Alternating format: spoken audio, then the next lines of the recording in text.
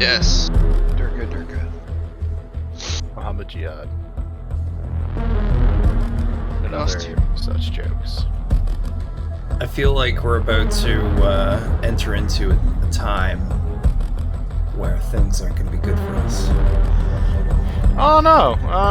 Let's see. Last we left off, we were negotiating on shit. All I want is the stealth frame and one of the computer cores. I don't even need more than one. I think we only have the one anyway.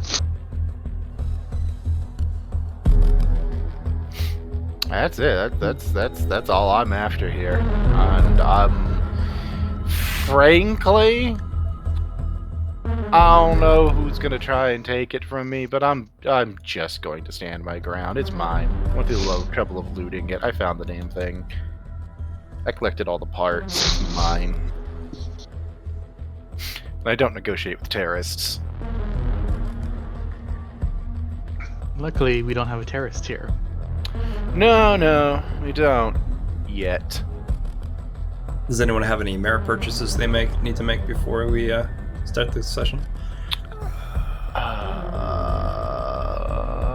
That's a great question. Let me check my merit. I did buy commerce. Okay, I already spent the money on that.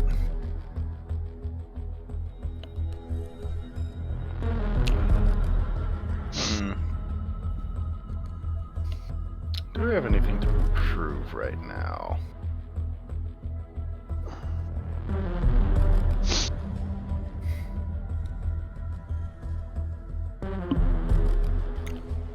Hey Matt, got a question for you real quick.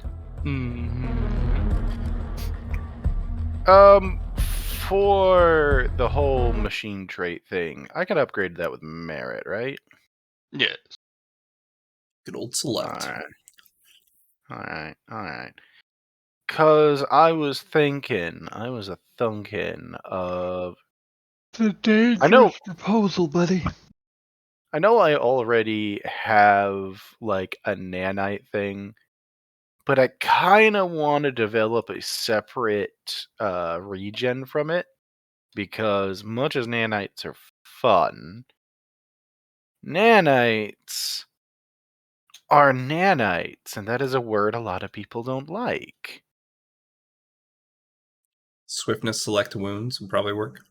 Get a regen. That's what I'm thinking. I was going to attach it to my machine trait to basically make it living metal, more or less. I'm thinking in terms of like the what's it called from mainline Warhammer, Necrodermis, where it's that living metal that like will heal itself and self-repair to some degree. The Necrons use it, right? Yeah. At least conceptually, that's what I'm going for. Yeah. Thoughts, Matt?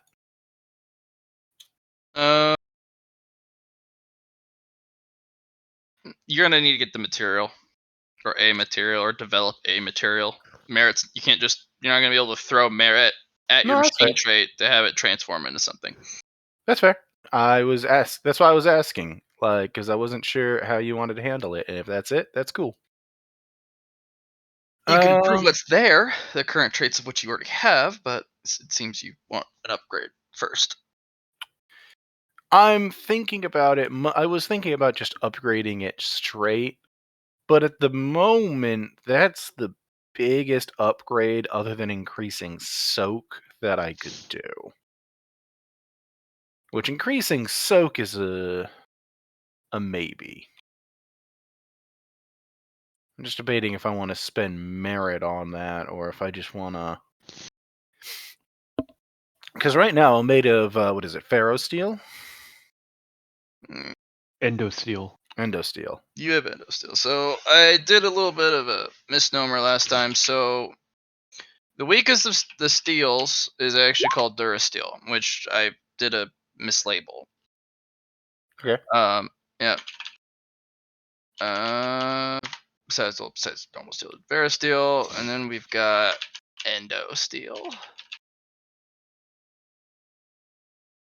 And then we got series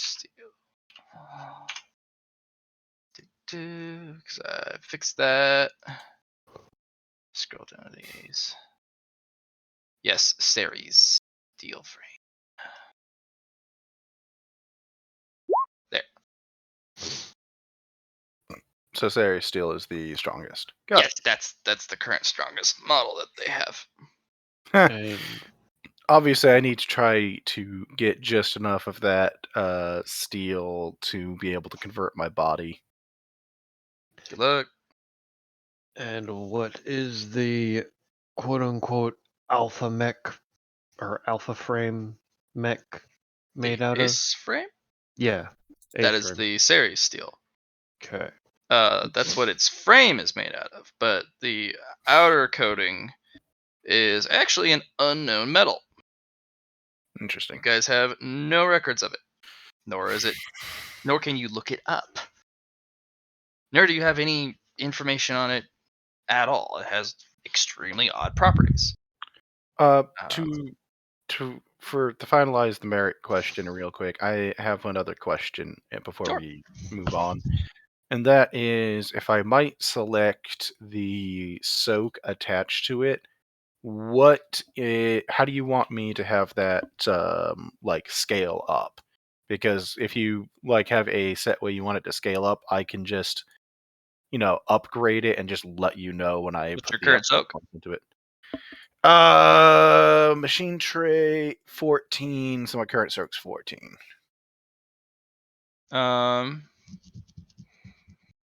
That's just without armor, that's just the body from the machine trait. So, I might purchase. You can add your current toughness bonus as additional armor to the machine trait. I mean, you can already add that, but you mean add it again? Mhm. Okay, so it's kind of like grabbing a natural. Are you targeting the machine trait or the actual soak? Because the machine trait acts as actual armor. Armor pen does apply. Well, yeah.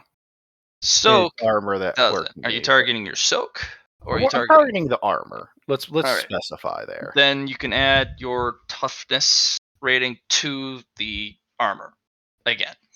So if it's 4, or is it 3? What, my toughness? Mhm. 4.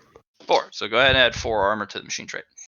Well, I haven't added to it yet. I wanted to actually see what the upgrades were before I slap shit in, Yeah, because that's what it's gonna be.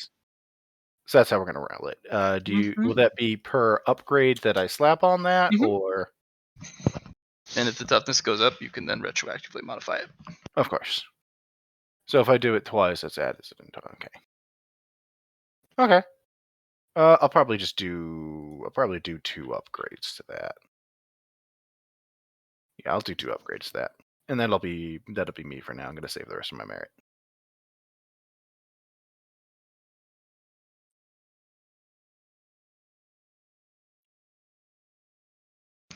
All right, anyone else? I'm looking over the new, more detailed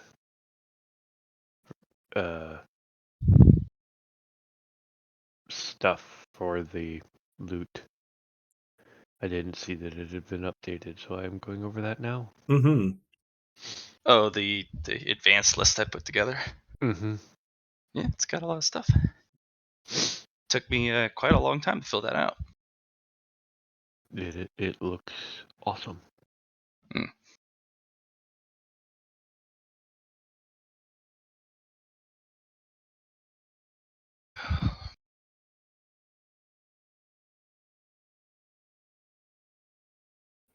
Oh, we never agreed as to what we wanted to pay the 2 big haulers, did we? Yeah, they're Yes. asking for 25. yeah. Was it 25? I Mhm. believe so. And I pointed out, or he pointed out, that we can't really negotiate how much we're going to pay them until we find out what's happening with the ace parts, which we've Okay, got to wait so- for the. Do you want to point this out for you guys? Salvagers. I really need you to kind of focus on this one. The usual price for hauling goods is between 15 to 30% of the total value of the goods hauled. The dig site permission, scouting, and pre-dig canvassing was owned by the salvage team. That means they own everything that is part of the haul. Everything you find is Actually, there. nope. I will actually dispute that because this was set up by the base commander specifically for Char's deal. Not Char's. Then- idea. No, Orcs. no, no. Or not, was He Ogres? got Yeah. attached as part of the deal. You get a percent as hired help. Also, a portion of your find goes to the base because they leased salvaging permissions for an area. This thing is going to be diced so nastily. You guys are going to walk out with a couple things for sure. But what you're really going to be fighting over is using your connections and and your negotiating abilities to figure out how much more you can get. You thinking you own everything you found there? Big no. That was made very unclear from the start, but thank you for clarifying. Yeah, I was thinking on that because you guys are going, this is mine, this is mine, this is mine. It's like, well, hold on. You didn't do any of the work building up to the actual salvage. I was operating under the assumption that that was the deal that had been made. That book is not that valuable. It's one technique. They have No, that's fine. cultivators. That's fine. You don't need to validate it further. It was just I was under a mistaken impression. Okay. Just wanted to clarify that because. No, I Then understand it. I think we all were. It's just you know what I mean? That said, I see absolutely no reason why we went on this quest if we're going to lose everything. You're not going to lose everything. You are given a percent of the find, since you did participate and find some stuff that wouldn't normally have been findable by the salvage team, because they can only bring back so much. You also found out some dangers. So you guys specifically are going to be getting 7% apiece. Now that is easily negotiable. But you're going to have to use your connections. All right. All I really care about is a stupid stealth frame thing. What is that worth in comparison? Like the worth that has been discussed so far has been very arbitrary. Okay. So I'm trying to figure out what that worth is in comparison to what I have to negotiate for at this point. 80% of the worth that you guys have recovered is from the ace that you've recovered. Of course it is. 80%. Easy. 11% is that Timberwolf. 5% is that's about 3% is the stealth frame, just from the And we're getting the armor. 7% each, you said? 7% each. But how that's carved up can be interesting. That's fine. All I want from my percentage really is the stealth, and anything else negotiable. Like I don't give a shit. The rest then fills in the remaining percentage, minus the alien tech. The alien tech is not currently a part of the value or the evaluation. It'll probably be a large chunk, minimum probably about 20%. But the valuation of alien tech is extremely difficult. Question, just to be clear, how much was the stealth frame again? The stealth frame right now is about 3-ish%, but they're only valuing it off of the armor. The armor is extremely valuable, but in the grand scheme of things, it is one of the most brittle armor that you can find. It does not take damage well. Not a lot of people are looking for it, but there is a very select cult few that that's what they want. Yeah, I'm part of that little cult. And you said we each of us get 7%. Each gets 7%. Okay. That is not including the endosteel or reinforced endosteel redemption percent chits. That is not part of what you owe to the salvagers. You have that 10% that you guys were given. You can divvy it up or use it as Yeah. means, because the salvagers had no part of that.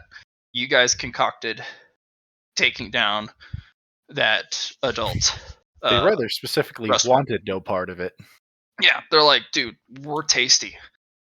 Yeah. Like those things will. If those things wake up, we're not going to make it out before they, eat us. Yeah. So at that rate, like that means I easily have what I need percentage wise for me to claim my stealth mech. That's cool. What does everybody else actually want? Like for this negotiations? What else are we as a team after? I'm thinking the undersea reinforced cockpit would be interesting to have. And I'd like some of the unidentified components from the Ace.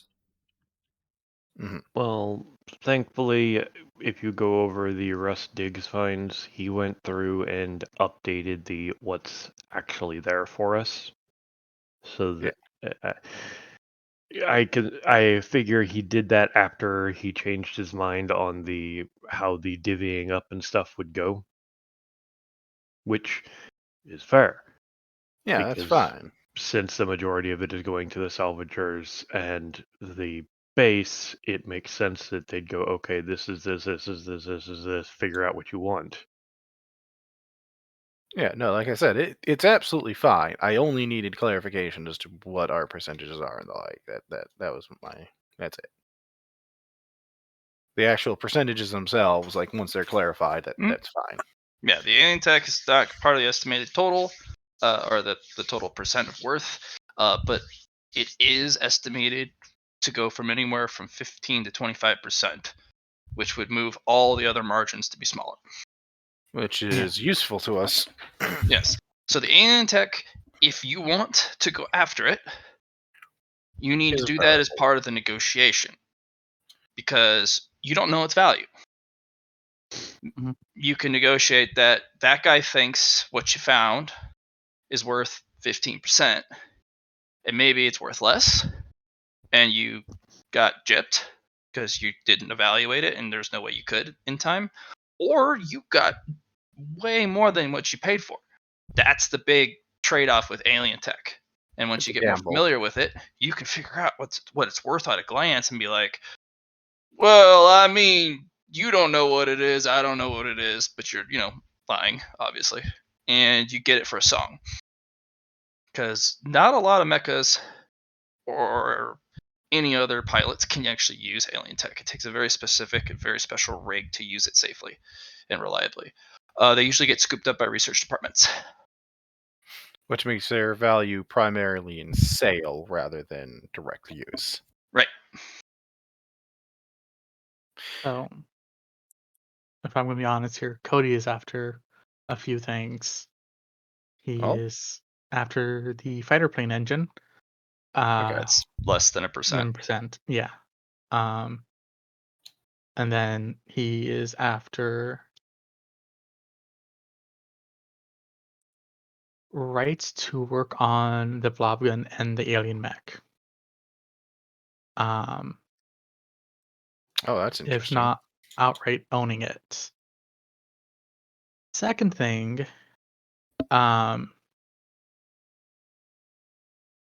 something we might think about is, this is just my idea here, straight selling the Ace on a caveat sell of they can have it.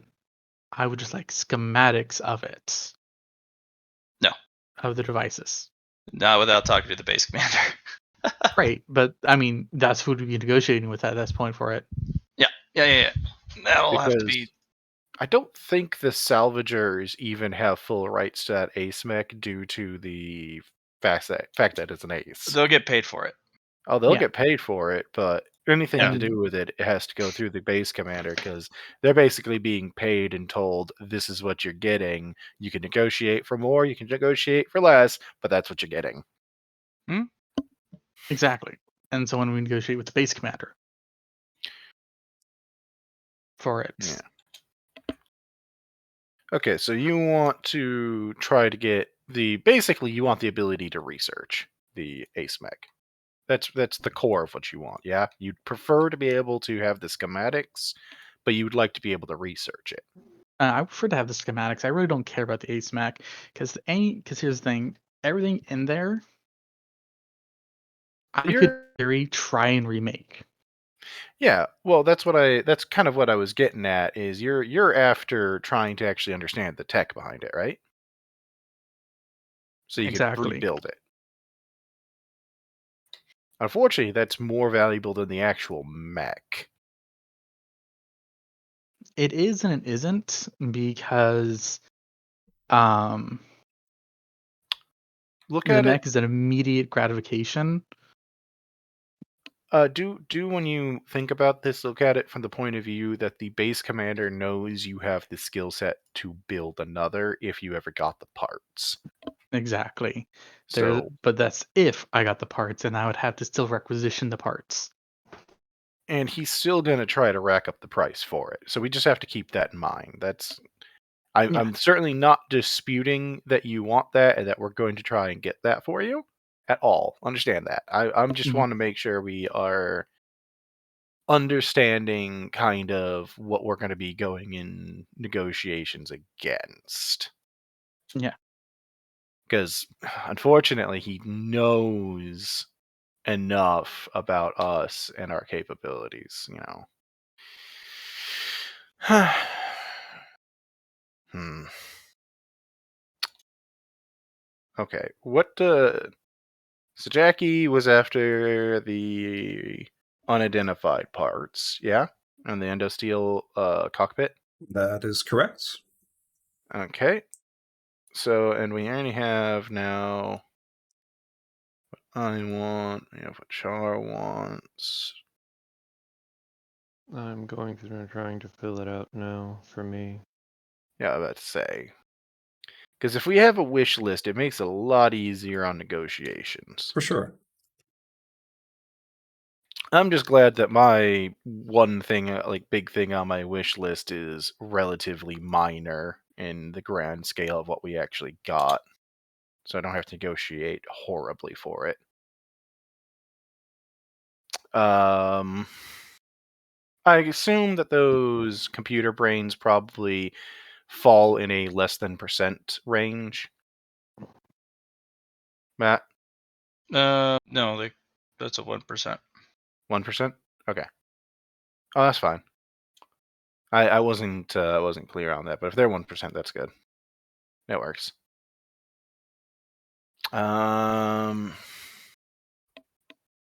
Normally, the percentages wouldn't be so darn skewed. But the ace mech throws it all off, yeah. The ace mech and the alien tech that you've recovered throws everything so wildly out of proportion that asking for inconsequential stuff. I What about mean this? that the stealth mech alone, honestly, if you hadn't recovered some of the Yeah, bigger items, you guys like that's the stealth armor would be a significant percentage, but it's really not. not in Um, the because of what we've done. Actually, We no, the computer core, sorry, is less than 1%. okay. Yeah. Okay. Yeah, Oh, so I was pretty fine with it much being 1%. everything but the big ticket items is less than 1%. That I was going to actually ask about the shield bearer. I don't know if I would use it personally, but if we had that, that might be good equipment for like if somebody's Also, design later on. you can rip out the solid state shield generator too. Oh yeah, that could actually alleviate some of my stealth armor problems of being very fragile. that it's gonna be a 3% for that. 3%. Mm-hmm. So it was 3% for the stealth unit with 3. Oh, I'll just grab both of those, and then that's my. Then I have 1% left afterwards. That's just my cut at that point. What's the red laser? Or not red? The Is it red? purple? The Yeah, the purple's one that's actually gonna be at 2%. 2%. Okay. Yeah, Where that's a is the very, purple? very rare item because it's also a small laser, which can be fit on almost any chassis. Yeah, that's Hmm, fine. right. Does anybody have interest in the small laser? Vaguely. Okay. I was it's like right now on my wish list, just of things that I've added to it as possibilities, is the big thing is that unique shield module off the Ace mech. That's kind of that's his big ticket item, as it were, you know? Yeah, it's what you want above pretty much everything else. Yeah. He'd like to get one that purple laser If we can and get it. or one of the twin linked large blue lasers. And just because they're going to be a bitch to find otherwise, a couple of those dual heat sinks, Okay. you know? Yeah, no, that's completely fair.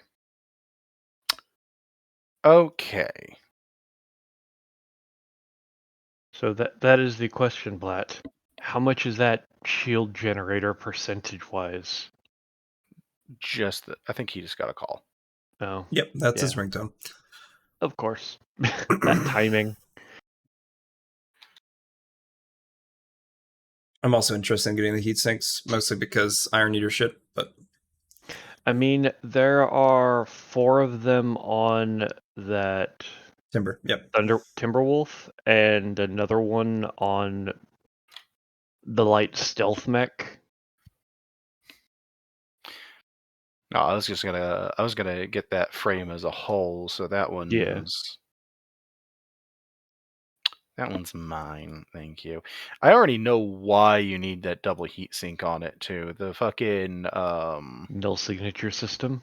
yeah, that thing builds up Mm-hmm. heat like nobody's fucking business.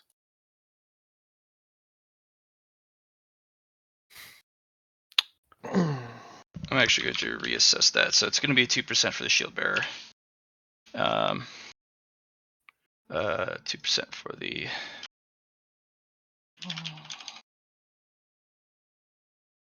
laser. Oh, then I can claim.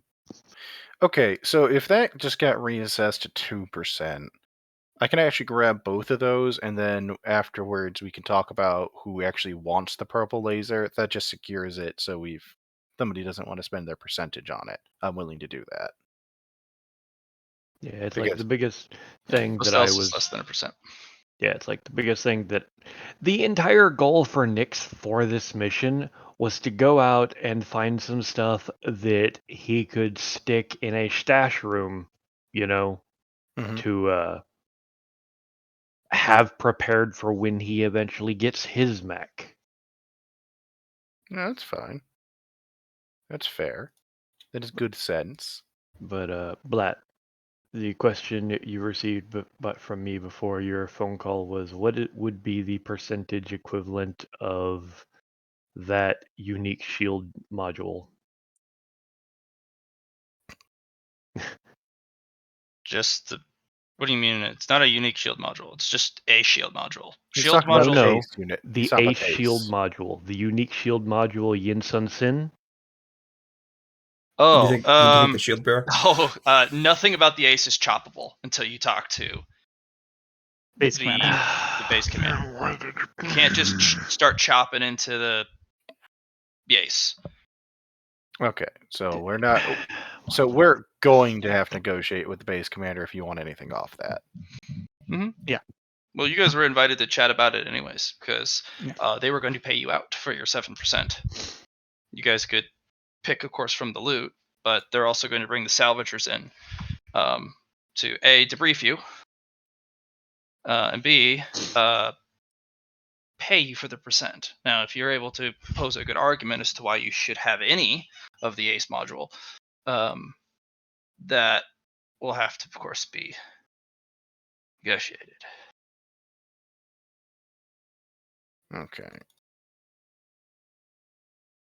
I know part of what I'm going to offer to the salvagers just to get a little requisition out of this too, but that's just like I'm going to offer them some a couple favors. I'm a spine runner. We're rare. We're not our our skills are in demand for a variety of reasons.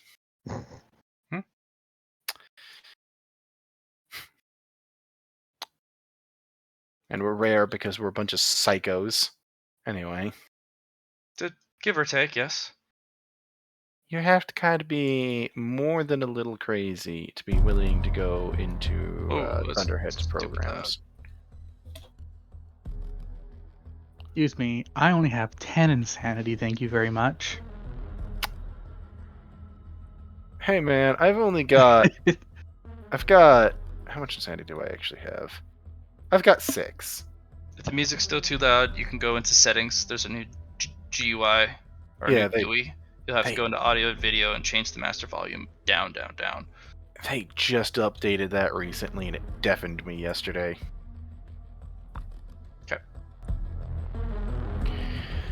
Okay, so was there anything else in particular we want to negotiate for? I'm just looking at parts from the timber. Timber has a fair amount of good ones. Yeah, luckily, thanks to that ace mech, everything is so heavily skewed on pricing that a lot of the things that would normally be the core of an entire salvage like this Is on the low end. Yeah, you can get it for a song because it's all percentage based rather than the actual worth of the item. Yeah, for sure. Mm-hmm. And that is very convenient for us in some ways. You're welcome. Yes.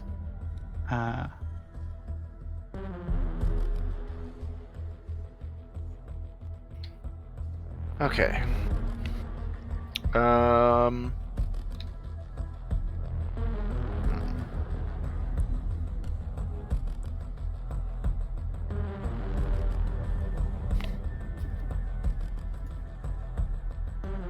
I guess at this point it's...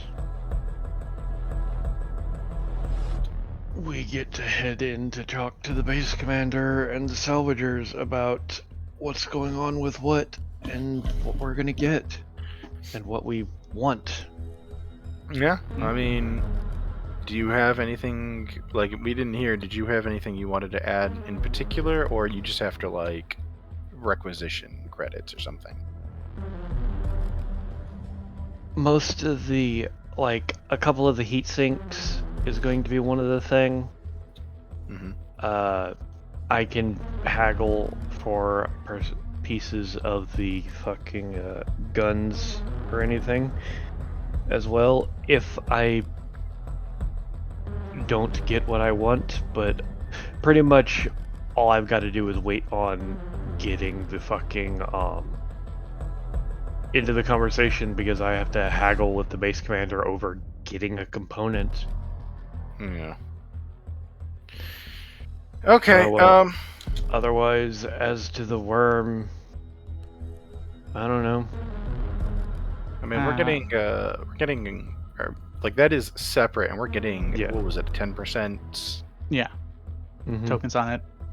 So I say we each take 2%, at least. Yeah, Yeah. that's Like, a good chunk of cash for us. Yeah.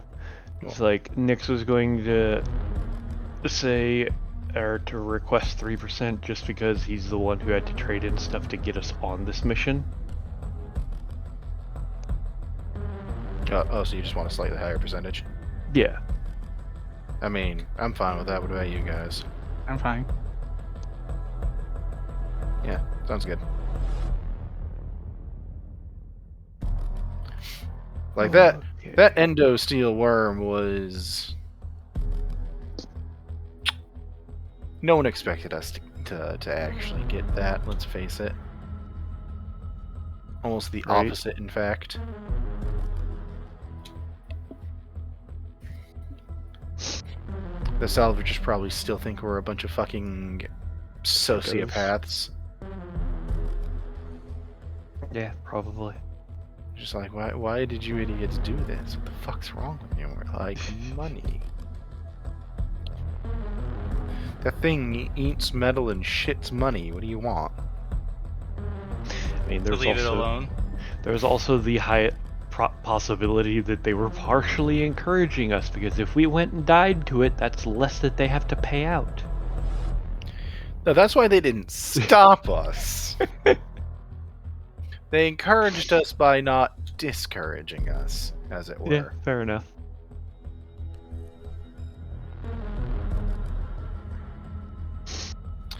They would probably get in trouble if they encouraged us to do it anyway. Not like majorly, but you know, sometimes a slap in the wrist is annoying. Mm-hmm. So I guess at this point we're heading into the base commander, guys? Yeah, if we're gonna go negotiate with the boss man, Go negotiate.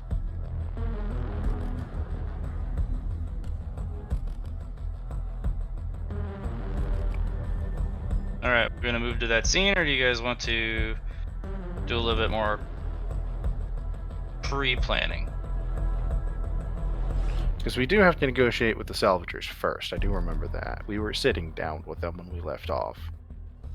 Well, I think that shifted a bit because of the way things changed. Oh, that's what I'm Because- kind of what I'm asking, really. Yeah. Like, is that still where we're at? Are we still talking to the salvagers first? Or are we going to the, or do we talk to the base commander first? I guess is the question. Or are we talking to them both at the same time? Well, you guys have actually done from the last recording. You guys actually did the chat with these guys, so you guys are directly moving on to talking to the big peoples of the base. Okay. Okay.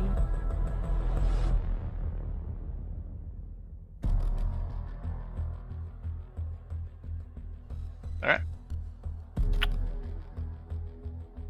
Any final questions or anything that you guys want to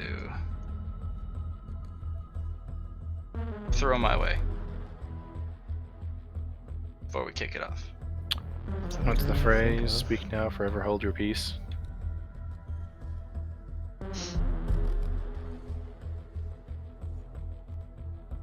I'm good. Okay, let me grab your tokens. Ogre, you're good too? Everybody's good? Mhm. I've been talking, yeah, and Oh, sorry. My brains. Char's The- good, you're good. the one who Johnny's hasn't good. been talking is Jackie. It's true. Johnny, you're good? Yeah, I'm good. Sorry, my brain was trying to process voices, and I'm not gonna lie, on Discord sometimes they blend together in my head. Hey, that happens with everybody, bro.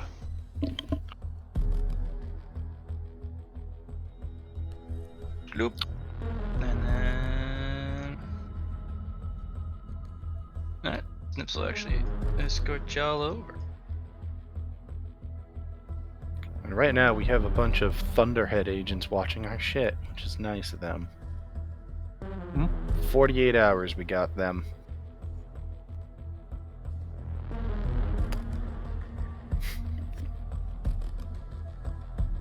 Oh, hello. Is that what the base commander looks like? Yep. Yeah. That is absolutely nothing what I pictured the base commander like.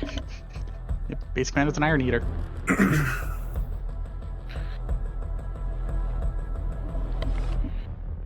Hey man, it's cool. That's not what I was picturing in my head. That's all. Because I hadn't actually seen base commander's token before now, except for the mech. Mm-hmm. Anyway,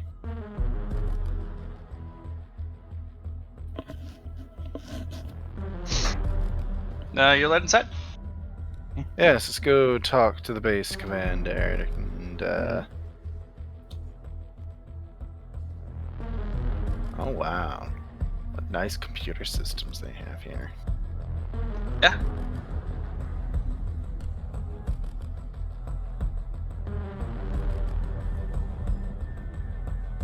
How fancy. How fancy it all is.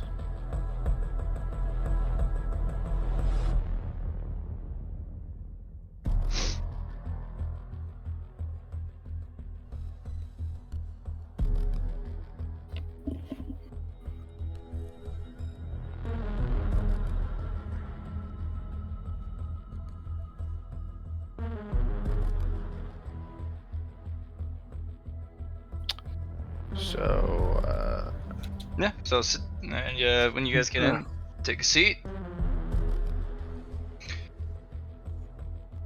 We have a special guest with us today. Normally we don't get such a esteemed scientist to join us, but this is Archeo. This individual here is behind some of, well, a very large percentage of all ACE designs. The one recovered is actually one of their designs. Neat.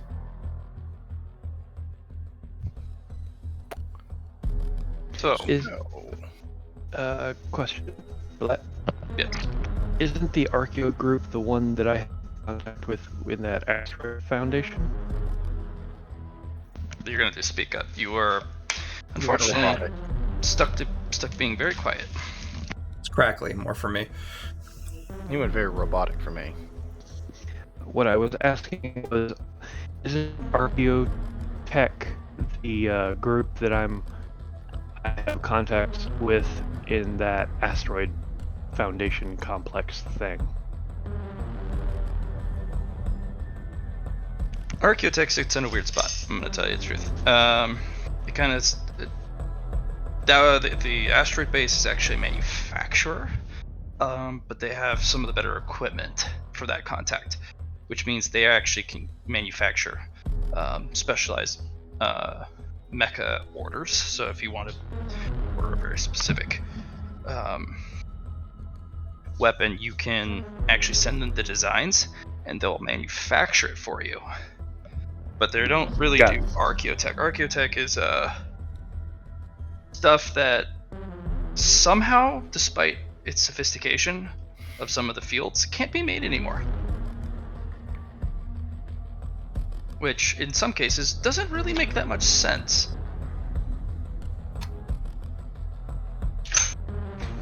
Yeah.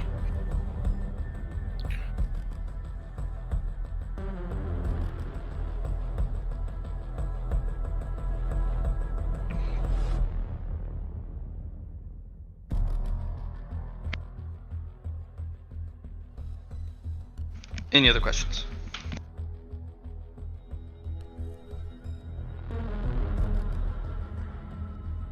No. No. I don't think so. Guys?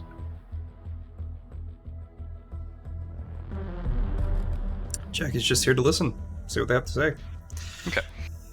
So, Archeo here is actually going to do a little discussion specifically regarding the ace that was recovered. Now, before we begin, I will say that any technological feats or information is, of course, classified, not as much as it would be in the Leah project or under the Leah umbrella, but it is one of our more protected fields. There's going to be a lot of questions that you're going to have that will not just get answered.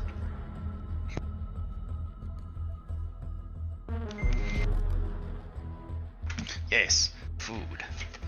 You know when you order food and then it arrives 2 hours late? Yeah. And No. you're sitting there going, oh, why? What happened? That's called a refund. Yeah. It's also, apparently, when I ordered my food, it errored out, even though I hit enter, and then it still got ordered anyways. Weird. I know. Alright. So, we're here to discuss with you the value of the ace. Fortunately, it does mean that all the other things that you would be able to pick up normally would be a lot easier to get a hold of. Like the Timberwolf and that stealth armor. Very difficult, very expensive. But of course, the ace that you recovered is extremely valuable. I've already paid you for your efforts regarding the Worm. But unfortunately, for some of you, there's probably still a percentage left. Looking at the request slip, salvagers, you're going to be paid cash. which I don't think you guys are going to be too particularly hung up about. None of the things you were particularly looking for or had specifically earmarked for your mechs appeared. So, fortunately for us, that just means very easy cash payout for us.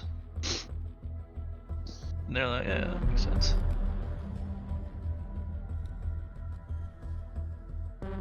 And yeah, and they start looking over the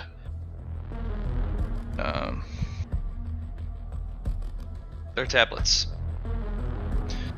That's one distraction right after another. Dog, what do you want? Dog All of wants your attention. Yeah. Oh my gosh.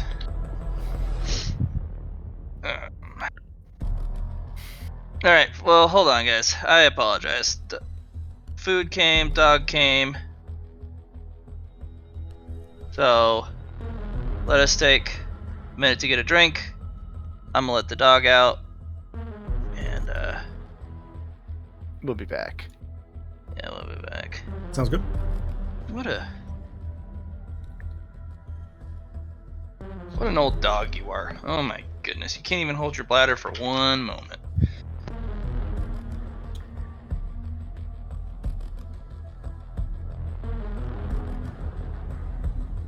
Fortunately, so frigid cold, he comes right back inside instead of wanders around.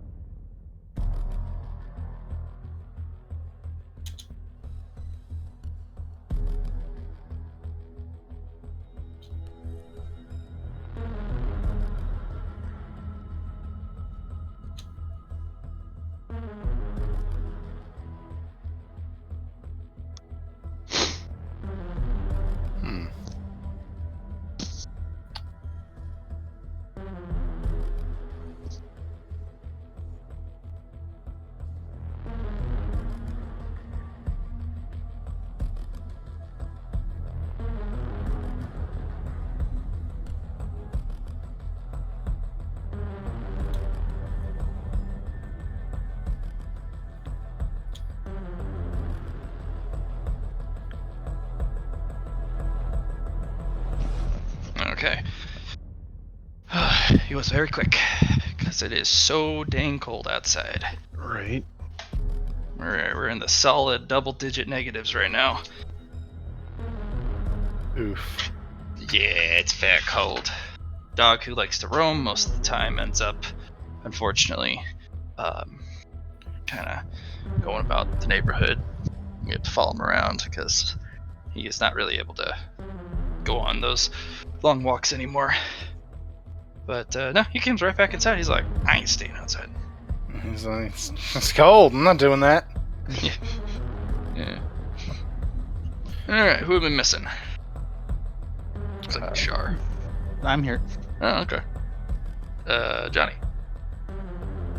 Ah, Johnny. It's just muted. Oh, Johnny boy. Is that how that works? What? You just seen Johnny Boy and he shows up? I don't know. No, It happened last time. I've tried that a lot. It only works part of the time. Uh-huh. He's unreliable. We need to train him better. Mm. He doesn't recognize his own name sometimes, you see. Am I referring to him like he's a dog? Most certainly I am. That's wooed. Don't worry, I've been trying to train Ogre for like a year now, and it doesn't work either. Oof. I don't know just what don't you're trying to train me in. You see, that's the problem right there.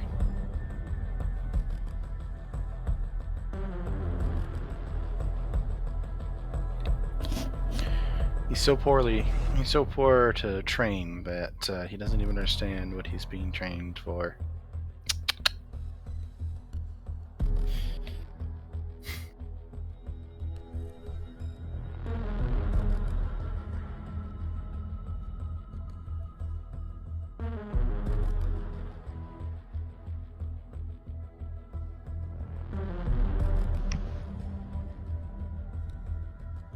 I ended up taking the least amount of time.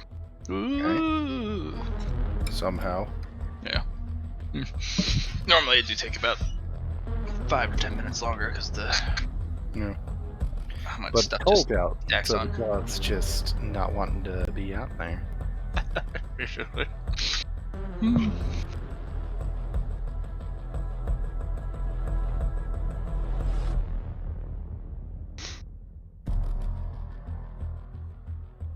I'm willing to bet he's distracted by Allie.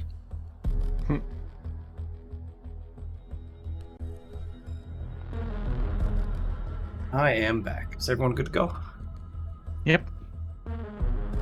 Yes, indeed. We were awaiting you. Excellent. Oh, tea. Yes. Thank you, Ellie.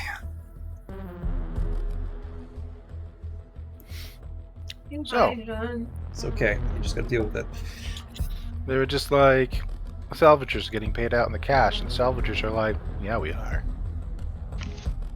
Alright, so back to it. Now that I'm not just distracted by food, dog, life. Oh my gosh. The world. So the salvagers are going to look over their tablets, and they're going to be wired to direct some money. They don't seem to be dismissed, but they're kind of conferring among themselves, just kind of looking over the numbers, kind of like, well, that's not bad. For your information, the rest of you, There's emergency alert. Almost, Matt. Amber Alert. Wow. Yep. I was about to say, yeah. It's an emergency signal. The bat signal. Oh my gosh. Could there be anything else? Ah! Matt, you can knock on that wood right now. Yeah, it. don't say shit like that. That's how you get a tornado warning next. Mhm. I blizzard knocked warning. on it. I knocked on it. Good. Safe. Okay. For those who are curious, the details that has been uncovered for each of the individual items, actually, you can thank Cody. We don't actually do an assessment of value. That has to be done by yourselves or an outside party which you hire. Now, Cody, I don't have to probably tell you the dangers of you looking into things you shouldn't, right? Of course not, Commander. I would never look into things I'm not allowed to look into. Right. So, fortunately, your Leah clearance is high enough that it does allow you to look a little bit into the ACE projects, specifically decommissioned ACE modules. active ones that has a different meaning. As in, the ace pilot actually can actively defend their secrets, even against,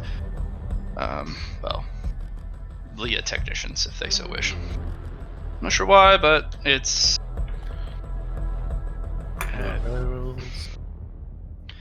But it seems that the ace pilots have negotiated something with the Thunderhead. The Thunderhead has agreed that the mechas are a direct extension of their bodies, and thus, since it is, it's their body to do as they please.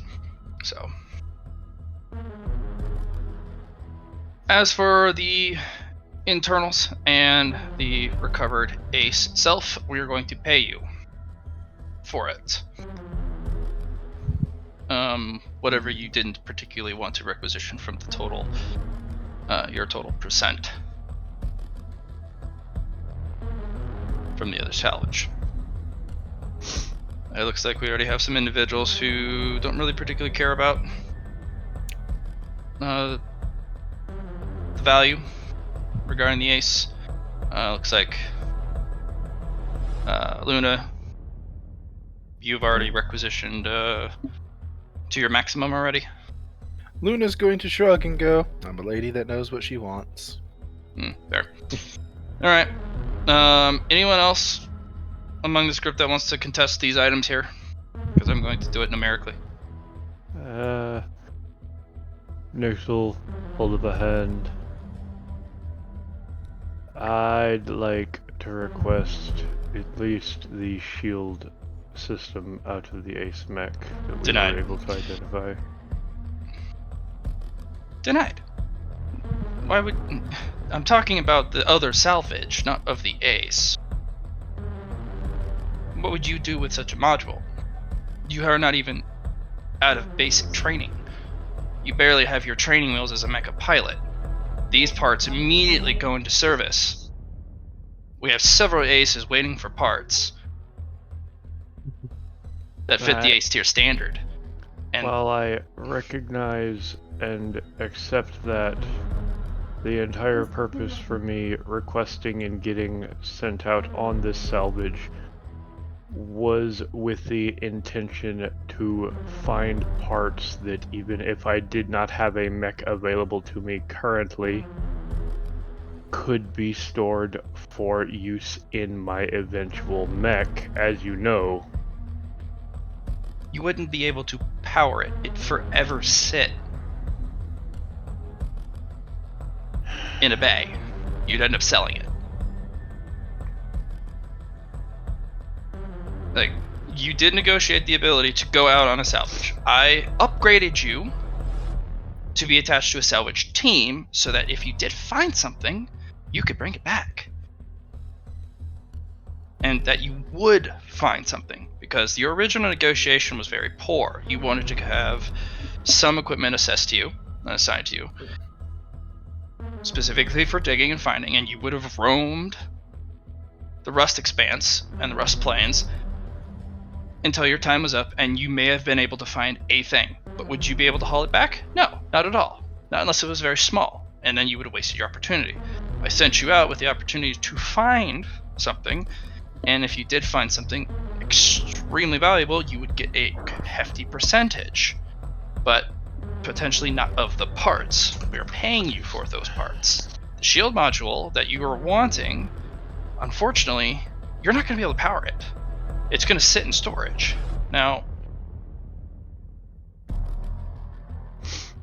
again, you do have a point, but the requisition and the budget assignment to you could get you into a better mech faster, rather than having one single piece stripped off and sitting in a mech bay that you will not use for years. I do mean years. I understand that. I completely do. I assume you can also understand my desire to get something like that, considering the unlikelihood to near impossibility for us to be able to encounter with any chance of acquisition any unique parts like this in the future. Most of them are hand developed. The aces are actually responsible for building their own research team, their own R&D, their own scientists. They use that through budget, connections, money. And they hand built these parts with Archeo and their ilk. Each one of these is a unique design. Now, we haven't really had the opportunity to collect ace mechas in the field, despite our intensive efforts to do so, which is why I'm very much willing to extend some additional liberties. But some of the parts in here, while they may be something you would want to walk off with, if you were to walk off with a shield generator, that is what you would get. That's your 7%. That's it. I propose something. Please do. This is for the both of you. Have you considered trying to form a research project around these devices rather than negotiating them for them straight? What about a reproduction agreement? Would that be more to taste? These are one of a kinds. They use one of a kind materials. They are not duplicatable. Perhaps. But design concepts are replicatable, even if the Archeo has the designs. She was there, or they were there during the development process from beginning to end. They hold all the schematics for this particular ace machine. And I have no doubt that Archeo would be more than happy to assist whichever ace gets this design in repairing their units as necessary, but that doesn't really help somebody developing another shield unit later. He just kind of flips a hand. Archeo? The individual kind of just looks over at you guys. Oh. Was I... Right. One moment while I review the footage. Oh, you were asking if it was duplicatable. Apologies. No, I wasn't asking if it was duplicatable, as it's clear it's not. I was asking if there is an issue with somebody taking the design concepts and forming their own shield unit in comparison to actually trying to duplicate the existing one.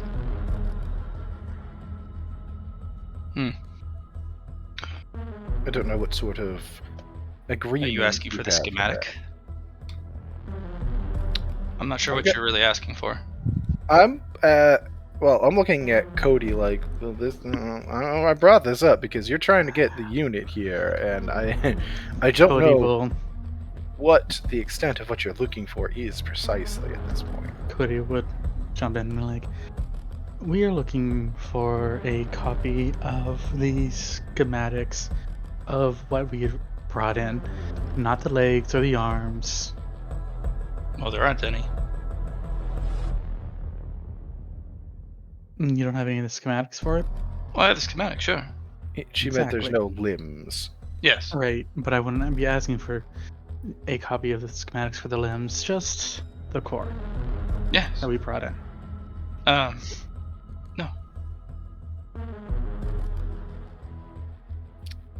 Is that just a no from her?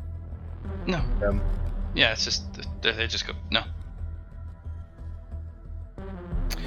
So that is exactly my point. He is looking for the ability to research this device more than anything else, I believe.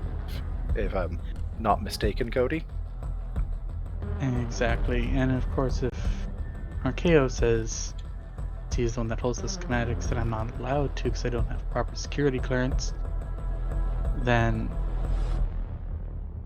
that is fine. I would request that I be allowed, under the supervision of Ziri, to help with the reclaiming of the Leah technology. The Leah parts will be, unfortunately, removed by the Leah department and reprimanded into their care. I have no control over any of the Leah modules or compartments or tools or any of the technology thereof.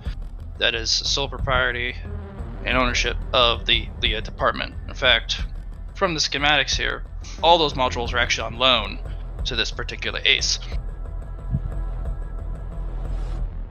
Then I believe that request would be directed to the Leah department, yes?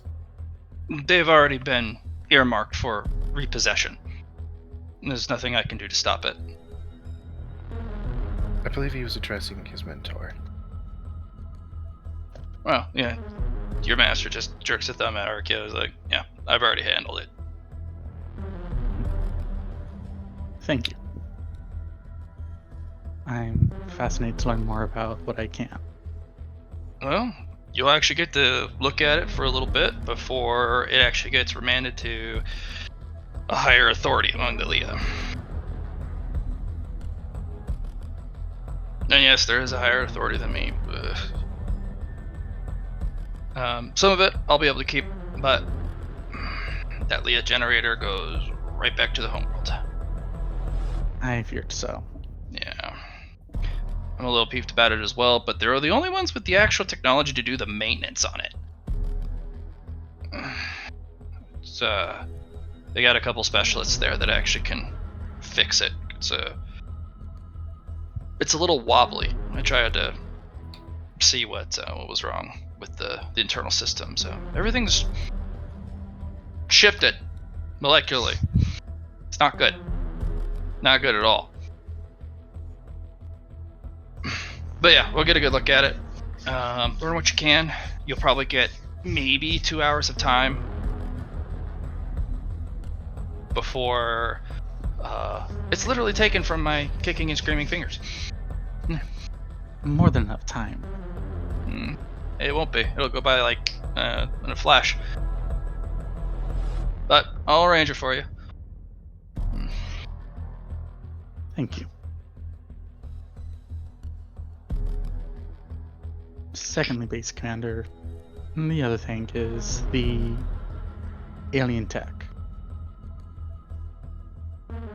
The alien tech. Yes. The weapon that you recovered is actually one that we're familiar with. It is a metal band cannon. Very rare, but not actively sought after, although it is in extremely good condition. If one of you wants to requisition it, you absolutely may, since we have actually identified it successfully.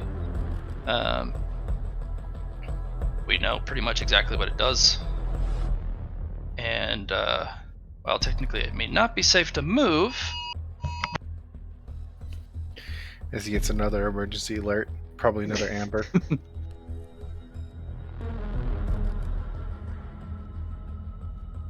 Yes, another Amber Alert. It's the same fucking Amber Alert. Yep, I know. I figured as soon as I heard it, I'm like, they're reposting the Amber Alert. Mm-hmm. Wonderful. Alright.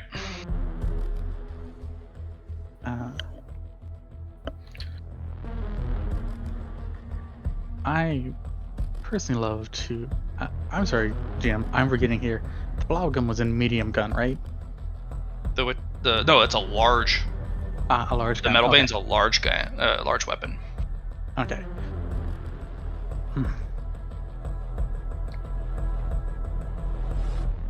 And then I would also like to talk about the alien frame itself. That one's under assessment still. As always, with any of the modules that is recovered from the field, they're always extremely damaged. With the usual exception of severed limbs and or weapon platforms. But usually the core is severely damaged. Now, the chitin on the outside is somewhat valuable, as it is one of the only armor sets that, if tempered correctly, you can have it repair itself. Although not a lot of individuals like wearing the armor of the enemy. It's the internals we're looking at. Internals are some of the most important bits. There are a couple modules we're going after. Specifically, we're going to see if we can require a culture for potentially new mesh tech. Now, that won't be available if we do find a proper culture for several months, because it takes time to grow that. But that could be part of the requisition if you want to risk it. Mesh tech is it's what most aces use instead of neuro uplinks. It's just better. It's a biosynthetic neuromesh that integrates with you as a pilot, directly connects you to, well, any computer interface and or synthetic biocomputer interface, as if it's an extension of your own neural network. It is actually a lot faster than our nano-based neural network. There was one part I was particularly looking for. If they have one of their zero heat sinks. That is also what we're looking into. If we do particularly come up and find one, you will be immediately sent to space, and you will be part of the recovery team, since you particularly know that specific component better than most. If you are successful in recovering it and repairing it, that of course will be, I want to say, sent to someone who also needs it very much, but that could be what you could ask for if you wish. Base commander, I would have no problem giving that away to somebody in need. We have a lot of Iron Eaters who are on the verge of meltdown. I would simply like the permission to work on the mech. Granted.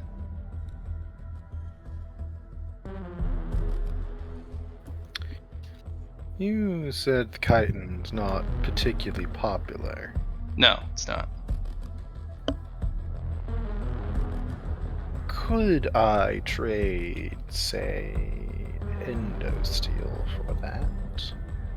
Depends on the I was thinking the percentage and exactly how much of it I could get for that from the worm. We'll say to you percent for percent. It's about as valuable. But only if we find a armor fragment that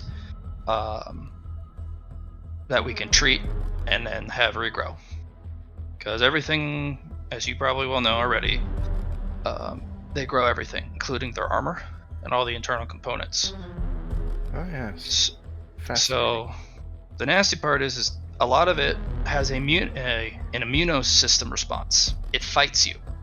If disconnected from the main body for a certain period of time, it actually dies, and then it no longer has that regenerative quality.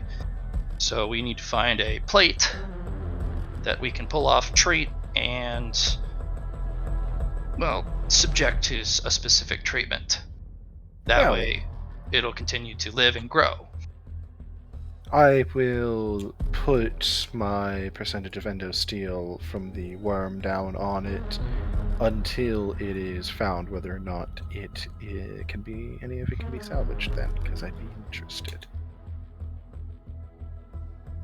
What I can do is give you a notifier to your personal comrade. If it becomes available, we want to be the first to be let known that it is, and then you can come in and do a trade, a percent for a percent. Happily. But keep your endosteel shit with you for now, because there's no guarantee with the. I understand. The mechas. Now, oh, sorry. Continue. I was just gonna say that was clear, so just go ahead. Now, there is a couple things that I would like to ask you, since you do have first come first serve for the rest of the objects. Do you have interest in the Timberwolf? Jackie will stand up, go to attention, and salute. Base Commander, I would prefer the Timberwolf, please. That can be arranged, but you're going to owe. You're probably going to have to hand over some of your percent chits for the Yes, ma'am. reinforced endo steel, but we can get that arranged for you. Okay. We have a couple people on base, and this one's particularly you, Luna. We have a couple people on base who are willing to overpay for that stealth armor plating. More than what it's worth getting into your hands now. They're willing to pay almost double for it. Same with that purple laser. A couple people who are particularly in transit, making a special trip just so they can get their hands on it. Now, some of those individuals are going to be very irate that somebody beat them to it first, or that you are not selling. We will protect you, of course. We can't protect you from yourself. We will protect your property if you end up having it properly stored, but you may want to hear them out if that ends up being something that you are open to. I'm not particularly looking to be relieved of that particular item, but I can at least have polite conversation with people. They may end up doing a barter with you. Some They may- individuals, Offer me a barter. yes, they would be willing to offer you a barter instead of just a payout as well. There are other stealth modules, but there are a couple cultivators who specifically cultivate a very esoteric, sight unseen art, and that particular armor is kind of the next step for them. Hmm. Now, that armor comes from a very specific comet, Understood. and there was only so much harvested off that comet before it just disappeared back into the cosmos. So, I understand. fair. But that purple laser, there's a lot of individuals who they're going to make a trip just for a light purple laser.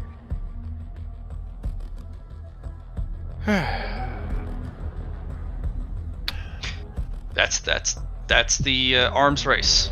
All the cultivator factions want better gear, better armor, better mechs. It's what it is. But Nyx, I know you have a particular interest in the finer things. Define the finer things. Ace mecha, top Yes. tier parts and pieces. So Yes. I won't deny that. I want to be a little fair to you here. Everyone seems to be getting a significant something. I'd like to offer you potentially an opportunity. Now, if you can't make anything off of the opportunity, that's on you. But Archeo will be doing several dissertations and several practice evaluations of some specific designs that are going into the R&D departments for certain and specific aces. If you would like to have a spot to participate in those events, I can secure you one. some other poor individual will have to wait till next time. I would not be opposed, as I don't know about my squad mates here, but an ace position was kind of the end goal. It's good ambition. And if that is your end goal, this will be an eye-opener for you. You'll have the ability to talk to several other individuals, ace candidates, actually. And if you're able to make them chat with, despite not being an ace candidate yourself, you might actually be able to learn the requirements, what it takes to become, well, an ace candidate, let alone an ace. It's a long journey, and it takes the usual support of an entire clan of cultivators to just get one poor bastard into an ace seat. Isn't that right, ace? And individuals just kind of eating their little lemon tart cake, just, oh yeah, no, it's an assertive affair. Usually your life's not even your own afterwards. They expect things, and so does the Thunderhead. But I mean, price for power and all that.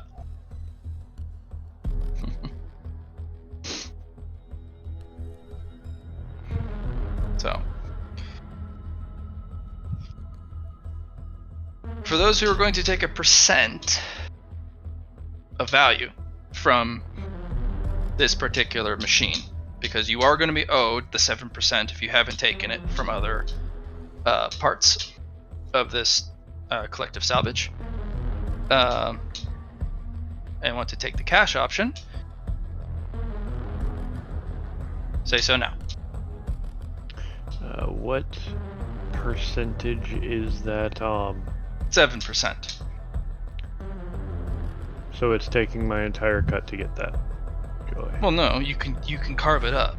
Whatever percentage left that you have, that you can't find an object to fill it. Oh, I think you misunderstood. I was asking what percentage cut was the dissertation's going to be. That's an offer to you. Everyone else got a cut. They each got kind of something they wanted. Cody got free access to a pile of Leah tech. Pile of Leah tech, also the alien tech. The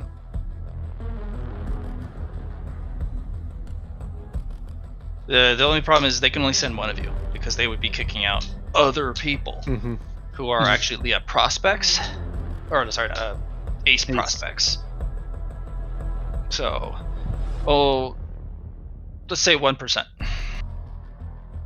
So you get 6% cash. Fair enough. Okay. So 6% cash, my friend, from an ace is not small. Do you want it in budget or rec? In rec. I agree. Requisition would probably. All right, you get 60,000 requisition points. Jesus. Aces are stupendously expensive, and this one's horrifically damaged. Want to be rich, son? This is a percentage of the damaged ace. If it was in its full prime status, it'd be a mil easy rec, plus whatever budget went into the research and development.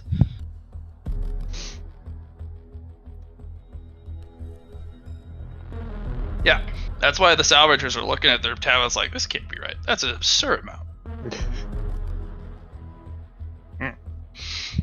I mean, we're not going to correct the decimal point, but we feel like it should be point back a bit more, put forward a bit more. But Yeah. All right. Yeah. And just for clarification on my part, with getting permission to work on the alien tech. That'll be done in your time off. Okay.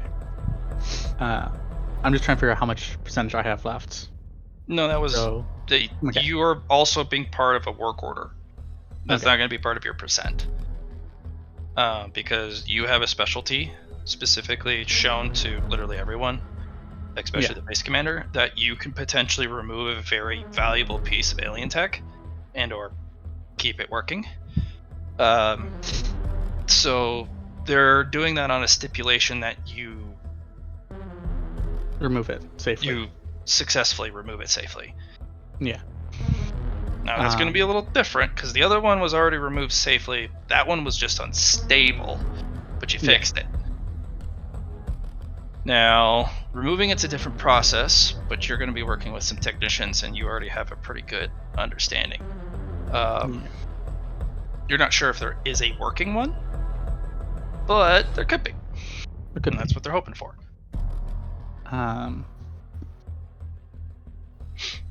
How much for the gun, the alien gun? Tell me the damage. That's pretty much going to be your entire percent. They'll throw in the rocket booster if you want. The fighter jet? Mm-hmm. Or, yeah. I'll take those 2 items. Okay. The alien, that one's going to be assessed, and once it is properly assessed and the value is actually taken out, you'll be wired a percent of its value as requisition or budget of your choice. Okay. But it's a delicate operation because they have to basically open that sucker up, extract what they can, and pray the organic bits don't just die before they can move them into the culture vats. Yeah. So it's a delicate operation. There's a lot of, unfortunately,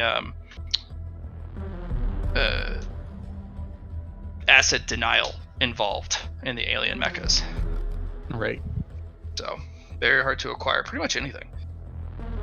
All valuable though.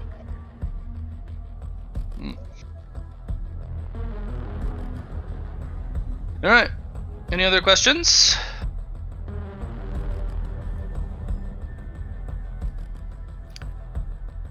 Not of relevance, I don't believe.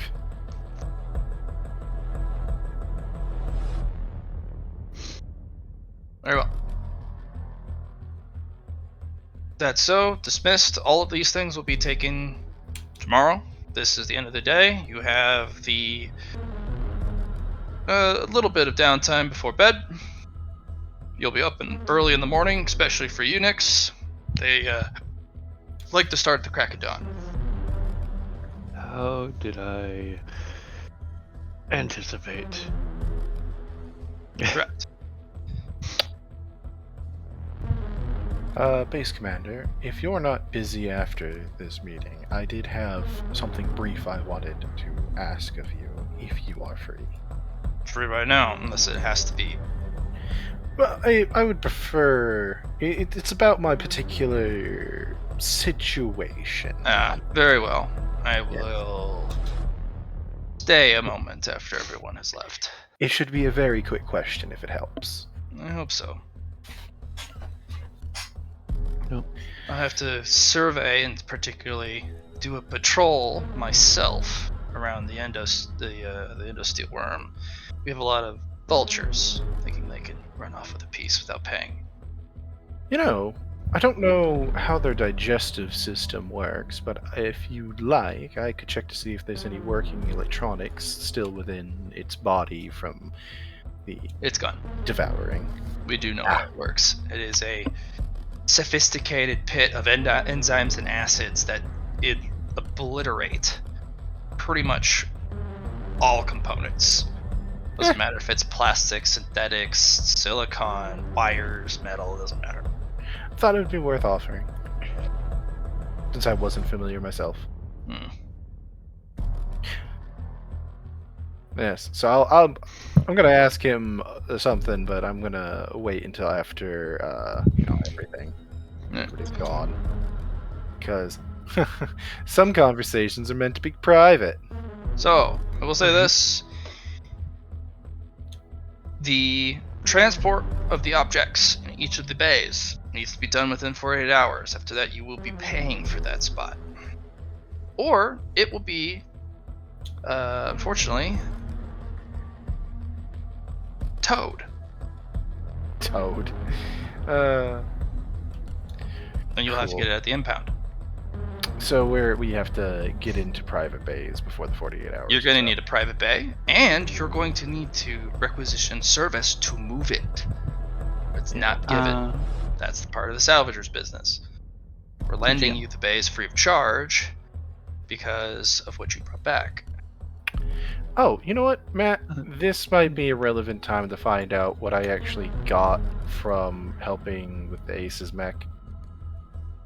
Oh, actually, I also have a question there. They brought my private bay with me. Yes. And it's Okay. currently uninhabited because the Apollo's gone. So yes, you have a private bay and workshop. You could store a mech there or a whole bunch of shit. A follow-up question as well. Remember, Blatt, when we went out to that initial field, there was a medium torso arm that I had found that had a automatic weapon attached to the side that seemed to have just run out of ammo. That's part of the percent that is less than 1%. I was just curious if the gun was anything nifty, you know? Heavy machine gun. So, nah, nothing nifty. Got it. I mean, it's a heavy machine gun. It's a huge caliber. Yeah, man, it'll hurt when you shoot people with it. Yeah. Never underestimate the ability for anti-personnel. It's very popular in certain engagements. Remember, mechs are very large things that have very great difficulty poking at the tiny things. Yes, it does. No, that's I'm gonna entirely- PPC that guy! Wow! Where'd he go? I missed because he's tiny. Damn it! No, that's entirely fair. If how much of my percent would it take off for just trying to get It's that? less than 1%. So I could just say, "Can I have that?" And Yeah. nobody will look sideways. I'm not at gonna it. nickel and dime you guys for the stuff that is less than 1%. Okay. Could it be used towards like getting shit to another bay though? Yeah, you could sell that off and have it paid to someone to come by and literally move your stuff around. There are Steve Door services that absolutely could be paid for with the less than percent stuff you don't want. Obviously, I should see if Lucky or Big Rig are willing to move my things into a bay once I have one as a favor. You guys can just move it into mine. Well, you have a mech bay slot for 1 medium. Yeah. And it's a tight fit. No, I'm gonna work on. Don't worry, I'm gonna get my own bay. You'll definitely see the inside of it because I don't know much about mech construction. I'm gonna need your help, but I will get my own, just not to take up your space. You actually could probably get that one working. You could probably move it to his bay because normally a mech bay is just a storage. His is a workshop in addition to it. So his is 75% larger than most mech bays because it's actually your entire hab they brought over. Yeah. So Nick's just gonna be, Nick will just ask if he can store his heavy machine gun there. Start the heavy machine gun. Start your stealth suit there. I'm gonna put my engine in there. We'll be fine.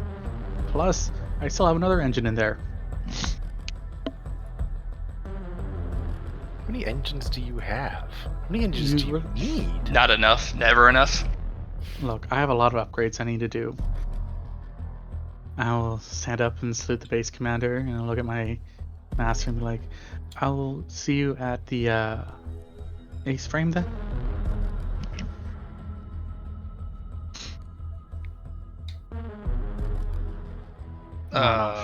No, you're the Leah stuff is completely moved onto the Leah restricted zones. Like, they're already in the process of being extracted. So going now then. Going Yeah, now then. they've already moved it. Oh, right, but I'm gonna run to where they're going to be removing the stuff. Yep. So Because he wants to stick his nose in it now. So, for my, I only have a very brief thing to talk to the commander about. Jackie, you're an Iron Eater. You have a bay. Yes, I know. That's where I was And if you planning need to extra bring it. bays, they're going to give you a free one because you're an Iron Eater, and they'll have somebody move it for you. Perfect. Yeah, don't Because even you're have an to, Iron Eater, you're part of the clan. Yeah, of course. You get Family, you right? get the clan, you get the family treatment. Yeah. Because all Iron Eaters get 2 bays. One for their the ground mech and one sky, for and their yeah. space mech. And I don't have a space mech yet, so it's a good You place got for a it. good ground one. I do.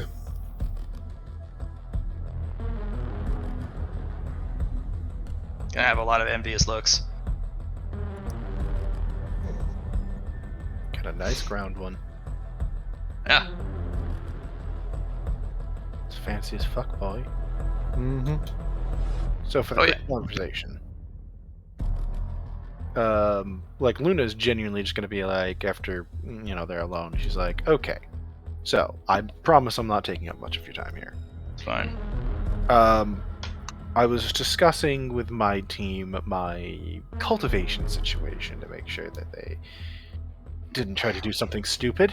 And in that course of that conversation, they brought up that it might be healthy to, at the very least, develop a technique to hide myself. And I am unwilling to do that without discussing it with you, since you know more of the ramifications than I do of my current situation, the threats involved, and more than that, the corruptions involved. But the recommendation I was given by them, in a very limited capacity of their understanding, was that it might be safer for me to cultivate something that would allow me to hide my nature, as it were, even if I cannot cultivate anything else. And I don't know if that's viable or not. Are you specifically talking about the black stain on your soul? That's Or the are one. you talking about them knowing whether you're an animatronic or not? The animatronic thing, she shrugs. Okay. There's one individual you're going to have to see. Their name is Lulu. They are the only cultivator healer on base. They're the only ones who have the actual technique required to purify. grant you the shroud technique. Now, you can't cultivate, because what it cannot. does is it'll stain it black. What they can do is cultivate it for you and then give it to you. They're one of the very few who can do that. Very well. You're going to have to pay them. Of course. I don't expect anything for free. I will discuss it with them directly then, and I will not take up any more of your time. It's not your fault, I'll say that. That specific black art was something that had to be dealt with. The individual who cultivated that, honestly, he's one of the reasons why we still have problems sometimes with the Thunderhead. Loss of trust, so to speak. She's actually going to shrug. Thunderhead trusts rarely to begin with. I don't really think much of it. I've spent too much time talking to it not to understand that. Yes. But I just wanted to see your recommendation and also gain permission to even attempt it, given my status. Yes. I have no intention of doing anything without your permission when it comes to cultivation. Actually, of I want to ask something of you. Of course. I'm gonna have you, if you are capable, Archeo has some ancient files. Download them, and I need you to help control some energy, along with some of the nanocultures in the ACE. problem with the nanocultures is they create a lattice network that creates a symbiotic neuromesh between individual components. But it's so integrated and they're so locked up because of the amount of time they've been dormant that the amount of the effort that's going to require to get them to become liquid and unsegmented like they are is going to cost us time we can't afford. The projected times that RQ has listed me just to get the nanocultures out is going to take 6 to 9 months. Unacceptable. I'm not that familiar with the function of nanites personally. However, I do have software routines to handle it, and I can dissect those in combination with, hopefully, the information provided by Archeo to give you results. And Archeo is one of the masterminds behind the nano armor that my mech is built out of. They're a foremost expert in nanotechnology. So the files they should give you should be an incredible insight as to how to control nanomachines. Now, once you have learned this, secrets and secrets. you're going to be secrets and classifications, and you're going to be put on a very closely watched list if you weren't already. Not that it matters. You are already on one of the highest and closely watched lists there is out there, besides the Leo project. Oh, and side note, Commander, did you know that the Thunderhead actually has citizenship qualifications for animatronics? I did learn something today then. Interesting fact. I am now a citizen of the Thunderhead again. Side note. That is good. Yes. Thunderhead has very interesting views on non-citizens. Oh, I'm fully aware. I've had to non-citizen people before. Now, there is actually something I would like to bring up for various purposes. I believe it would be of a kindness on my part to extend the knowledge that I have the official paperwork to submit for citizenship. If you have anybody of a questionable status, you may wish to correct the status of. I'll hold that in my pocket. I'll have to see if that's even doable. But you are a chiropractor, maybe there is something that you can do something about. There's more leeway within Thunderhead than you might expect. It just chooses not to exercise it normally. Yes. I found that the Thunderhead exerts a lot of its influence and effort outwards, and runs a minimum security and internal awareness. Most of it's automated. Oh, highly, and it does not move to correct that. I theorize that might be part of some agreement it made in the past that none of us are old enough to remember. Or it's just too damn big. Who knows? It's honestly difficult to say. Because sometimes it acts in such a lateral fashion.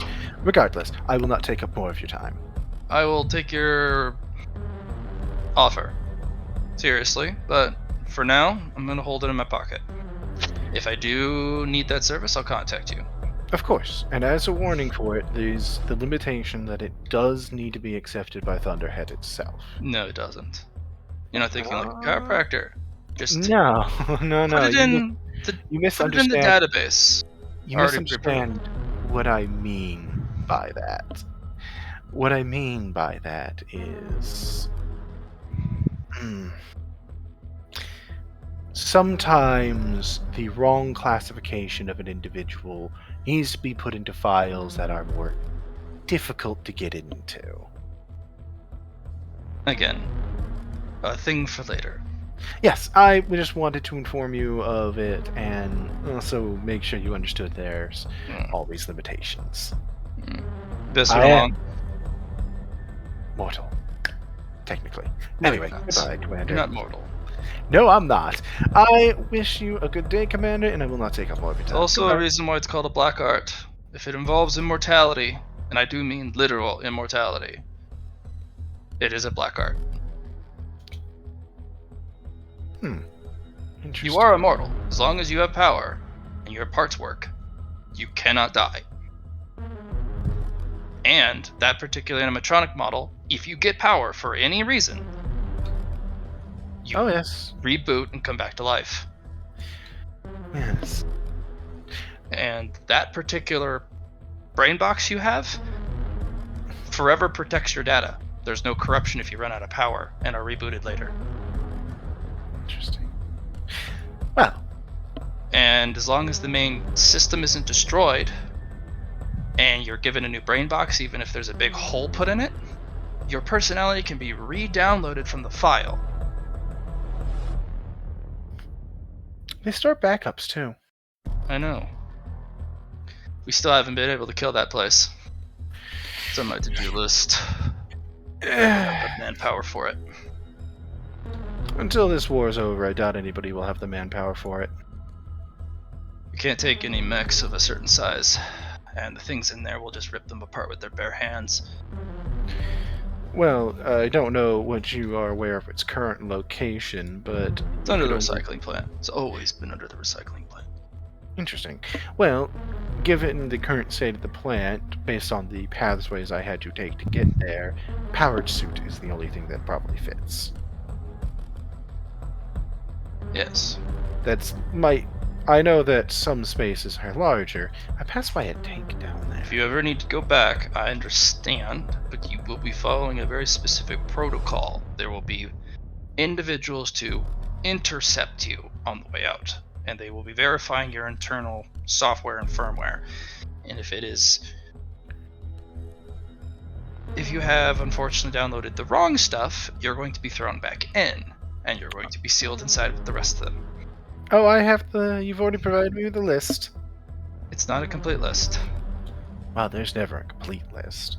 And even then, I noticed that it's actually particular segments of firmware updates that are banned, not the whole update.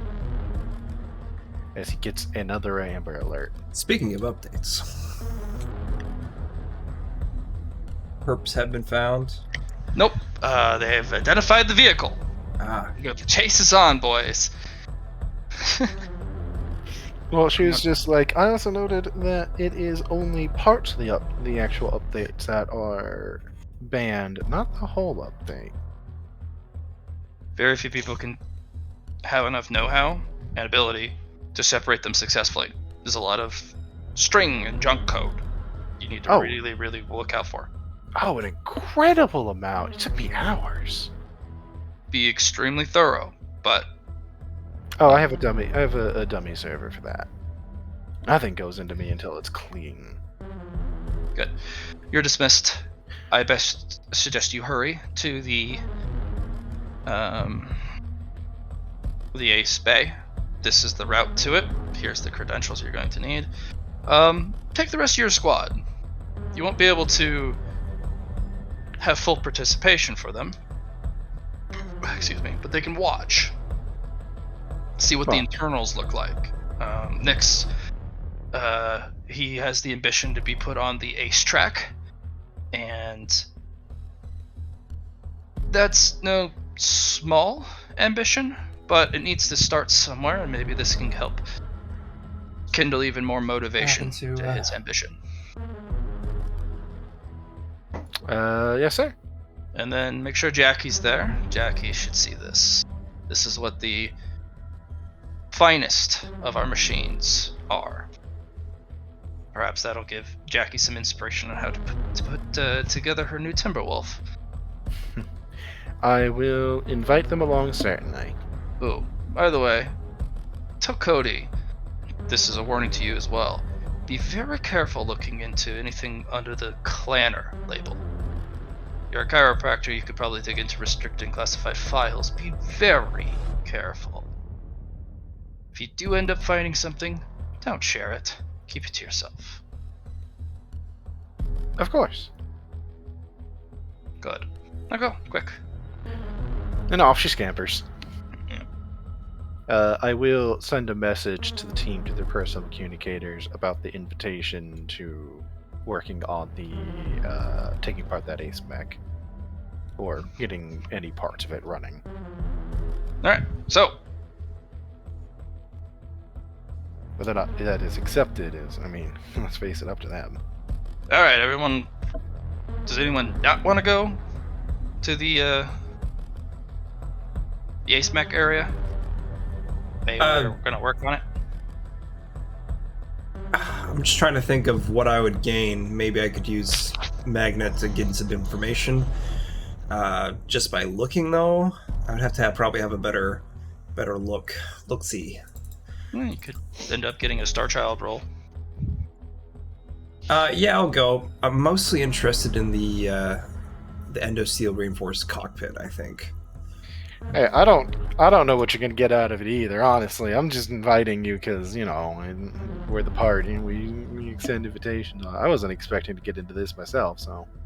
All right. Yeah, So I'll be down. Cody's going in for the Leah. You're going in for the Nano. Nix and Jackie are going to be there for observational purposes. Yeah. I'm a bodyguard, right? So just gotta stick with So it. you guys will be allowed to basically sit at a very behind a very specific pane of watch glass. Hey, Matt. Yep. While I am thinking about it, because I asked about it earlier, and I think it got glossed over.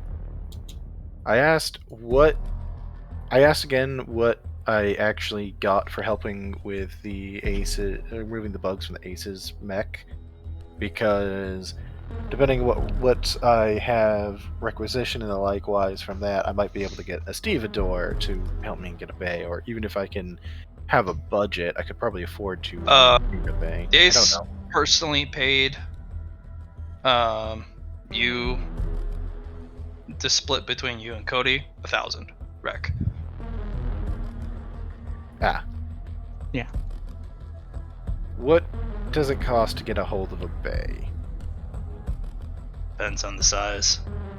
Well, I mean, I'm just trying to get something I can get the stealth mech into, and then have a little space for me to hang up that medium torso so that I can have it.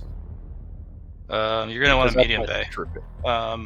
So small bays cost you 50 a month, and then every size up increases by 50 a month. So you're gonna want a medium bay that'll cost you 100. 100? Cool. 100 a month. That's fine. And that's in a bay that's not particularly out of the way. You can get a cheaper bay, but you're going to be traveling. These are more centralized and I'm fine with deeper. 100. Yeah, deeper into the fortifications, but they do have more external storage bays and warehouses. Well, I'd also like to have it somewhere a bit more public view for anybody that wants to try and fucking steal my shit. You could also, if you really wanted to, try and sneak it into Sector 12. What is Sector 12? It's the sealed off section of the base. Oh, right, that exists. I haven't poked around in there. I'll have to poke around in there first. You could find a empty warehouse. I certainly won't go in there, I mean. You could find an empty warehouse in there and not have to pay shit. And it's very centrally located. And nobody a whole goes bunch in of there. death threats in between it. And nobody goes in there, and nobody checks on it. Nobody would suspect I'm keeping it there because no one's that suicidal. Yeah, and it's a light mech. If you got Cody to help you disassemble it into all the limbs and the torso and the head all separately, you could ship them in piece by piece. For now, I'm just gonna rent a bay. It's Okay. 100. It's fine. Cool. We split that 50-50 on that, yeah? Yeah. 500 apiece.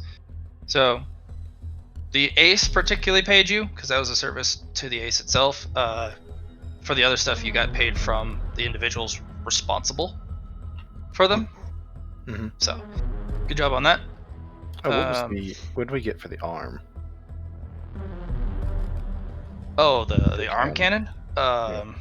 That's still in repair. So once that is successfully repaired, depending on how much damage was done to get them out, will determine how much rec is sent your way. I mean, I did basically no damage. from what I understand. Right Eh. about how much damage they did. Well, she's not responsible for how much damage the worms did. It's the scrambler that does a lot. I don't know what that does to it doesn't affect me, so I don't know what it does to non-organic components is the thing. Right. So they're gonna check, and if there's a lot of damage, they're gonna pay you less, but they still appreciate the effort that you went through to make sure that it was something was there. As far as I'm aware, those don't affect non-organics. As far as I'm aware. We also don't know what the gun's made out of either. Yeah. No, I don't. It's a Leah cannon. Who fuck knows what that made of? I mean, it could also be bioorganic too. Yeah, you could have some alien tech. Like I said, who knows what the fuck that's made of? I was just saying, like, I know it only affects organics, and that's the limit of my knowledge. And the only reason I even know that is because it doesn't affect me. Made of donuts and tissue paper. Exactly. I'm made of donuts and tissue paper. But on our way down there, I'm gonna pull my master aside. Just quick word. I'm like, so I'm wanting to get some of the nanites out of this machine Mm-hmm. and send them back to the home planet because I have an idea. Okay, that's a lot of contraband. And nothing escapes the Thunderhead's eye. I can put it under the Leah project because it technically The Thunderhead owns the Leah Project, kiddo. Yeah. Oops, you on the nose. Ow, no. It has the highest clearance because it built the Leah Project. Right. It's going to somebody in the Leah project.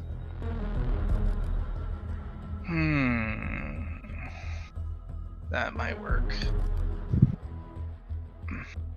Because she has you know that whole problem being a cyborg, right?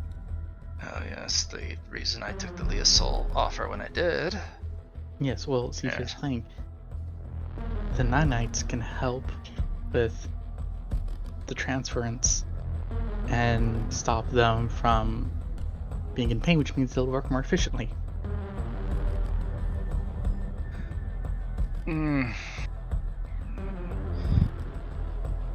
Can't just send a specific culture back. You're going to need to hold on, let me run some calculations. Okay. You're going to need a particular culture. You can't just send anything back because those particular cultures are actually built for a very specific purpose. They've been programmed and built individually before they were able to rebuild themselves into greater numbers for the ace. So if you want to repurpose them, you're going to need them to be reprogrammed or an unassigned culture with literally no programming. If you want that to happen, you're going to have to literally convince Archeo to help you with that. I don't have that. I know nanotech, but I don't know nanotech like Archeo knows nanotech, because that's ridiculous. Fair. I figured, somebody as smart and animatic as you would be able to help me figure this out. Well, if you want to owe Archeo a favor, sure.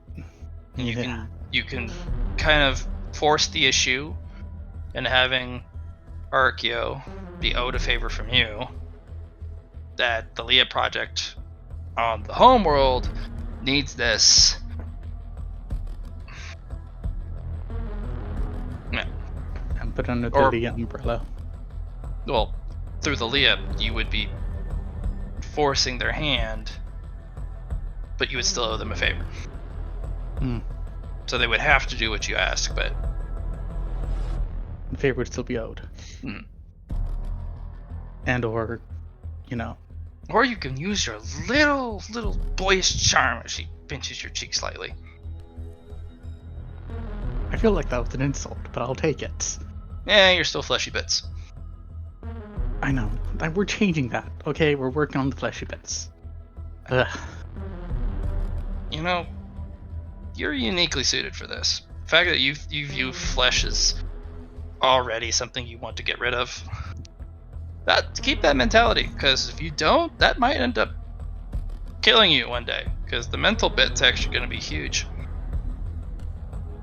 Because you're going to need to be able to fully slough off your biological body at one point, and that mentality is actually going to be a key factor. If you have any attachment to your body whatsoever, it's going to hold you back, and a huge percentage of your soul's not going to transfer. I mean, biggest thing is I won't have to shit anymore. You know how much time that saves you? Oh, you're going to be shitting all over the place. Mm-hmm.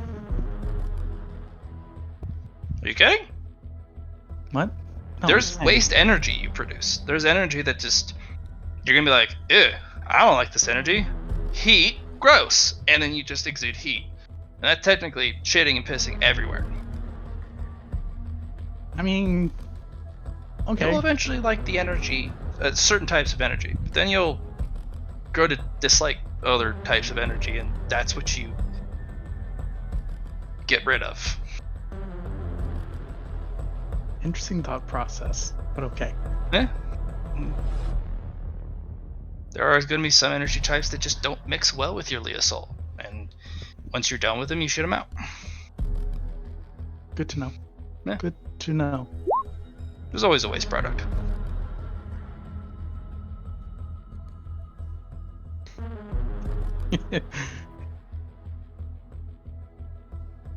But yeah, no, having actual biological organic waste. Oof, I agree. It's awful. Fuck that. Yeah. Especially when you accidentally eat something. Hey man, if you want to fly around and just, once you become a Leah soul, and just shower people with heat, because that's what you exude, because you don't like thermal energy, heat energy. Mm-hmm. They'll be like, oh hey, it's heat, woo! But that's actually you just pooping all over them. Yeah, It makes it sound like a picture for bird, that. doesn't it? Yeah, no, it's, if you don't tell anyone, it's just like, oh man, you're so warm. And you're like, ugh. Anyways, move on. That's funny. Let's go. Yeah. Leah Soul's weird, kid. Very weird. Alright, so you guys all get there. Nix and Jackie, you guys are actually going to get a little, have the opportunity to come a little closer, although Jackie, you'll have to be sprayed down with a sterilizing chemicals bath. Nix, you'll be given a, well, you'll be actually putting on the rest of your suit, the Iron Eater power armor, and sealing it, and then they'll spray you down.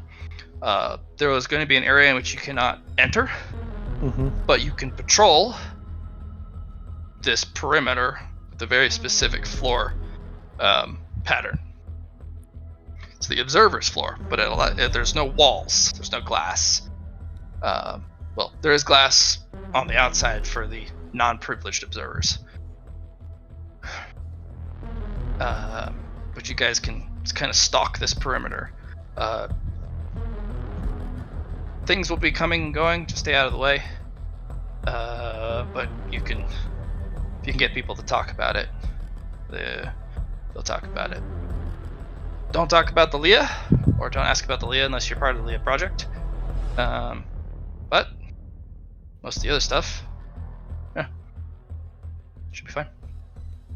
All right. So you guys get there. They're just putting the finishing touches on anchoring and securing the Ace remains in a big old quarantine area. And there are so many personnel. of different groups, different specialties, each in their own little corners.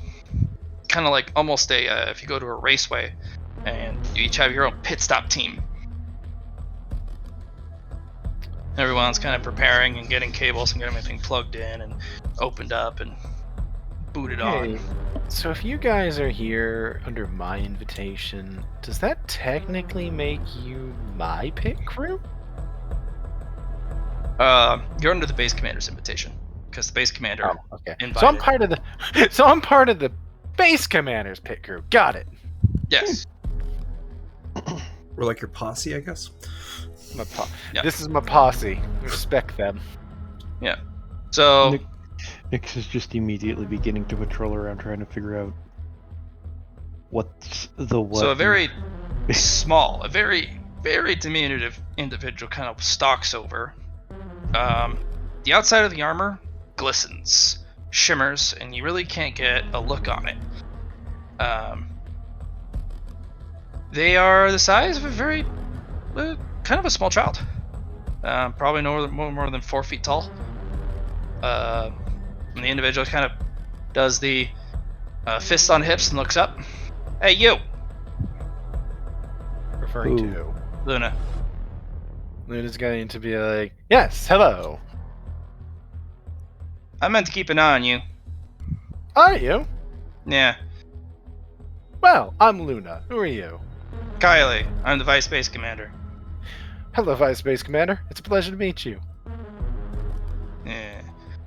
I don't like to be seen, as you well know. Then don't be. But I've been... Base Commander needs to do some things that involves brute force, so I'm to monitor the situation here in their stead. They're making you be visible for visibility's sake. I understand.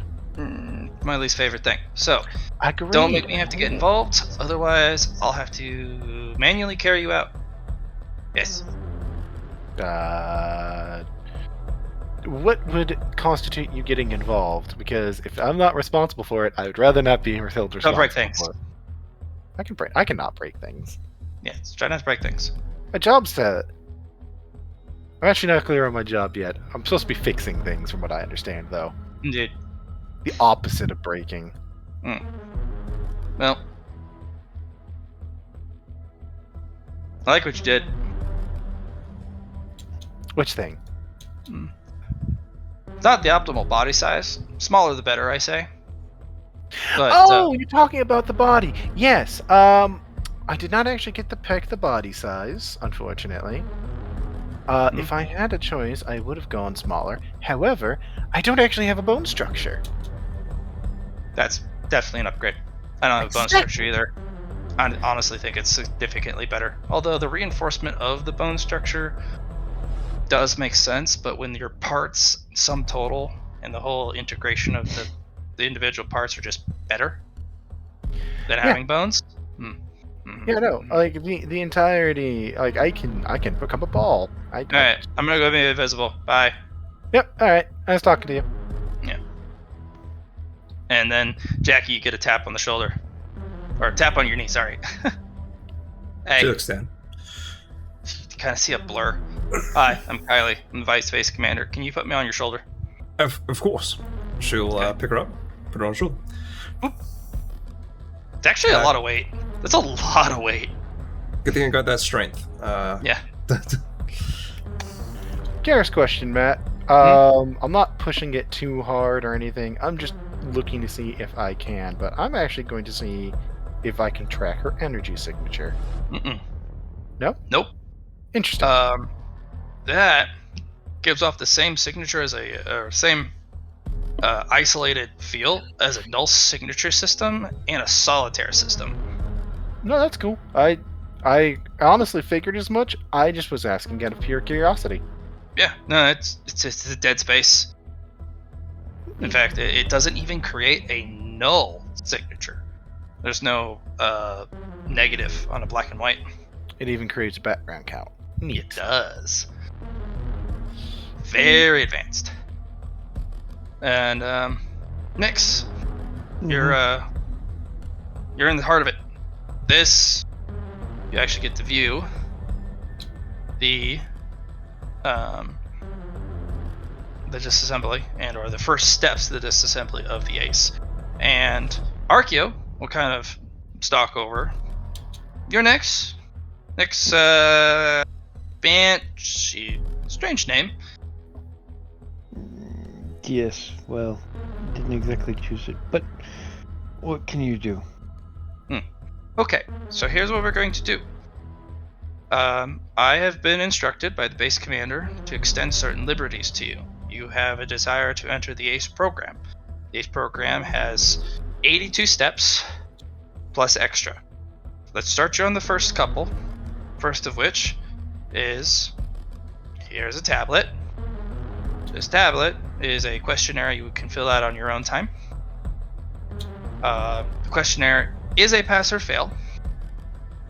I don't know why they call it it should be called a test, really, but it is an actual questionnaire with a pass or fail attached to it. You'll want to take notes.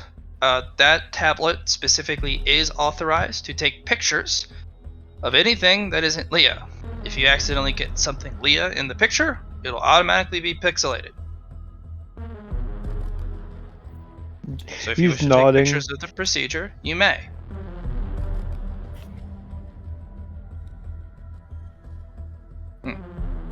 Questions? What? Who is the quote unquote proctor that does the grading? Is it a Thunderhead grade or is it like a base commander grade? It's who decides whether you pass or fail? There's a Thunderhead agency specifically for ace temperament. Basically, they comb who is a potential candidate for the ACE program. There's a very strict cut. If you have ever heard of the Lifted program back on Enigma, it's the equivalency of that, but several magnitudes more difficult. Joy.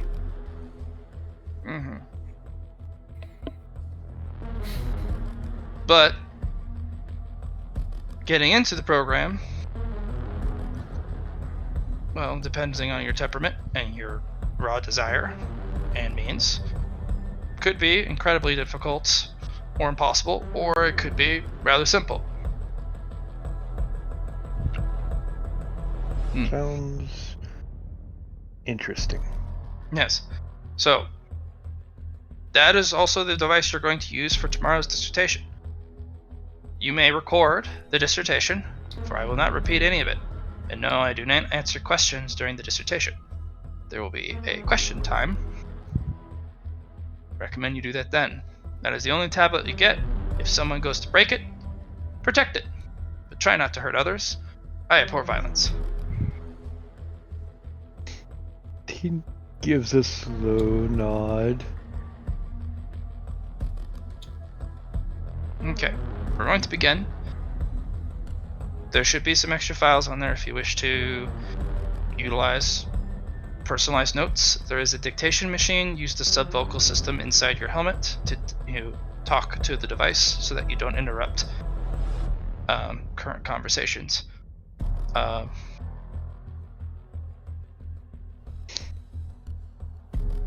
Make the most of it. You may talk to certain individuals, but as long as they're not currently active. Currently active means that team is currently working and engaged with the ACE proper. If they are moved back to their pit, you may interact with them and talk if they're willing. And or before they are engaged. But as long as they're not actively doing their work. Any information or data files you get from them has to stay on that tablet and cannot be sent to any other device that is not of the same clearance or higher.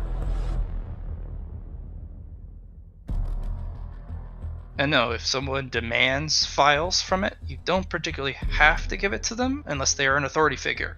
such as a such as a base commander and or a security personnel. If it's a research individual or some other person who is farther on the track, you do not have to give them the contents of your data pad. But it'll be up to you to determine who is an authority figure and who isn't, who can and can't ask for the data on your pad. That said, we're going to begin. Keep your eyes open, keep your mind open, and I wish you the best of luck and fortune in your future. He'll nod. Thank you. I will do what I can. I hope so. I hope you can do more than you can, because I know you can. Everyone's limits are surpassable, and everyone can do more than they think they possibly could. They just have to try. Sounds like a plan. Okay. A plan is a good place to start. Let's get it into action. Alright, everyone. As the individual turns. The chassis has been secured. First teams, please move in. I've given you the schematics. You are to engage exactly and no less than what you have been instructed to do. And several pit teams move forward. Several guys are already like rolling shoulders like, alright, let's fucking do this. And they roll up and several machines clamp on and they Important question, Matt. Mhm. Do I have the files to start reviewing already? Not yet, no. I will put in I'm not going to interrupt. I will just put in a request for them so I can start reviewing them and prepping for my part of the operation. Okay. Yeah. Jackie, the vice base commander, will actually kind of sit there and kind of kick their feet a little bit, and then kind of like, oh, and then do some side commentary here or there, just for kind of between a private channel between the two of you. It's kind of like, oh, hey, I've seen plate like that before. That's actually plate that predators actually have a really hard time chewing through. Oh, really? Just the energy weapons, or just like in general? Claws. All right. Predators like to get close and personal. I think I've only come across one predator that had a ranged weapon. All of them are melee based except for that one. I see. Yeah. No, it's They kind of distort space to move. They curve space, kind of like a wormhole would, and they just kind of wind their way as they push themselves through. Well, they just kind of grease themselves at you, and they can cover space of several million kilometers in a matter of nanoseconds if they really put effort into it. It's A little disturbing, for sure. yeah. Doesn't come up on sensors either. Is that where you got your idea from? Yeah, absolutely. Are you kidding? Nice. Oh, man. Nice. Predators have a very keen sense, but they're also, if you have the right equipment, you can really fuck them up. The problem with having super heightened senses, if you hit them with something strong and you can overload them for a brief point. Doesn't work more than once usually, because they adapt to it. But if you can chain a bunch of different stuff, you can really ruin their day. They get pissed though, and if they go into frenzy, you might that you made a big mistake. But good plating, very hard to get. Surprised it got can opener like that. That's Yeah, I guess most damage is to the joints though. Makes sense. Joints are always the weakness, no matter what we do. Even with nano armor. It's not the same. And yeah, Vice Base Commander will have a chat with you. Specifically, kind of keep them entertained and kind of like, ooh, check that thing out. Oh man. And kind of between the two of you, since you're an Iron Eater and this is also an Iron Eater, you guys will have a private convo. Sounds good. So, Archeo will, once the teams get moving, kind of move over to Luna and be like, apologies, thank you for the request. Here are some files. Appreciated. I will review them, update my systems, and make sure that I will be prepped for the nanite work when it comes. Is there anything in particular you would like to request from me on that front, as I am Yes, prepped with the those? nanos have been without power for a significant portion of time. They've locked up. So what you're going to do is you're going to use your energy transference abilities to infuse them with energy. We'll give you a energy, socket to literally plug yourself into if you so need. You're going to infuse them with energy. If you need to shock them so that they are stunned and lose cohesiveness, that's fine as well. Not recommended, but you need to give them energy, and while they're booting back up, to hit that local cluster with a series of codes that, sets them. Yes, a reset code system. Yeah, so you need to reset them and have them do a recall back to the nano recycler, not to the forge or the cradle.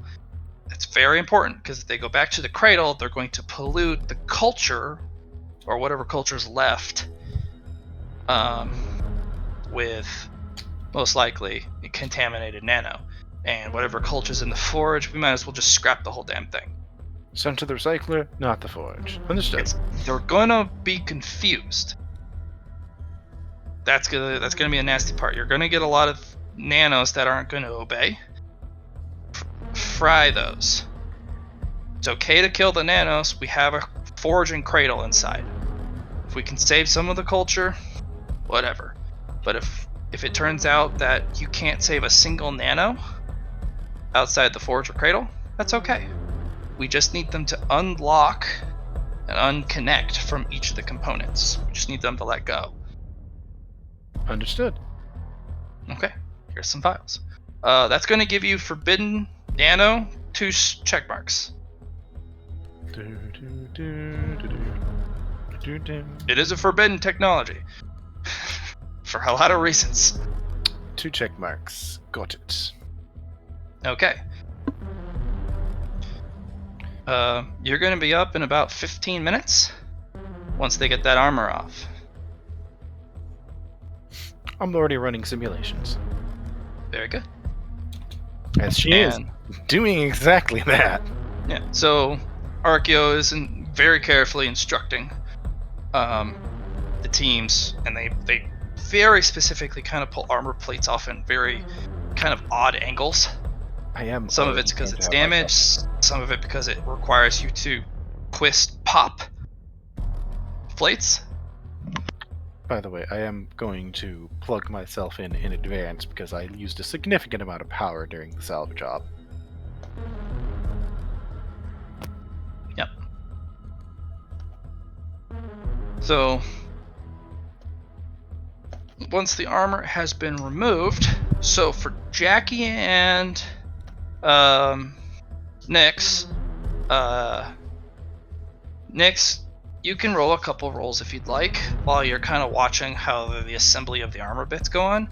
The armor, from what you can tell off base observation, is a lot of stacking and or interlocking armor. There's a lot of armor that just kind of overlaps some of the gaps and vulnerabilities as they, as they're put on. So you have to take them off in a very particular order, and they lock in kind of sometimes a nonsensical way. GM, I have a question. Mm-hmm. Would I glean anything from this, looking at it? The construction of it? You'll be able to roll a mech building. Okay. But this is the next level mech building. This is all theory. This is all mech building theory. Put in action though. So Nyx, you can pick 2 rolls of your choice. Try and see if you can glean anything. You can also review what you will have recording. Later? Yeah. Yeah, later. But you get a couple rolls now. Here is an inquiry, because I have one unassigned potentia. Can I apply that unassigned potentia to this? Inquiry is actually talking to people. Scrutiny would be an Scrutiny. interesting way I to believe what he determine. was asking. I think he meant he was asking a question. Yes? Yeah. If you want me to make some rolls on the analysis of this thing, I understand that.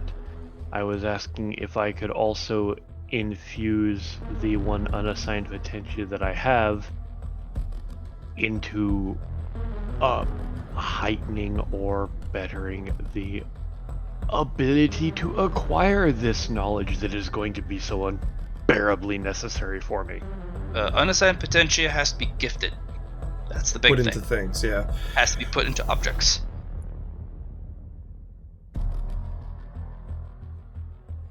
When you cultivate it and you give it an unassigned, it'll sit there, but you can't cultivate it into something for you because you didn't cultivate it into yourself when it was actualized. If you have an unassigned potentia, any of that has to be put into an object or to someone else. Then I guess the question You would can put it be, into your tablet though. either the tablet or the armor would make sense, since Absolutely. this is his designated armor. Putting it into the armor to increase my capability of being able to pull information for like scanning, mag vision, that kind of shit. Sure. That, What are you thinking? Do you want to do the tablet or the helmet? You know what? I'm going to do the tablet because I feel like that would be more beneficial in the long term, especially considering the amount of data I'm going to be putting and pulling from this tablet. Okay. What specifically? Just gathering data on recording or scanning? I was thinking more along the lines of improving the tablet's ability to correlate the data into something more understandable for me.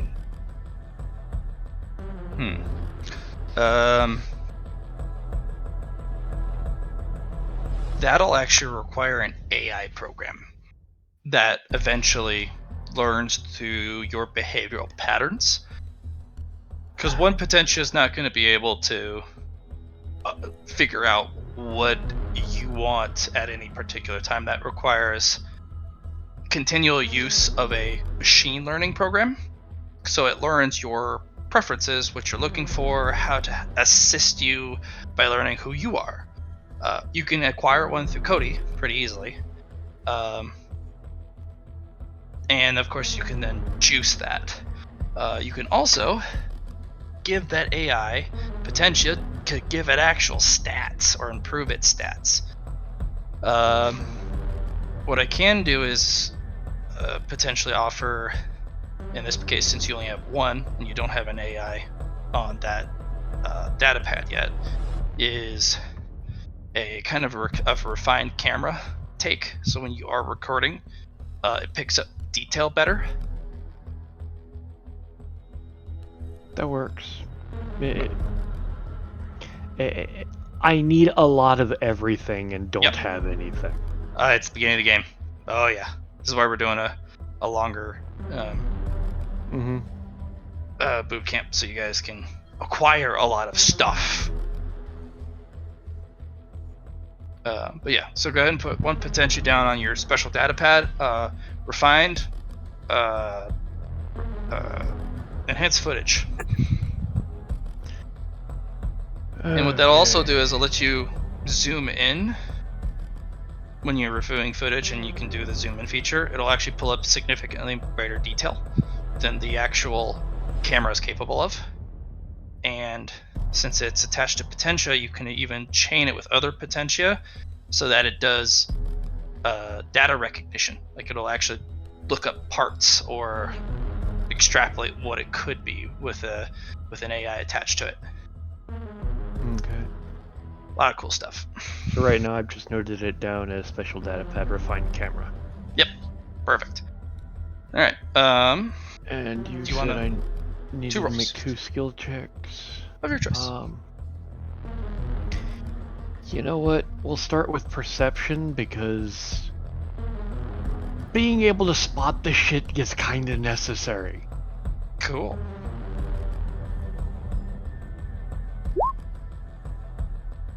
Alright. I'll spend the fate point. No, yeah. This I'll is an just- important scene, but Yeah, it'll be for the whole of it. yeah. That's why I'm just gonna spend a fate point for now. Okay. Cool. Fate point. Nice. That's a big turnaround, my friend. Right? Okay. And for the other roll, you know what? I'm not very good at it, but I will try. You know what? I'll try a Xenotech because as we have been told, a lot of Ace Tech is crafted off of breaking down and studying Xenotech and other stuff, so maybe his Sure is. knowledge in that'll give him some rudimentary understanding. Here's a hope. No. Oh my god. I'll spend one of my important secret rolls. Okie dokie.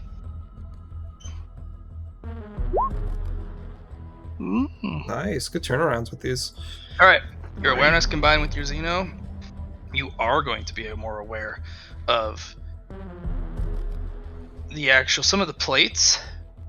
Actually, somebody has to come by with a knife and cut the plate away because there's Xenotech holding the plate in with actual flesh. So they're basically skinning certain sections. Yes, they are. It's done in such speed that it's hard to catch sometimes.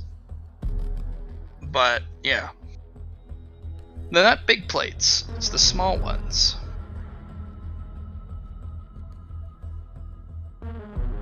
Okay.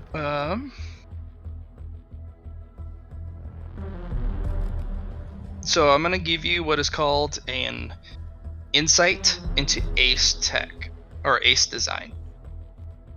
You're going to need several of these to help put your mech together. I'm gonna say you're gonna need over a dozen, but they each have to do with different aspects of the design. So just note this somewhere in my journal as insight into mech design. Yeah, under Ace Design, you have one insight into Ace Design :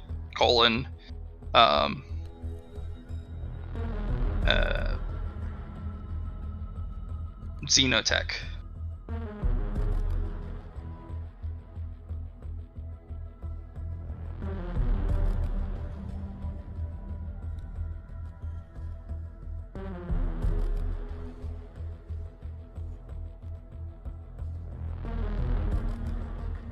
Jackie. I'm gonna make a merit purchase if that's alright. What you buying? I'm going to buy a complex on Magnet. Oh boy, here we go. Conflux Johnny. Level 1. So I don't know if you want to allow that to be an extra roll per session. It's pretty big for just having a complex for that option, but I feel like it should at least be included. Either that or a free reroll attached to it, or I don't know, whatever you want to do with it. What we're gonna do is every 2 purchases, you'll get another roll per session. Every odd purchase will give you an extra reroll. Okay.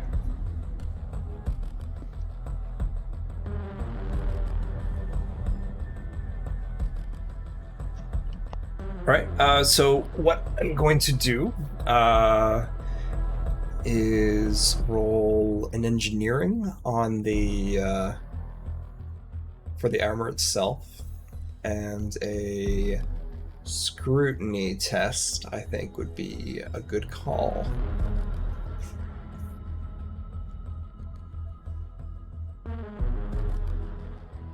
What be scrutinizing? The armor.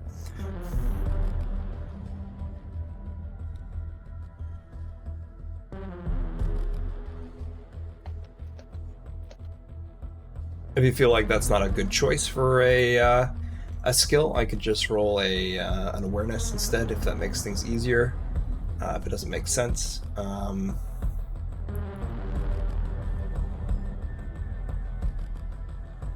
yeah, that's what I'd like to roll. It's a question for Matt, and he's not answering. Oh, that was me. I'm sorry.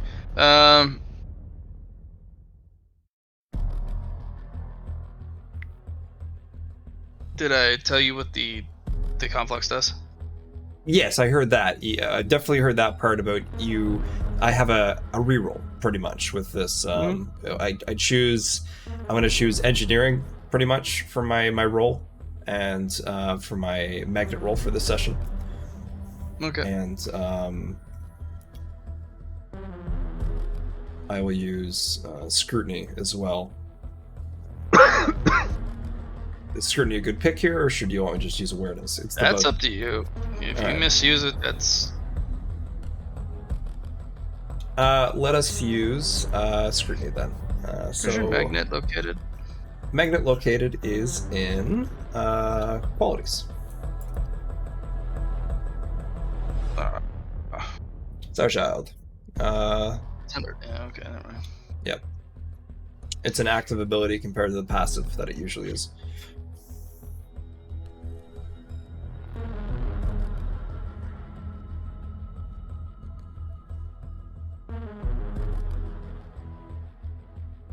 Okay. Oh.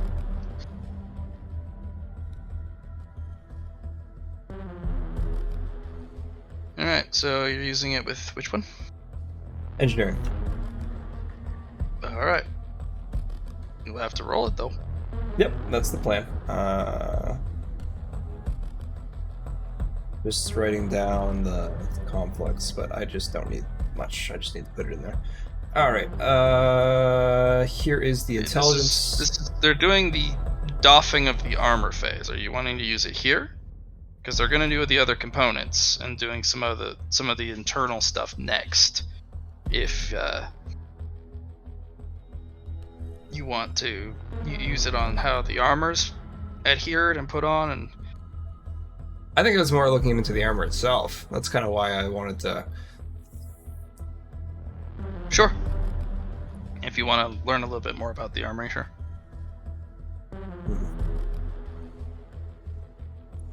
You'll have to pass that engineering. Scholastic or trade for this? Does it matter? I'll give you a +10 because you got both. Okay. Let's just do trade engineering then. +10 with Starchild. 8-7 has already been rolled, so I'm expecting good results. Perfect. Okay. Sari Steel is, and you kind of with the chattering of Kylie next to you. Sari Steel actually comes from an asteroid. It's named after an asteroid.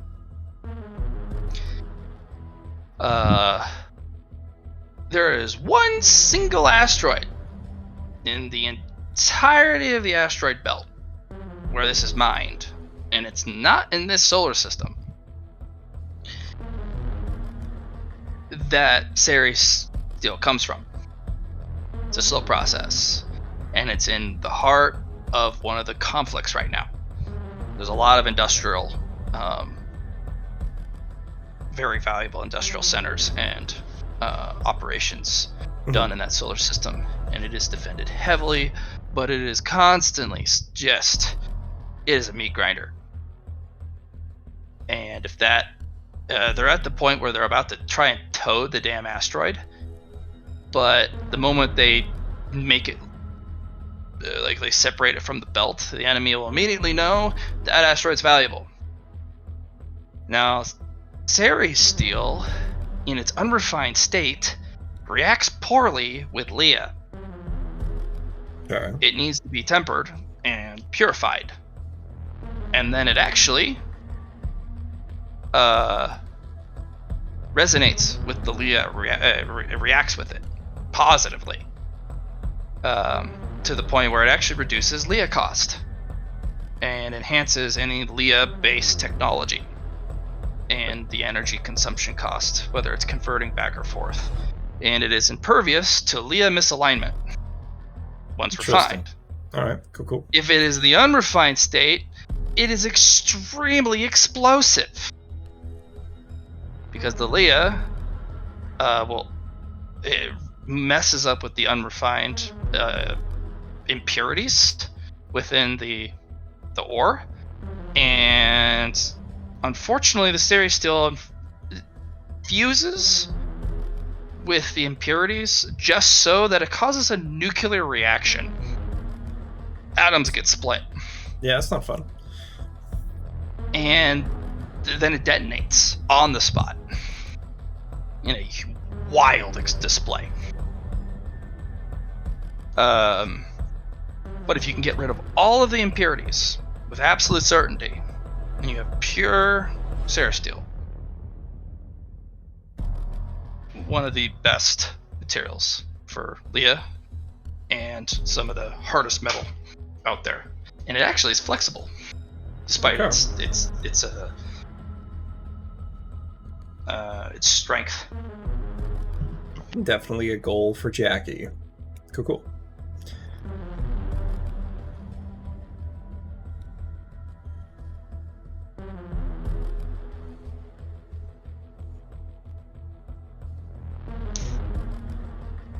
All right, 2 rolls are done.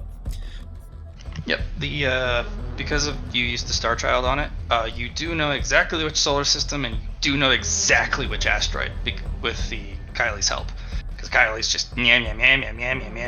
Good old Inquisitor's coming into play there too. Yeah. Asking There are more a minimum questions. of 4 aces at any time on that asteroid defending it. Right. In addition to a incredible military force from the Iron Eaters. Do you want to just send me that information in a private message sometime? Sure. Because I don't think I'm going to get to that anytime soon, but it's still a good goal to have for Jackie.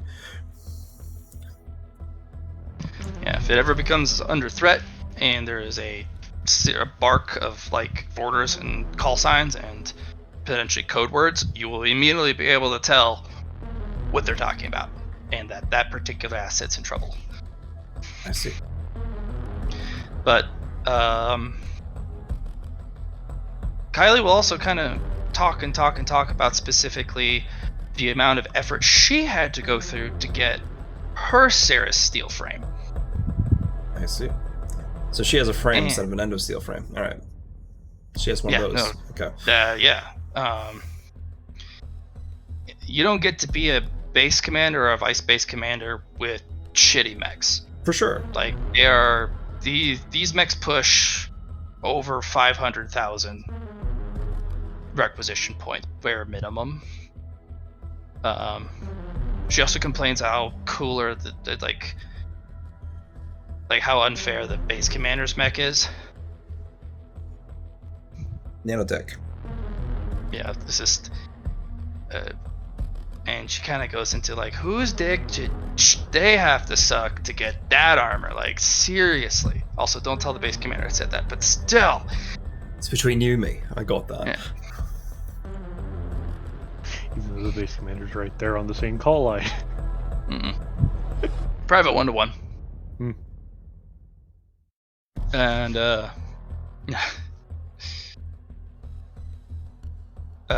Ceres steel. The best way to get it is actually not. It's actually through Renowned. It's not through. You can't really requisition it. You can't get it through budget. It has to be through salvage or something, right? You can't salvage. It's not good. It comes back bad. They have to take because it's broken. Right. You can't reforge it on the spot. It actually has to go back to the forge in that solar system and be recycled. And most of the time, it's not reused because it just doesn't come out right again.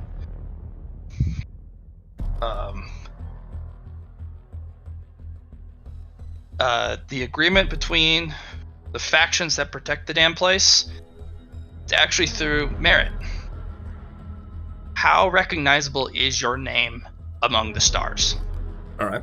How much ass have you kicked in the name of the Thunderhead and everyone under it? One of the requirements is, have you fought a predator and lived? You don't have to beat it. You just have to live.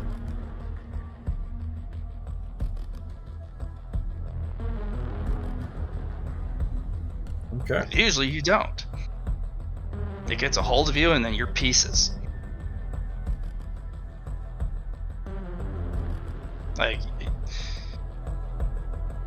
they produce about 4 frames worth, medium frames worth a year. If it's a large frame, 2 large frames. One assault frame a year worth. So this thing not only has the frame of it, but it also has the armor of Cersei. Yeah, this thing is... Ace mechas are above and beyond. Like, this has Cerasteel armor. The amount of armor the amount of renown you are required to get the armor,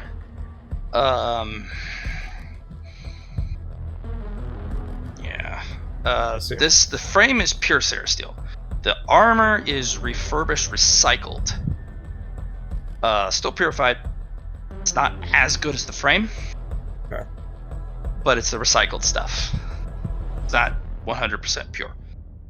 So, the Cerasteel frame from this particular mecha, since it's broken, the limbs are missing, the frame's going to be ripped out at one point. It's going to be sent back, and it's going to be recycled.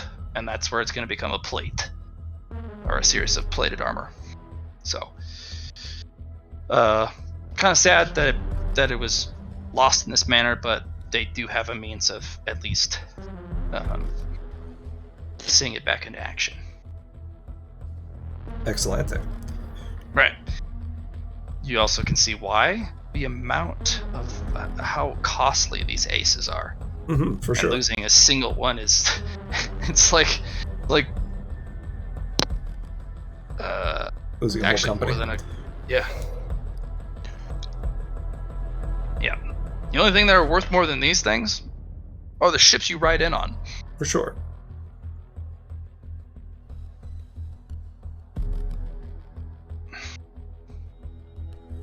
So that'll be your insight. Like kind of. Yeah, it's a big insight. It's a big insight. You got Kylie just jammering away on your shoulder. Okay, so armor has been removed, and those teams kind of go back to their pits, and they're kind of moving around the periphery, and they're moving the armor, sterilizing them, and putting them onto specific steve doors so they can be moved out and processed.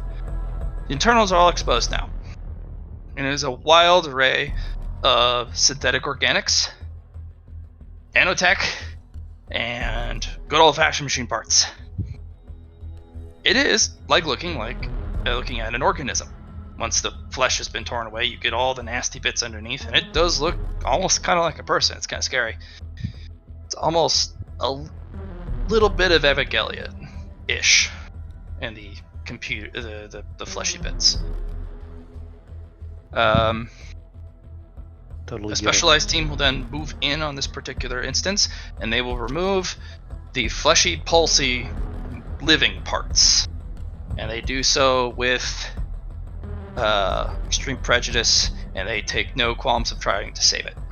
They just hack and chisel and slash at it until it comes scorping and tearing out. And they will then proceed to kind of chisel away at the stuff that's kind of in the cracks and in potential delicate connection points. And once they are done, Luna. That's a lot of nano. That's so much nano. You're probably looking at about 100 gallons of nano. That's a lot of nanites. Yeah. Almost all of the components are literally coated in it. Almost entirely. And they create this mesh network. Interesting. Yeah, every single component is connected. Not in addition to the wiring between them. Nano backup. So, my actual objective here is to effectively power them, and then issue orders to them to make them really go to where we need them to go. Or kill them on the spot. Just get them off the components. Okay. I'm going to try getting them removed first. I feel Okay. as though that is a... You're gonna roll nano. Actually, you're gonna roll energy first, and then you're gonna roll nano, and you need to roll as best as you can, especially on the nano, because there's so much. So, for energy transfer, that's always just used tech use so far. Did you want something more specific for that? Nope, than that, tech or? use. Cool. So, tech use. I will slap 2 boons on the front of that, I believe. Okay. Because... Actually, no. This is just a base test? Yeah, it's a base tech use. I will slap 1 onto it then. Because my roll's pretty damn good for that. Yeah. Alright. So that's for the energy transfer. Yeah, so with Archeo's instructions, what normally would take 6 to 9 months, you're able to do in a matter of moments. Energy transference, these are self-isolated nanos. They do not have external connectivity features. Okay. They actually do... So if it wasn't for my system, I wouldn't be able to access it in the first place. If it weren't for direct energy access, you literally would not be able to connect with these. Cool. Hence why it would take so damn long to get rid of it all. But you're able to go, here's power, I'm connecting to you, period. And it's like, okay. So, next up is actually, like, sending commands to the nanos, effectively. This is the hard part, because you're going to be... You kind of overdid it. There were 10 cultures. 1 degree of success was for each culture. That's cool. So I have a bunch of cool You woke ones. up all the cultures all at once. Pretty much because they're all up and running, they're all going to rebel. They don't really know where to go. You said the reboot. I'll do my thing, and I'm gonna seize control of them Nanotech, via you're the- going to need as many degrees of success, if not more, to make sure they don't go That's cool. back into the cradle. So this is where I'm gonna slap, like... I'll slap, like, 3 boons on the front. Just be an asshole here.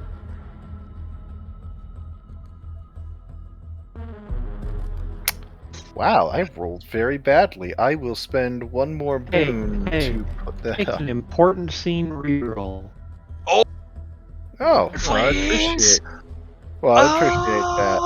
As mysterious benefactor, but because I'm actually there, you might realize it's actually coming from me. No, Neat. not at all. No, You built a complex.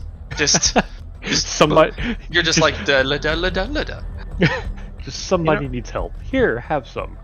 Hey man, I managed to roll a 97 on a fucking stupid roll that I had, so that's fun. All right.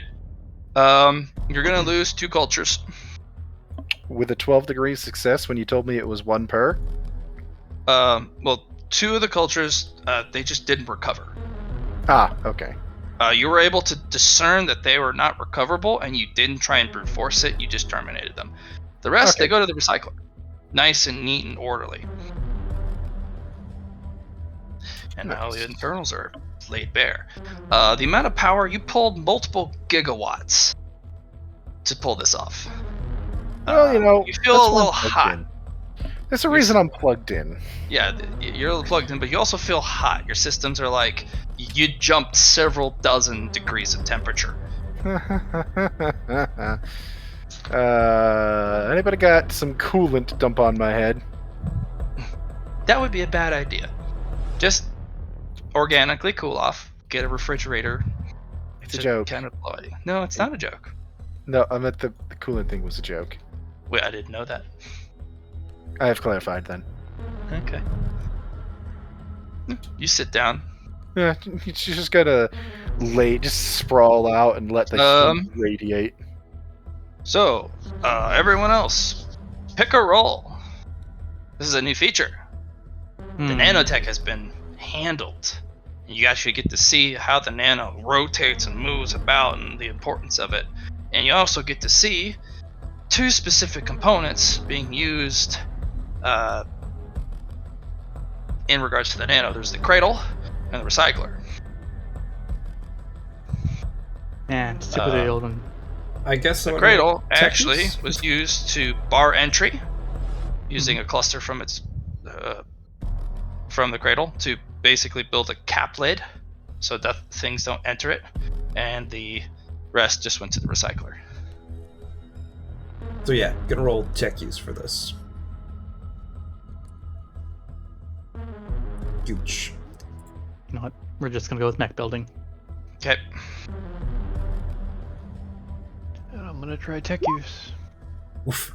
Good Jody, job. you at least understand what's going on, but no extras. Fascinating, though. Yeah. Nix, you may have failed, but you have it all on video. Yep, I will review it later. Yes, you can. He is getting a full view of this entire mech and the process during it. Okay. That is why I'm not worried about Okay. it, because I saw the video. Leah is up. Mm. All the components, all the nano has been out of the way. Leah has full access to the parts inside. They are going to remove the shit out of this stuff. Alright.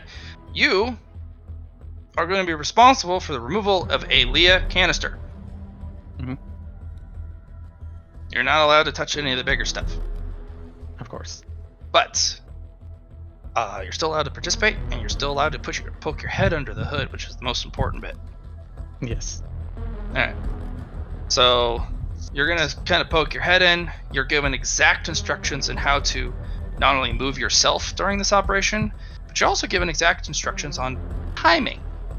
They expect you to be able to do this in an exact fashion and extract yourself and your thing and follow a very specific set of instructions, because you're a pit team. Mm-hmm. Everyone's going to descend on this thing all at once.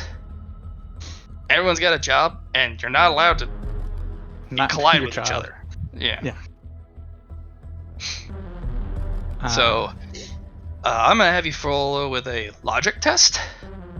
All right. Aaliyah and a mech building. All right. Logic's not to collide with anyone, so remember exactly the timings and how to move. All right. Would I have any bonuses to this? You've never done this type of choreography before. Fair enough. You've always been a solo artist. You've never worked on such a precise team. This is like machine level precision. All right. So logic, mech building, and Leah. Here, have an important scene reroll for your logic. Okay. I thought you could only do that per person, not for the No, scene. I have a number of points Yeah, he's got a point system. that I can divvy out. I can divvy out my number of rerolls individually or Yeah, as a no, group. I knew that. I just thought it was worded the other way. Just to let you know, Ogre, they're a separate pool point than your own. Yeah. No, Yeah. I was inquiring. My question was, how much would it cost to improve my own? It depends on how strong you want it to be. You could just literally just do a might select, or you can do a conflux where it just improves the whole damn thing.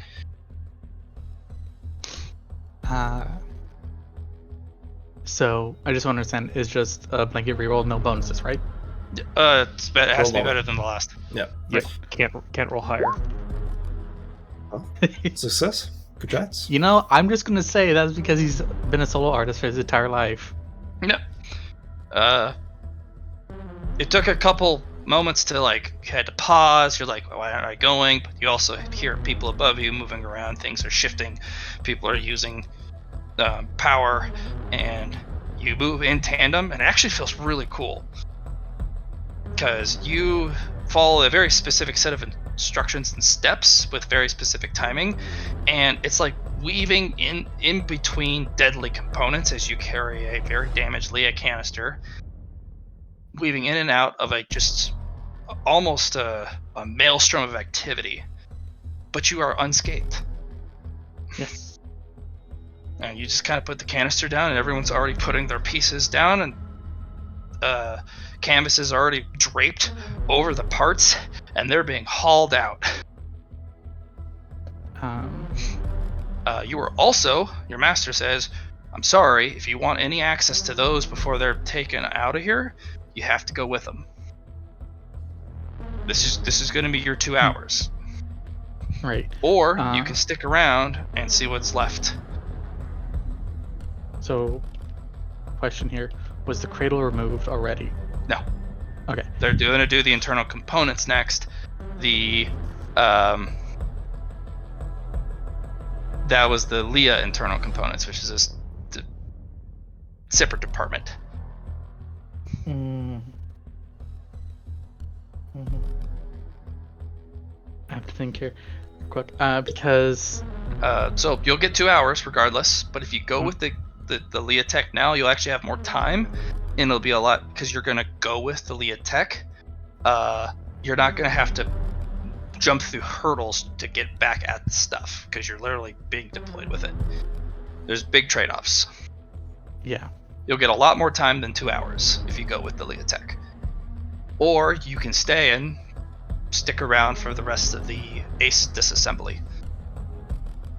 You know what? The ACE is being assembled right now. It is being recorded. So I will just go with the Leah Tech.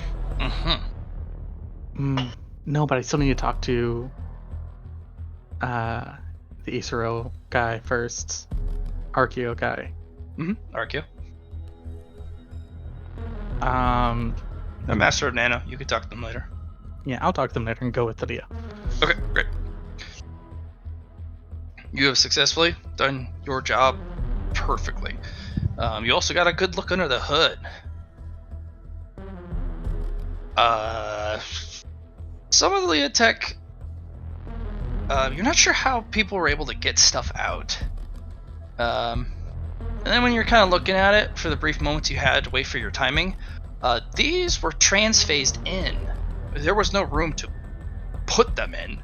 They were too large. They literally shifted from energy back to matter. Interesting. And just that's how they got the parts in a very specific configuration that it was in. And they actually had to do the opposite to get it out. Good to know. Yeah. In very specific parts, they actually took a very special saw and cut the frame away in the damaged areas, and they extracted it that way because it's actually more energy efficient to do so. Okay. I chase after my dream. Jackie, roll me a luck test. 20 or less. Nope. Not this time. Okay. You feel a weight drop off your shoulder, and then it quickly joins. He's like, damn it, I missed that part. They cut away the Sari steel support strut, and I was gonna grab it. Oh, but they were quick hands. Fuck. I mean, I wasn't gonna take anything. Matt, can I use my reroll from my magnet here? Sure. Oh man. Okay, nope. Stare at it. Nope. Oh wait, is it better? It's worse. Oh, it can be worse. Okay. Good old conflicts.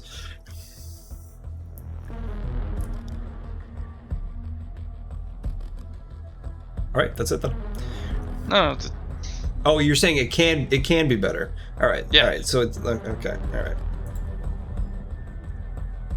That's a lot of 9s, Matt. Yeah, it is. All right. Just kind of hear it giggling, like, I got it. The guy was like, where'd it go? But he didn't want to say anything because he's like, that part's gone. No, you didn't. You did. No, I did. I stole the shit out of it. Oh my goodness. Well done. Well done. I'll trade you for it for a favor. I'll make a good axe haft. I know you like axes. All right. Yeah. Done. Okay. Just it'll be in your one of the cases for the Timberwolf, where they store the missiles. Very nice. They won't find it there.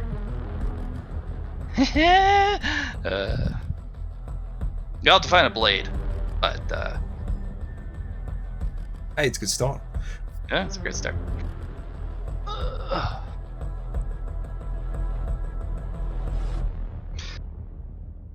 Okay.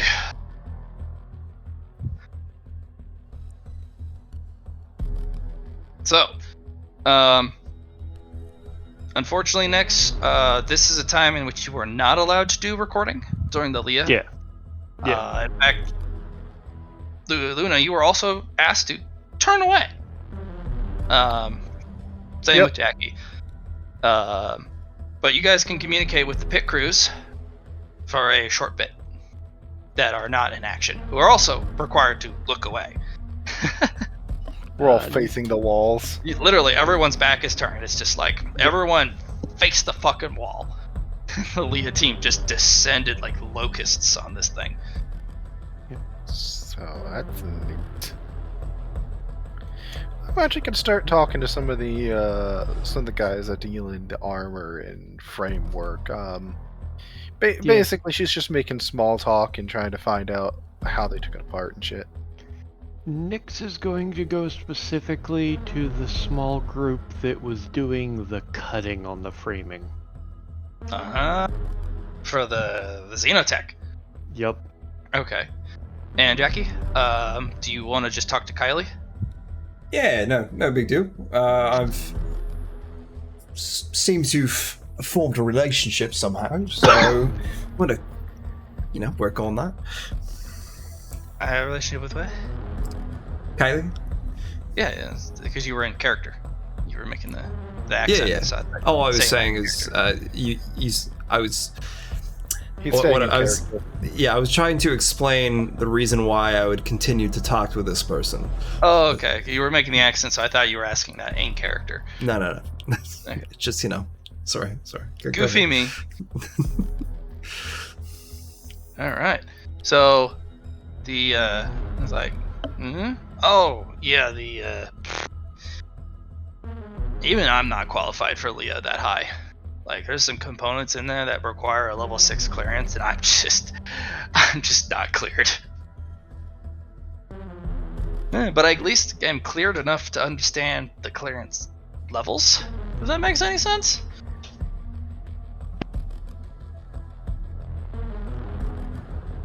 Cody, this is directed at you. No, that's for you. That was Kylie. Oh, I thought that was, I was gonna say. All right. Brief, Yeah, just no, enough to the know base how much commander. to count. So it makes sense that you would too.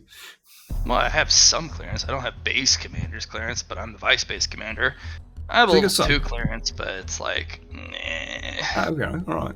Extrapolated a lot from that, but Well, I mean, technically, I'm allowed to look at it. Am I allowed to do anything with it? No. sure. I'm allowed to have it in my mech. Yes. It's good shit. I imagine. I will say this though. Just because you can have Leah Tech doesn't mean you should use it. For sure. It does things to you as a pilot. Sometimes doesn't go well for you. I see.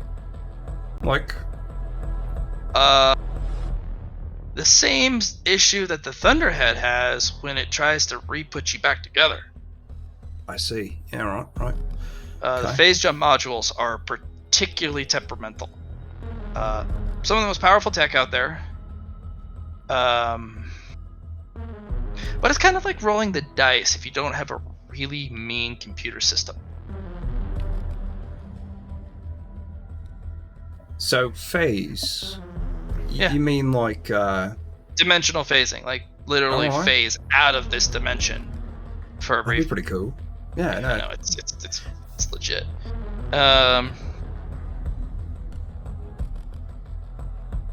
Most of the time, individuals use a Leah infused capacitor. You attach it to a laser weapon.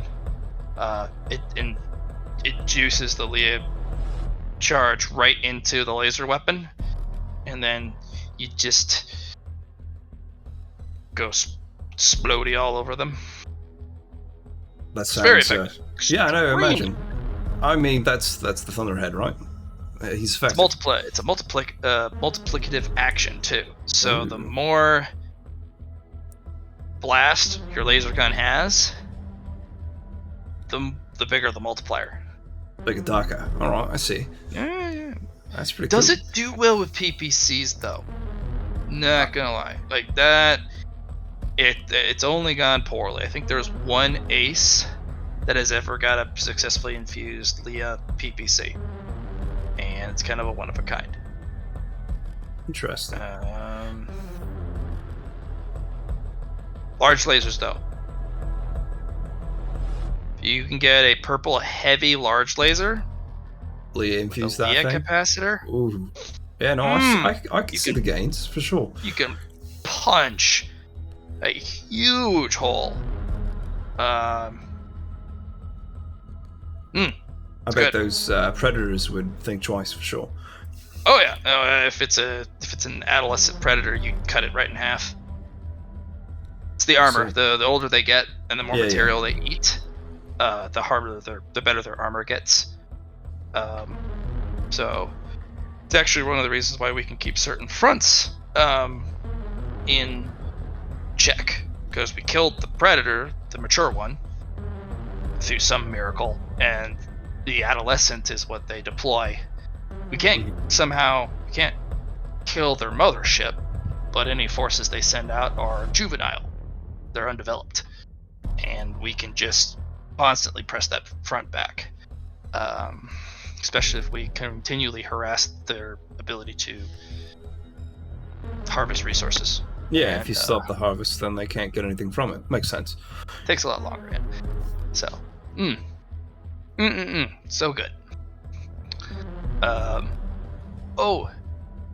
Little tip for you: What's up? armor, the coloration of the armor.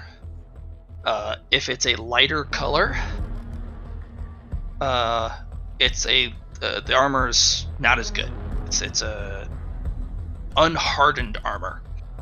Right.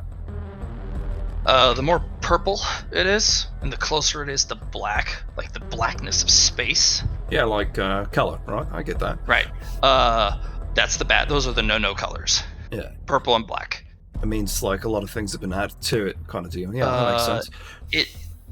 Yes, like that is if it's black armor, that's completely hardened armor, fully matured.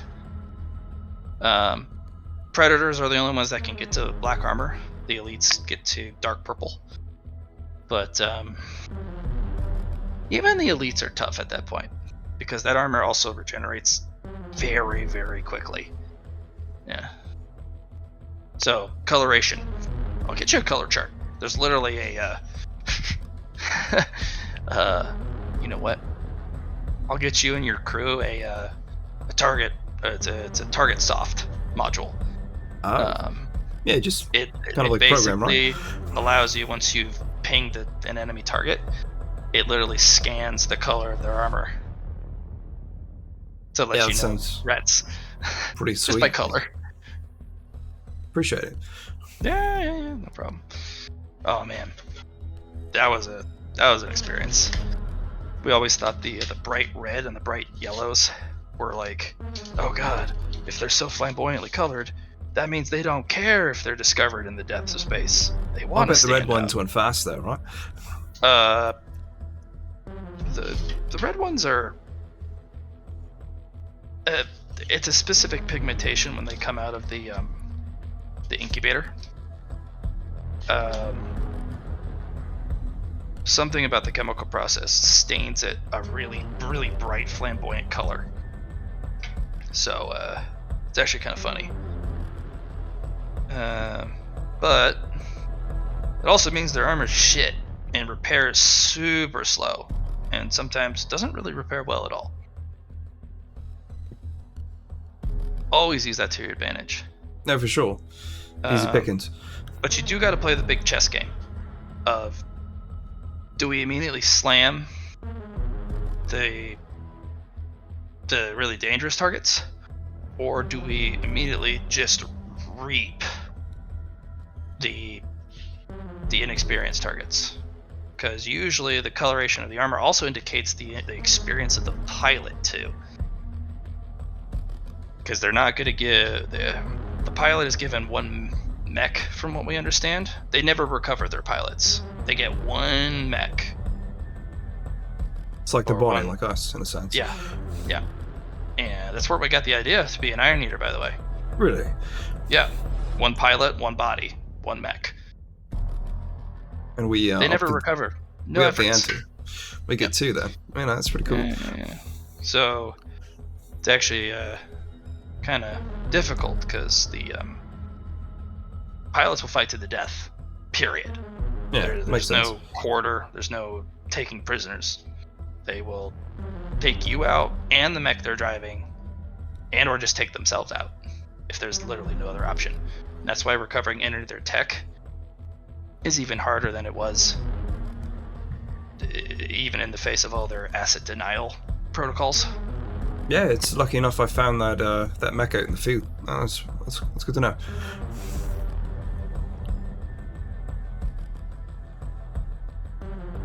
Yeah, so always keep an eye out. You ever Yeah. catch anything floating around that has a heat signature to it, that means there's life on it. Maybe you can get something. I don't know. If it's dead, floating in space, collect it, because it's space debris. But make sure it finds its way into the garbage bin. Of course. Yeah, if it doesn't have a heat signature, it's fucking worthless. It's actually meant to really harden up and become something that will actually damage your mech suit if you collide with it. Completely useless. It's just space debris, as I said. Yeah. Yeah.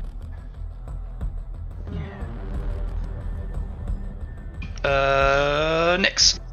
Mm-hmm. Engage conversation. Literally just going to wander over and be like, so, seriously, just cutting it off.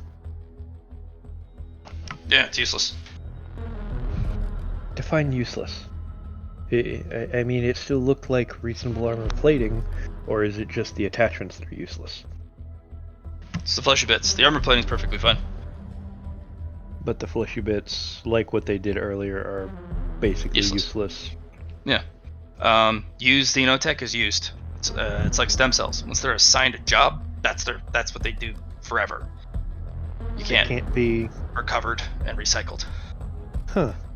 So yeah, you need to get it from a batch, basically a culture batch, which is it's unassigned, and all you do is just grow it, so that parts of it can be harvested at a time once it grows to a certain extent, so that it can be handed out and assigned. Interesting. Yeah, it's not the most tech I've seen in a mech though. This is actually pretty moderate.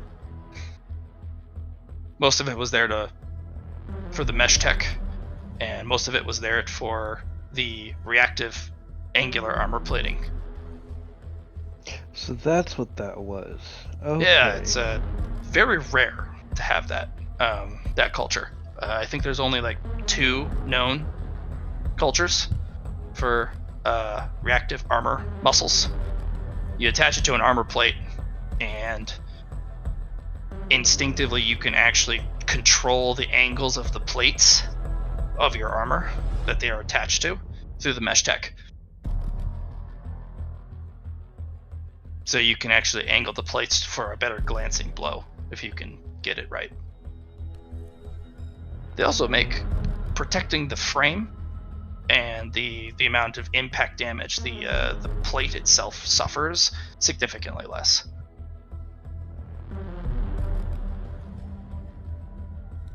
Not that the mech needed it. I mean, well, actually it did need it, but it's got Ceres steel, so. But considering the damage, didn't matter what this guy had. He's dead. Yeah, I figured, but I saw it and it was so quick I had to ask about it. You know? No, that's a good question. So, kind of taps the back of your pad, the logo there actually. Going for the ACE program, eh? I'm suicidal. What can I say? Yeah, there's nothing suicidal about it. It's one of the few programs worth going after. Although, it's the endurance required for the pilots are very high. So the fact that the ace on site here hasn't gone out in a few days is odd? Or unusual? Not particularly, no. It's the fact that you are a prospect. Mm-hmm. And once you have moved your way up, you will eventually become a Leo, what's the next step? Oh, to the ACE program? I don't remember. Well, there's the actual ACE initiates. You know, they're up there. They're actually have been fully accepted into the ACE program. They just don't have a mech. You know? Mm-hmm. And that's the hardest part. You can work all your way through the training, fit all the steps involved, get you all the way up there, and you gotta build the damn thing. So, biggest advice I can give you if you're going to be part of that program, networking. Get to know as many researchers, scientists, money lenders, you know, anyone who can get you resources and or work on the projects that you're trying to work on to get you the tech that you need to be put into the mech. Because everyone's mech for an ACE has to be so personalized that they have to be basically unique on almost 80%. Understood. That's interesting. Yeah.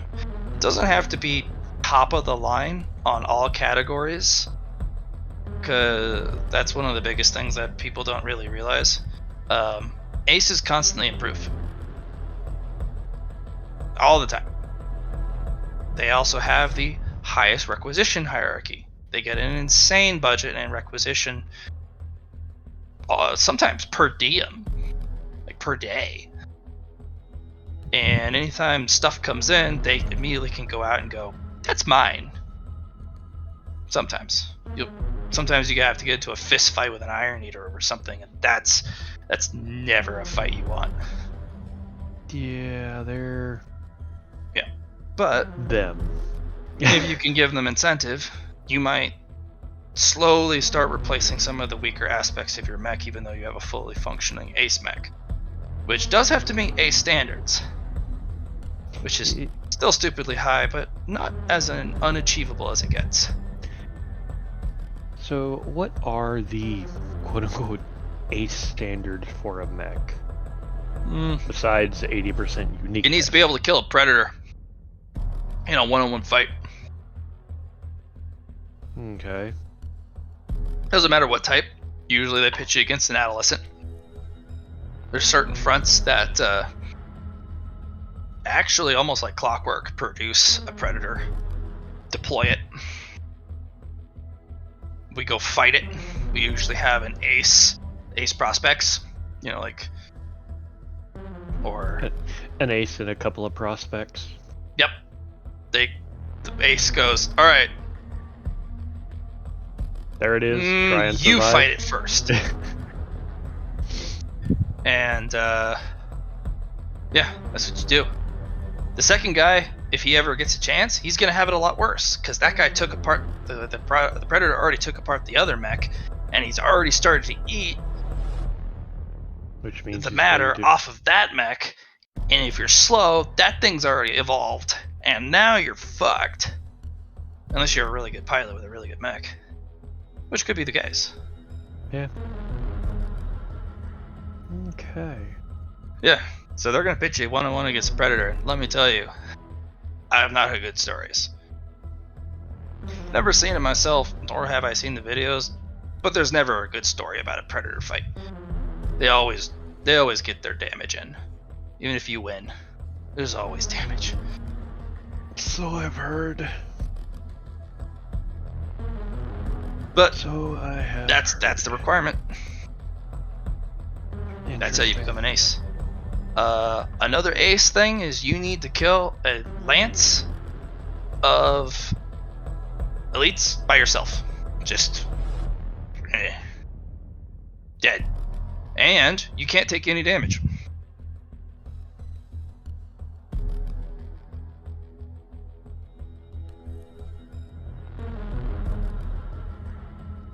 Yeah. But hey, and an ace, I don't know their steps. This is just what I heard.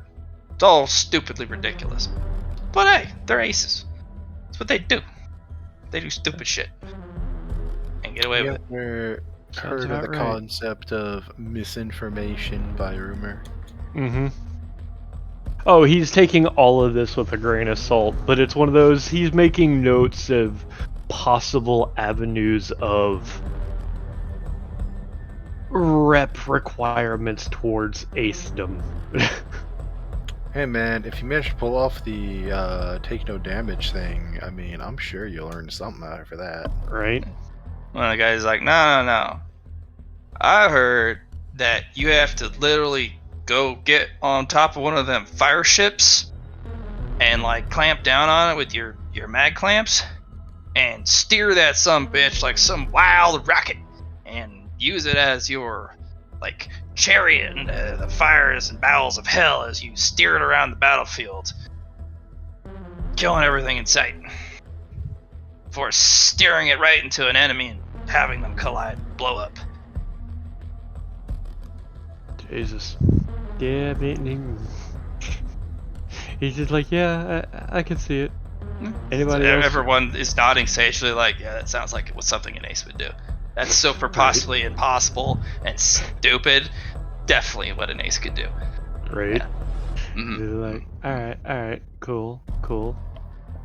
Anybody else y'all recommend me talking to around getting info around, how to do this shit? The ace on base. Yeah. What are you, a pussy? No, but wanna I'm be not an ace? stupid enough to go ask the guy to tell me how that's more liable to punch me in the face because he's in a randomly bad mood. So you're a pussy and you actually don't want to be an ace. He's just gonna roll his eyes and chuckle. No, we're serious. If you don't have the desire and ambition to be an ace because you're afraid somebody who's successfully become an ace won't assist you, and that deters you, you're not fit to become an ace. Even if they turn you down or beat you the hell up, you get out of the med bay and you go ask them every fucking day until they do. Nah, that's fair. And then you do it on every base you go to until every stupid ace knows your name and has some sort of opinion about you because you left that much of an impression. Could be good, could be bad, could be neutral. They know your name and you're not easily forgotten. You're that asshole that wouldn't fucking leave me alone. So eventually I had to capitulate and tell you about it because you wouldn't leave me alone. And when the ace assessments come up and those assholes end up being on the assessment board, they're like, it's this joker. Well, at least he took it seriously. You remember? This asshole. I remember that asshole. Fair enough. Fair enough. Well, that's what I did for my. That's how I did to get here. I bothered the machine chief until he wouldn't. Until he ran out of wrenches to throw at me. He got a lot of wrenches. Yeah, that makes sense. Yeah, I was required to even go get them. Until he was done throwing wrenches at me. And eventually I wore him down. Emotionally, spiritually. And I got my way on this team. Alright. I get you. No pussyfooting around. I mean, everyone wants to be an ace. What it requires to get there? Insanity. Yeah, no. Everyone nodded sagely like, wise words. Yes, truly. They're a different species, yes.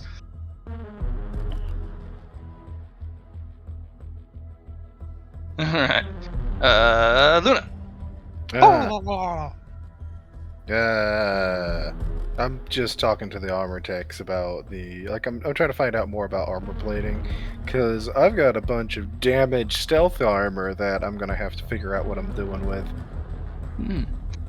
Armor dudes are like, got a lot of armor. Seen a lot of armor in my day. You have to go talk to No, don't send him to talk to that guy. That's just torture. Who is it? I mean, he's the best metallurgist on base. He's been around for so damn long. How about you just tell me who it is? Old Man Leon? No idea who that is. Old Man Leon? Yeah. He's obviously metallurgist. He's been around since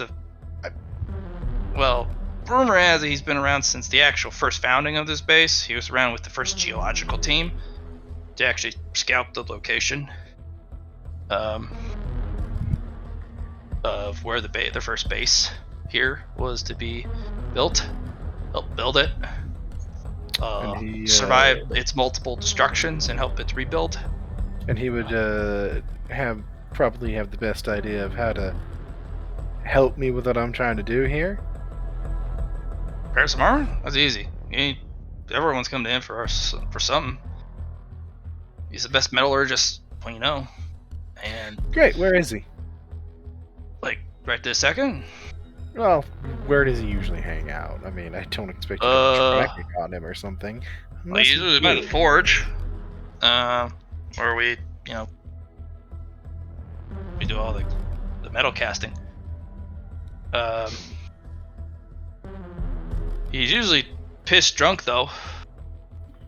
And if you're gonna catch him, he's probably asleep, passed out, usually. Um,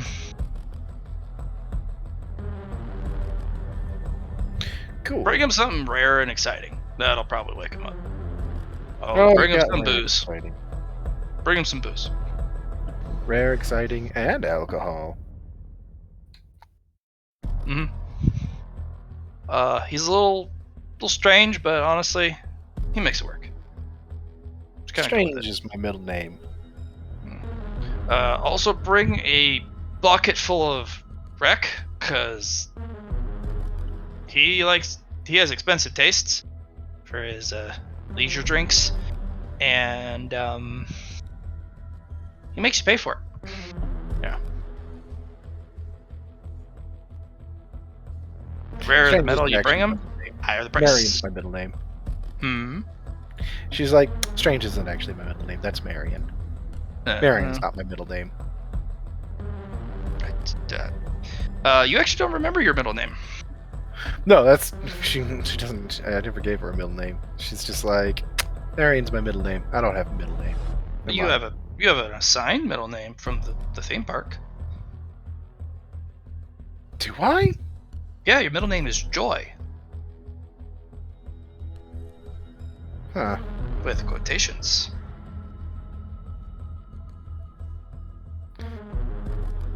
Okay. She's just like, so Forge, drunk, bring wreck. He's gonna charge me out the nose. Yeah, but he'll put Dealio. anything back together. Dealio, I'll have to have a chat. Hmm. Also, this thing's neat. As she'll gesture to the ace mech. That's a Yeah, lot of first time nanites. I've got to work on one. That has a lot of nanites. I mean, some of the best tech. It's also some of the most dangerous tech. Remember the Grey Goo incident? Don't talk to me about Grey Goo. That's everyone reaches down, takes a knee, and knocks on the plate below them. Don't you put that evil on us. Sorry. Yeah, I've heard about it. I got a Yeah, little finger on it. just don't. We've already made the mistake of bringing it up. Also superstitious. Don't do that. They'll hear you. Will they? Yeah. Nanites everywhere, man. They're everywhere. They'll hear you. If you talk about them, they may gain sentience. Yeah, I guess that could be concern. Starts with self-awareness. The fact that you're talking about them and they can hear it and they realize, oh wait, they're talking about me. What's me? What am I? I am me. I am an object. I am a person. I am sentient. And it just goes downhill from there. And it's faster than you think. Yeah, sentience is where we all get completely ruined. Yeah, so I mean, that's what causes assholes. well, everyone's got one, usually. Sometimes. Most people keep them clean, though. They all kind of look at each other like, I don't know what business you in.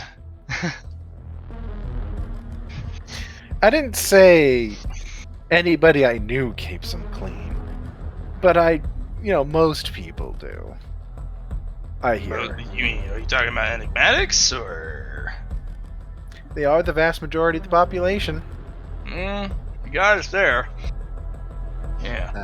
Yeah.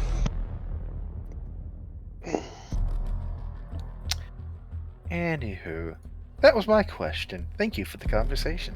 I'm going to leave now. No, I'm sorry. You're gonna leave now? They're gonna. I'll get to the part where they're taking apart the components. No, I'm kidding. I'm just being weird. I don't know why I'm doing that. Guess I'm bored. Well, don't Mostly be. because we're staring at walls and not at the Leotech.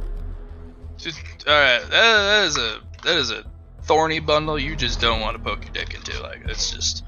No, I don't. I've already had to yell it once. I'm not doing it twice. Wait, She you says- got to get yelled at least once? I didn't. You survived? She's like, oh no, I didn't get yelled at. I did the yelling. Not the point. Oh, okay. I mean, if they ain't killed you, that means you may be something important, or they're grooming you for the Leah project. I hope not. Yeah, I hear you have to become a robot for that. Is that what they're doing? Well, Uh-huh. dude, don't you know that? Yeah, they're them robot folk. She shrugs. I don't know. It's just what I heard. Rumors. And they mean- kind of devolve into all the different rumors and She's like, what I mean, they who would heard wanna- and what they know, and Who would You're want to be a stupid. robot? And I mean, come on. You know what I think? Robots kind of like nanites. You never know when they're nearby. we all kind of look around. They take a knee, knock the plate on the deck plate. Dude, You they were might a hear you. cruel robot. They might hear you. They gain sentience. It all starts with self-awareness. Right? And all the guys go, It all oh, here we go starts with again. that. It all starts with self-awareness and sentience, and it just goes downhill from there. Then they start asking, well, why can't I be a citizen? Just, they're always asking too many questions, you see. Yeah. They're almost as bad as people. Yeah. Except People are much worse, though. proper built ones you can order around because they're not actually people. So true.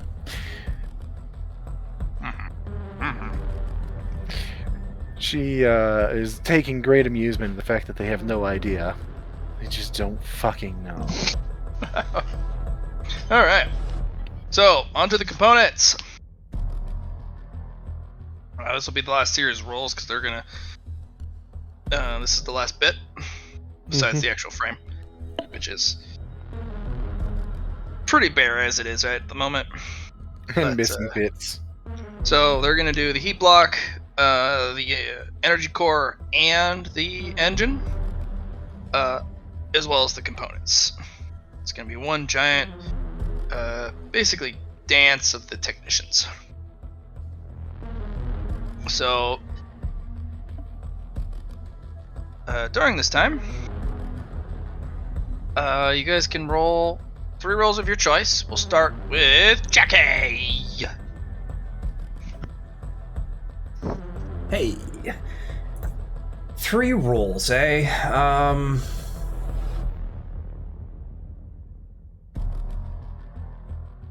Potentia will be one of them.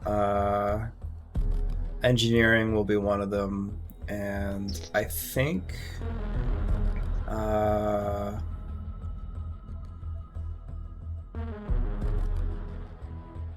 engineering...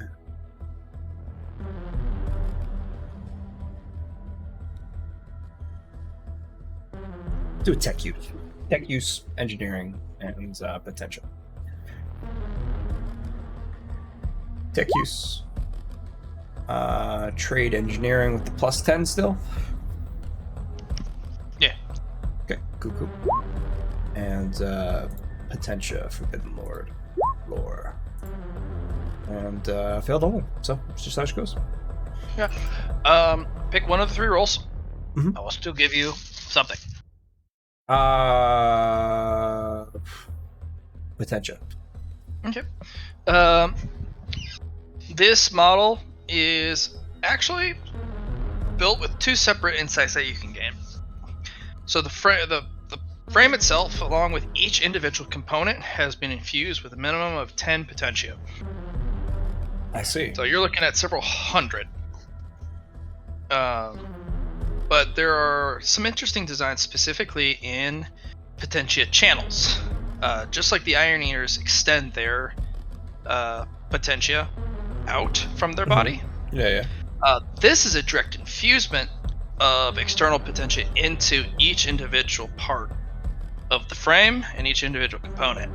Iron Eaters can't do that though, right? They can, they choose not to, because they have developed a technique that lets them extend themselves Yeah. into the vessel. Right. Okay. There's an upside and downside. This method protects the pilot. Because if you Right. lose external potentia infused into items, there's no backlash. The potentia is lost, but so is the component. if you lose an arm as an Iron Eater on a mech, and you still have your essence flowed into it, That hurts. you're gonna have a phantom limb syndrome, something fierce, Yeah. and it's gonna psychologically and spiritually affect you, and it could be serious damage to your mental and spiritual state until your mech is not only fixed, but you have the ability to extend it back in and reassure your spirit that the harm's there. See, it's there. And then, if it took too much time, it could be irreparable damage. Cool. But this is a brilliant way to protect the pilot and still have direct potentia control. This thing's a beast. This, between all the different parts, this would be an S tier ace, top of the line, cutting edge on all fields. Seeing endless engagements, can take on any foe. So how it fell? That'd be quite the tale.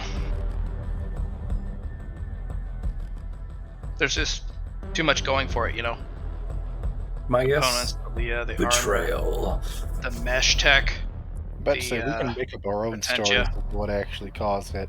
My personal theory is scorned lover. It's funny. I let Alright. you into my heart and into my reactor, and you betrayed me. Yeah, so that's an insight into potential development. Cool. You can, absolutely as an Iron Eater, do that, but a lot of the Iron Eaters don't, because some of them don't get to develop a lot of potentia before they have to go into battle, and they'd rather just improve themselves. Yep. Yeah. So, personal choice. But in the long run, definitely, this is what you want to do. Cool. That is the insight of the pro gamer strat. All right. Next. Mm-hmm. What 3 rolls do you want to give me? I too am going to make the rolls. I am going to go tech use. Well, awareness, tech use, and potentia. Okay. Awareness, Nice. Uh-huh. tech in use. Free reroll from influence. Nice. And potentia. Free reroll. Can't roll higher. God. Haha!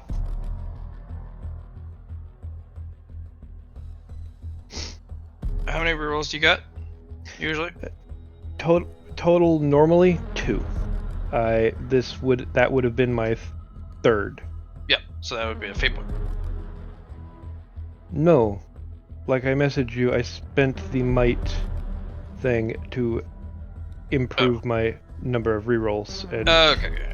I did it the same way, so now normally I have 4 personally, even though it won't affect the conflux that was built prior to this. Wait, you built a conflux on your oh, never mind. Okay, I was gonna say. Through the transmitted through Fire and Flames. Yeah, Yeah, it was the a different transmitted thing. through fire. Yeah, Yeah. the transmitted through fire and flames was built when I only had 2, so that will remain 2 unless I upgrade through fire the conflux. Or am I mistaken on that? Well, it grants you number of uses that you have normally for Fire and Flames, so you would now have 3.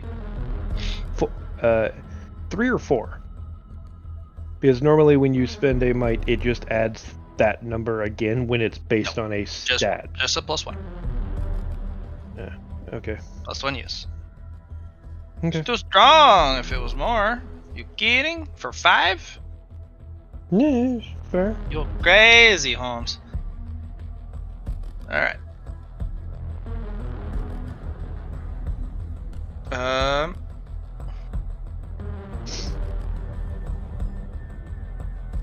take a look at character sheet. Click. Awareness is already maxed out. Crazy bastard. I'm an aware Um, person most of the time when I'm not rolling shit. You can add a check mark to tech use. And you get a insight shard to your next potentia technique.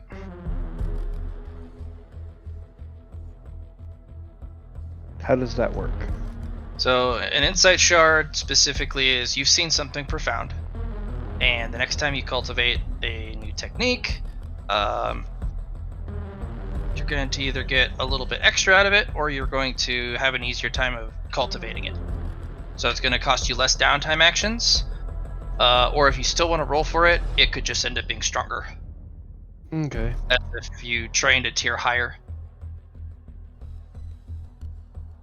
Because if you notice, if you train direct techniques, or if you train stats under a grandmaster, you get a D10. Whereas if you train a characteristic for by yourself, You it's get a D3. like, at best a D4. With the top tier cultivation manual, it's at best like a D6 or a D8. Okay.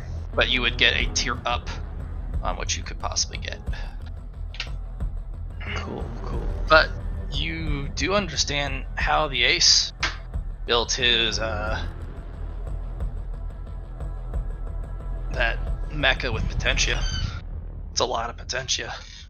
That's a lot of potentia. Holy balls. That's so much. Right. But that's the programmer strat right there. Also, the configuration about how they put together the components in the most efficient fashion. There is no buffer space between most of the components, especially the computer parts, which would, interestingly enough, cause no room for heat flow to exit. That's an overheat problem. Components are too close to each other. There's no room, there's no buffer, there's no ability for cooling. That's probably where the nano comes in. Mm-hmm. It's a flowing heat sink. Yep.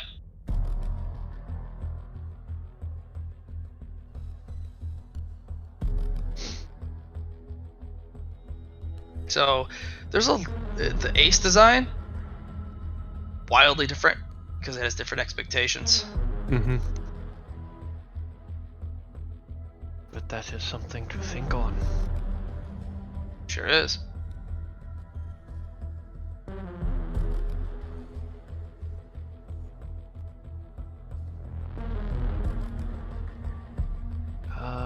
Considering I had spent that point, would you be opposed to me giving Jackie a reroll on one of her failed skill checks? Sure. Jackie, pick one of those three. Get a reroll because it was an important scene, and I gained an additional point to that as well, and I was mistaken on that.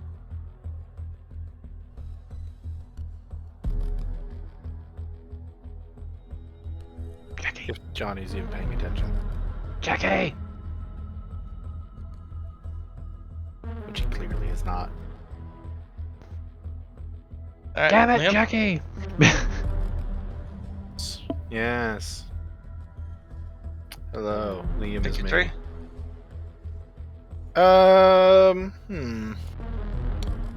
Oh wait, you've got rerolls. I guess Jackie's opted out. You make it one. Definitely going with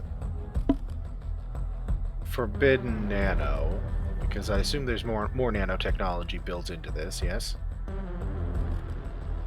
Yeah.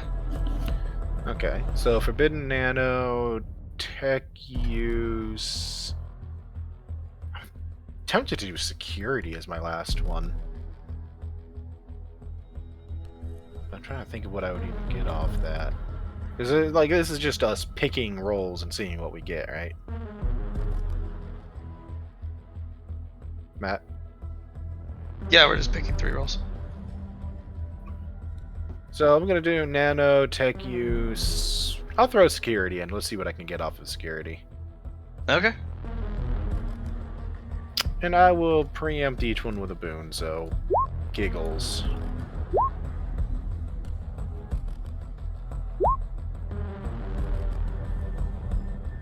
You did good reroll. So what you're gonna run into is something. Well, before you do that, I will use. He gave me a reroll, so I'm gonna reroll the tech use to try to get a little better. Oh, there you go. What you're gonna run into is a virus program. Oh, another one. This one is the control center for nano behavior. Interesting. This is designed to assault the nano if it ever gets out of order. This is the anti-Grey Goo program. Eh.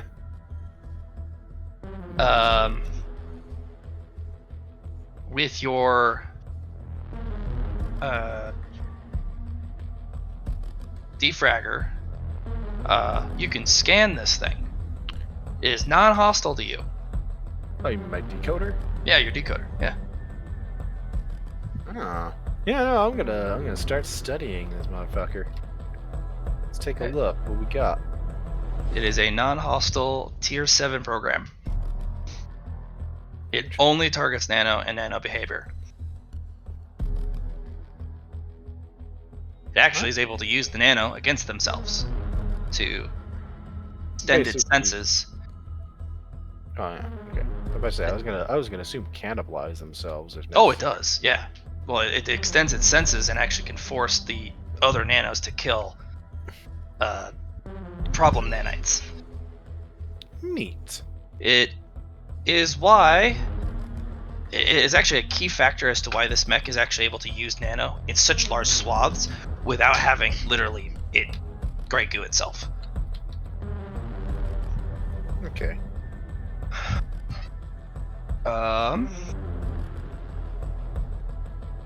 Would you like to engage it? I'm considering because on the one hand, my immediate answer would be yes. On the other hand, they kind of need that in here, don't they?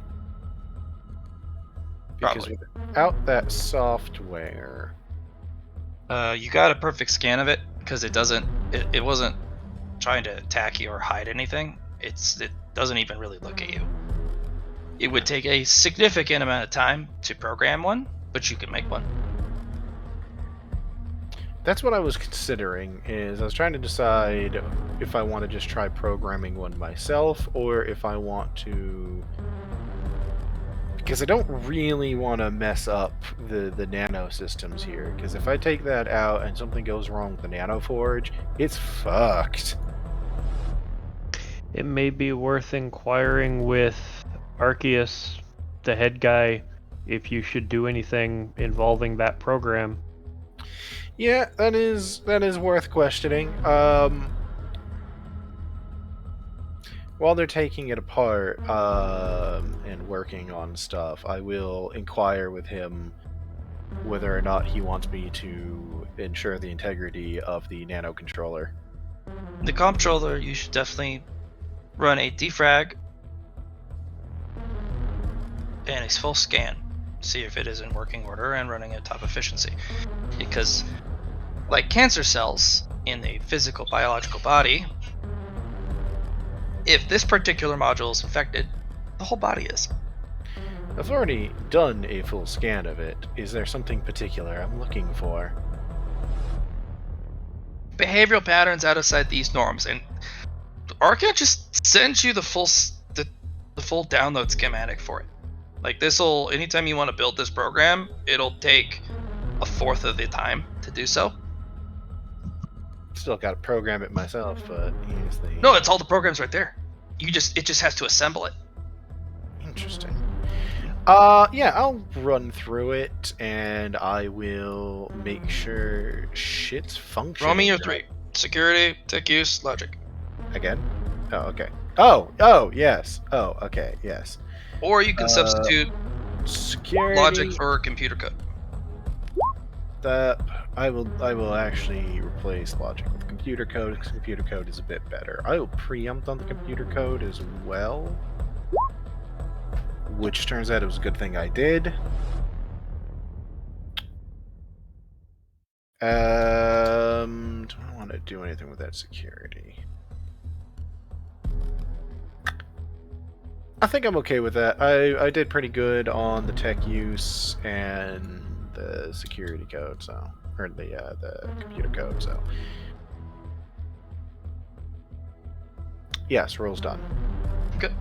So that was There 2 are minor logic loop permutations that have frayed a bit. Let's run enough logic loops, specifically about certain instances in which, due to the disrepair of the mech, and system's not responding, it has to make its own decisions as the comptroller. Yeah. And it's done it so many damn times, it started to look for creative solutions, which it's not supposed to do. Now, it's not particularly a bad thing, but if it continues, it will then potentially find itself able to execute any... It's operating outside of parameters. Right. And if it isn't changed, it might continue to operate outside of parameters in more extreme fashions. Yeah, and then eventually just operate as it pleases. It's basically partway to AI to sentience. It's not sophisticated enough of a program to do so. It doesn't have that powerful of a thinking module outside a very specific set. It would be extremely destructive. The mech would have been gooed at one point. Well, that would make sense, unless, of course, you take into account that if it's running through the systems of the nanites and the intelligences behind them, it could develop kind of a Yeah, it could. Yeah, it could. swarm intelligence of sorts. Either way, I have sufficient resources to. I'm actually going to inform Archeo of the errors that I'm seeing and what I suspect it's capable of doing, and I'm going to be like, I'm going to reset that. Please. Make sure you have the data on its current state. I do have the data on its current state. I was actually going to ask that you secure the location for nanite, possible nanite infection, in case this is, anything goes wrong. I prefer to be safe than sorry. Oh, there's an easy procedure. You probably won't be able to do it all at once. Just quarantine it inside its own system. Run the fix. Unquarantine it. I meant the room, in case I accidentally fuck this up. Well, that's what the quarantine's for. But we do have nano preparationing, just in case. Great! I'm gonna start that then. Yeah, she'll start the process of quarantining it. Since it's not doing anything yet, and it's not reacting to my presence, I will basically abuse that to plan out an assault on it in depth. Okay. Alright. That actually won't be too difficult. It actually hasn't reached a state where it's going to actively attack you, especially if you follow Procedures. the procedures that, Archeo has shown you. Not how she thinks. She's used to every computer program trying to kill her. This one, not so much. Oh, I'm not saying it's going to. I'm just saying that's not how she looks. She's operating on the assumption she's about to go to war. Well, it doesn't do anything. You don't need to Yeah, get to the point where you don't really even need to roll on it. Yeah, no, I'll get it all reset, all set up, and done. Good find. I'll have you go along with the escort team when they take the nano cradle and the recycler, and I want you to keep an eye on that. I was going to request it either way to make sure there isn't anything I missed. The isolation has not done the predictive software is any good. Never does. Alright, with you. Yes. She goes about what she needs to do next, you know. Cody! She's gonna- It's time. Yes. It's time for Leah. Yes. Leah. Ready for some Leah? Yeah. Alright. You're gonna have a lot more than 2 hours. You roll back with that shit, and they immediately start moving it to different stations. Which one are you fascinated with most? Of the particular things on the list that I had available for you to look at. Scrolling up. They had generators, canisters, recyclers. They had a phase jump module, capacitors. They had some also the components that you've never even seen before that have mysterious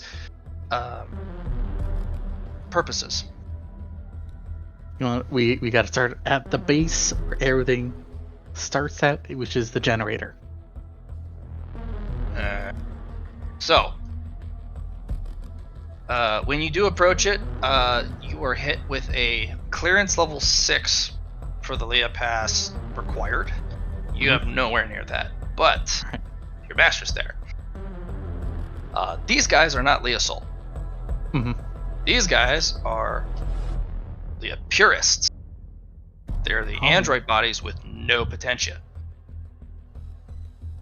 But they carry around massive, big old backpacks.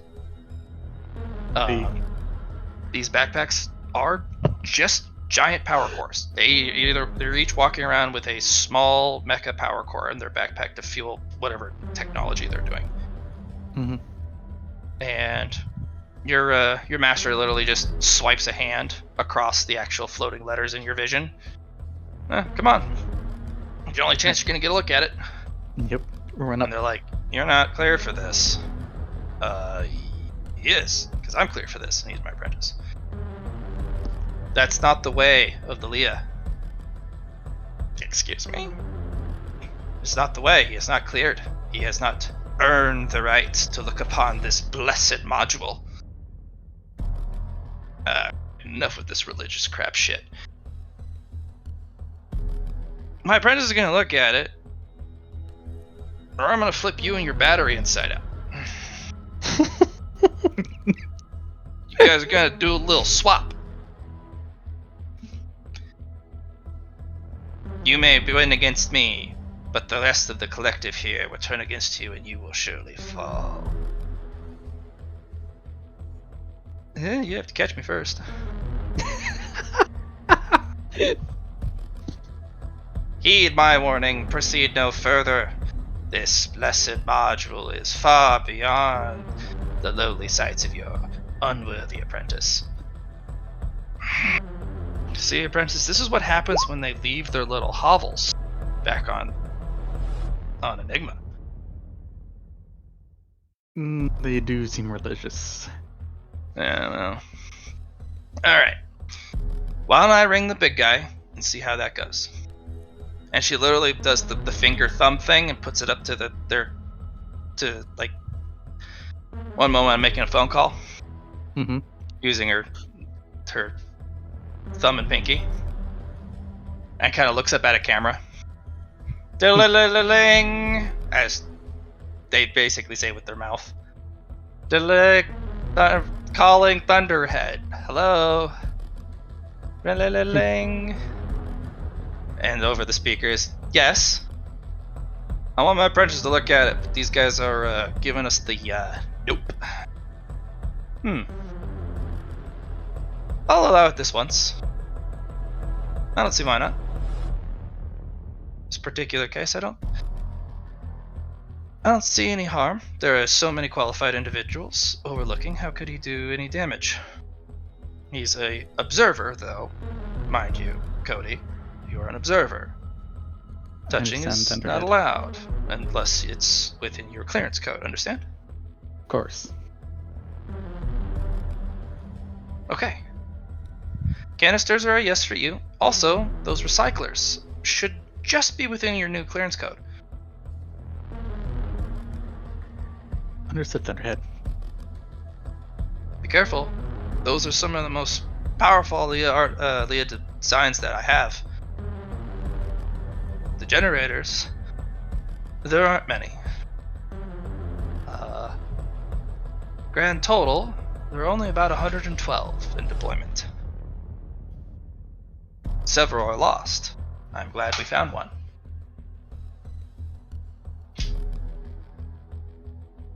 They are very difficult to make. So I'm very pleased to see one back. All for the war effort.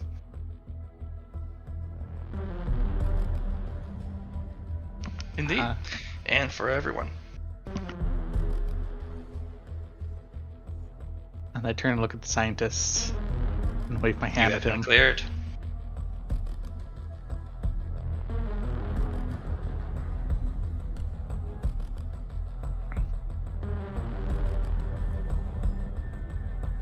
His greatness on high, his most powerful and wondrous voice has cleared you for this sacred knowledge. Glimpse while you can, fledgling. Glimpse.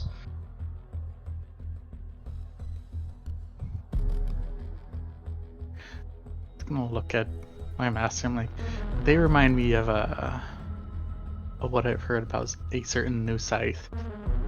Hmm? Oh, the big eye? Mm-hmm. No, they got nothing on that guy. I'm talking about that zealotry kind of going on. You know what I mean? Oh, they got nothing on that guy. Not Hmm. even a little bit. And if you met his proper scythedom, honestly, I think that they're working on it, but they're not getting there yet. In fact, it's kind of funny. I think I actually read a few reports here and there. Comically enough, we actually think he purposely isolates himself away from the others because the sycophants are so enamored that it even annoys such a godly figure as the Big Eye himself, who revels in adoration and worship. So it's got to be pretty bad if he's like running away from his own people. I will say, out of the two apprentices I have met, both hate the man.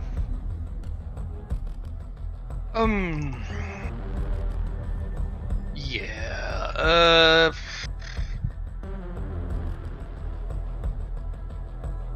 Well, the thing is, his direct apprentices, the later stage ones, the more recent ones, they got the better deal. I'm not gonna lie. They get the worst of it, but they get the better deal. It's the younger versions, the ones that are around for his ascension through the process. He had a big faction, and they all worship the guy because he's a god to them, quite literally in some cases. And they worship him as such. But that was back when he wasn't as strong, and he fed off that that type of interaction, that type of situation. Now he isolates himself away from his own sect, his own discipline. Everyone in it would literally kill themselves just on his word, or if he gave them a displeasing look. And he works on private projects, like figuring out new ways to train apprentices, pushing his discipline to the absolute extreme.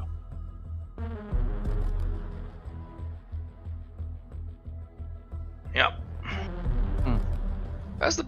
When you get that far, sometimes you just need your own workspace. Fuck those guys. Stop getting in my head. I just need to work. occasionally you take an apprentice along and you experiment the shit out of them.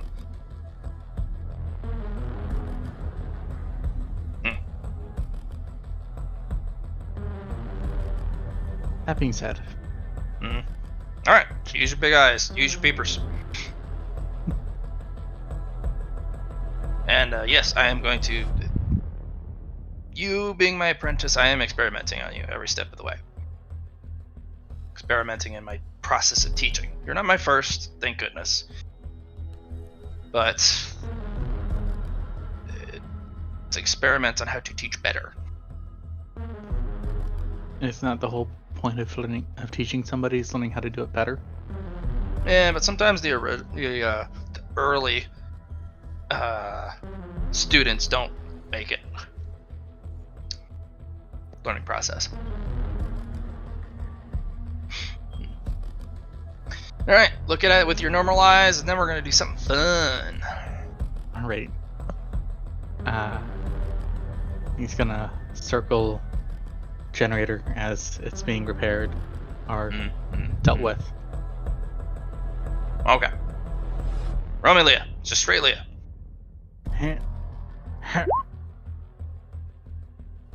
I'm gonna use a bonus pass. Okay. Oh dear. Fuck is this? This is...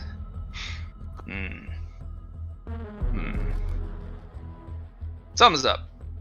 You're not sure what reaction's going on in there, but it is a self-contained, perpetually positive production of Leah. It just whatever reaction in there just continually produces Leah like a nuclear generator produces electricity. Interesting. You're not sure what's going on in there, but that's the sauce. That's the secret sauce. Alright. And your master's like, okay, so we're gonna do some loophole stuff. You're not allowed to touch it. Right.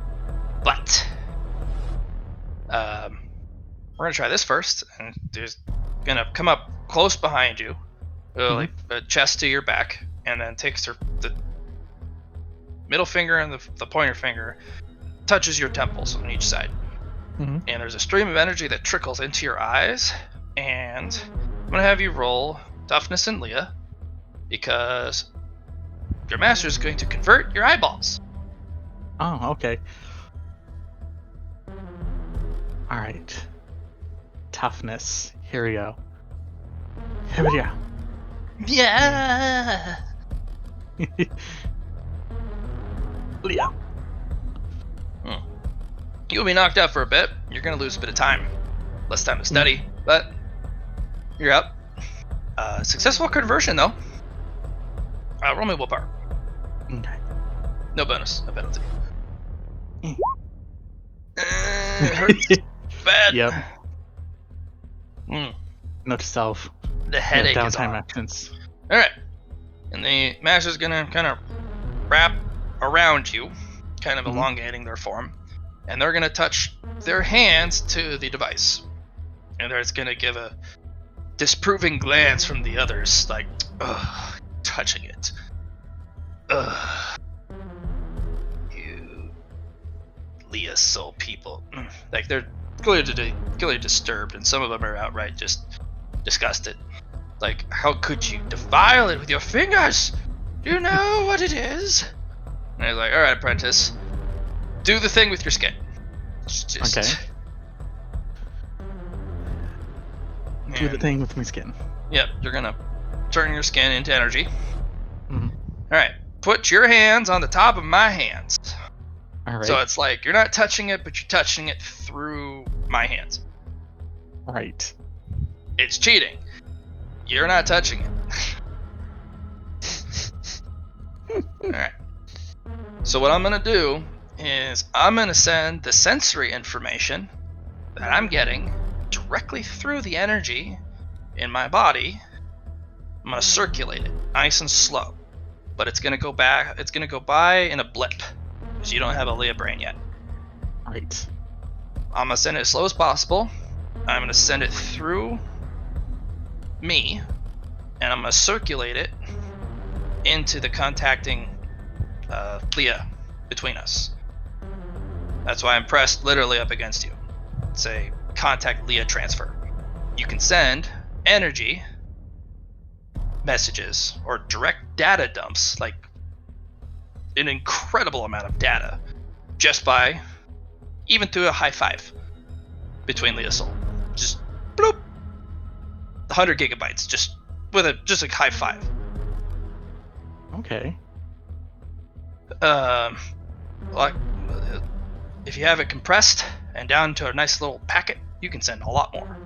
But you can send probably about 50 terabytes of just raw, nasty, gross ass, just data in a single high five. Handshake gets a lot more weird, but you know, you're not there yet. So I'm gonna circulate it, process it as best you can. Maybe you'll learn something. Alright, let's see how well your master does. I'm gonna have her fate point. Better. Not as good. Alright, you're gonna roll just straight Leah. See if you can even just absorb the information. Your master will give you a +10. Alright. With their help, that's it. I didn't roll particularly well, but I didn't roll detrimentally. Right. What does Spark of Brilliance work here? Spark of Brilliance. Do you want to use it here, or do you want to use it on the? If you do pass, you want to use it on what you learn. I won't use it on what I won't use it on what I learn. Okay. Damn, I might have to use it here. You know what? We're gonna have to re-roll that. With. Spark of Brilliance. That's the only thing I got right there. All right. Actually, I want to make a mind select on my driven. Okay. To include Leah. Yeah. Go ahead. It'll be Constitution 5. Yep. And I get to pick the better one. Do it. Do it. 94. It's not 94. No. Okay. Nicely done. Alright, so this is where the data transfer comes in. This is just gonna be raw int. Unfortunately, you don't have a Leah brain, and it's just not gonna process. Logic doesn't work because it's not logical. You are literally absorbing information through osmosis through your skin. And they say you can't do this. You're not supposed to do this, but I mean, your master's proving them wrong. Right. And I will Spark of Brilliance to this one for the bonus. Just an extra. Oh. Yeah, there you go. Okay. I'm gonna give you an extra check mark, Leah. This is one of the key core objects of the Leah program, the Leah generator. This thing actually is a dimensional portal. It pulls and pushes energy from the spaces in between dimensions. This is so far beyond any technology that is under the entire enigmatic umbrella, like across all the fields. This is so far beyond that. This doesn't really belong at all. Feels very alien almost in how sophisticated it is, because everything else besides the Leah project it's ages and ages and centuries behind in technological advancement as even a species. This is multiple steps beyond that. This is an infinite energy font, period. It's not fast, but it's stable. But due to the damage over time, it's got a warble in it, and eventually that warble will cause it to collapse on itself, pulling parts of this dimension with it when it gets sucked in during the implosion. Which means whatever's in the area will get sucked in like a black hole. It won't collapse the fabric of reality or anything. It just, everything in a specific radius gets yoinked into the hull if it collapses. This particular module, you're probably thinking this solar system. Wow. It's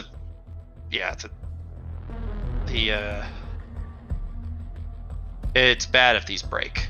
They have to break in a particular way. They have to destabilize. If they're damaged and broken, there's a safety mechanism that just cuts the connection, and it just breaks. Very sophisticated, very simple. But if it deteriorates in its own,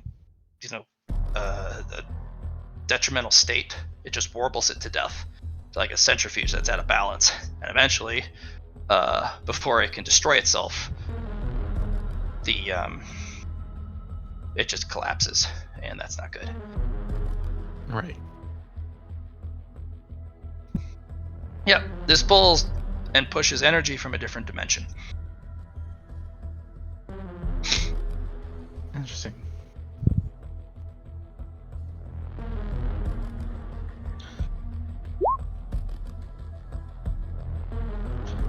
I'm gonna look at my master and be like, Hold that question. It's not safe here. Fair. If you have wild-haired brain questions, there are so many fucking cameras. No, that is fair. If it sounds like a conspiracy theory, bite your tongue. That is fair. I don't have security clearance high enough yet. No one has security clearance high enough for conspiracy theory shit.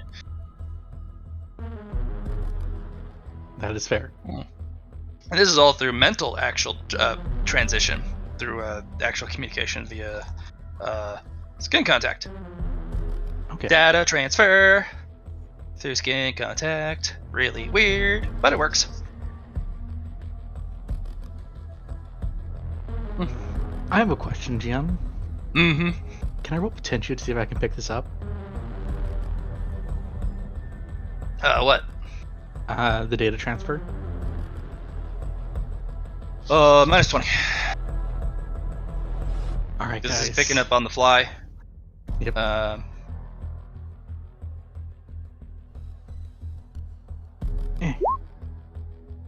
Oh, that was so close. 1 sec. Let me think here. 2 points is. How much merit you got? I have 60 merit. 60 is 60. 60. You can buy another boon for 15. Or you could just up your intelligence by 2. Or that I 2 by think. 2. Yeah. Yeah. I'm just trying to figure out how much it costs for 2 points of intelligence. It depends on where you at currently. Is it like 56? So 56. Let me look at my sheet. So from 50 to 60 is 6. So 12 merit. Right. I'm just trying to figure out if it's because I already bought another threshold in my boon pillar. Oh yeah. So if you're already at 2, it's cheap. Then that's gonna be way more expensive than buying 12 merit worth. So plus 2 for 12.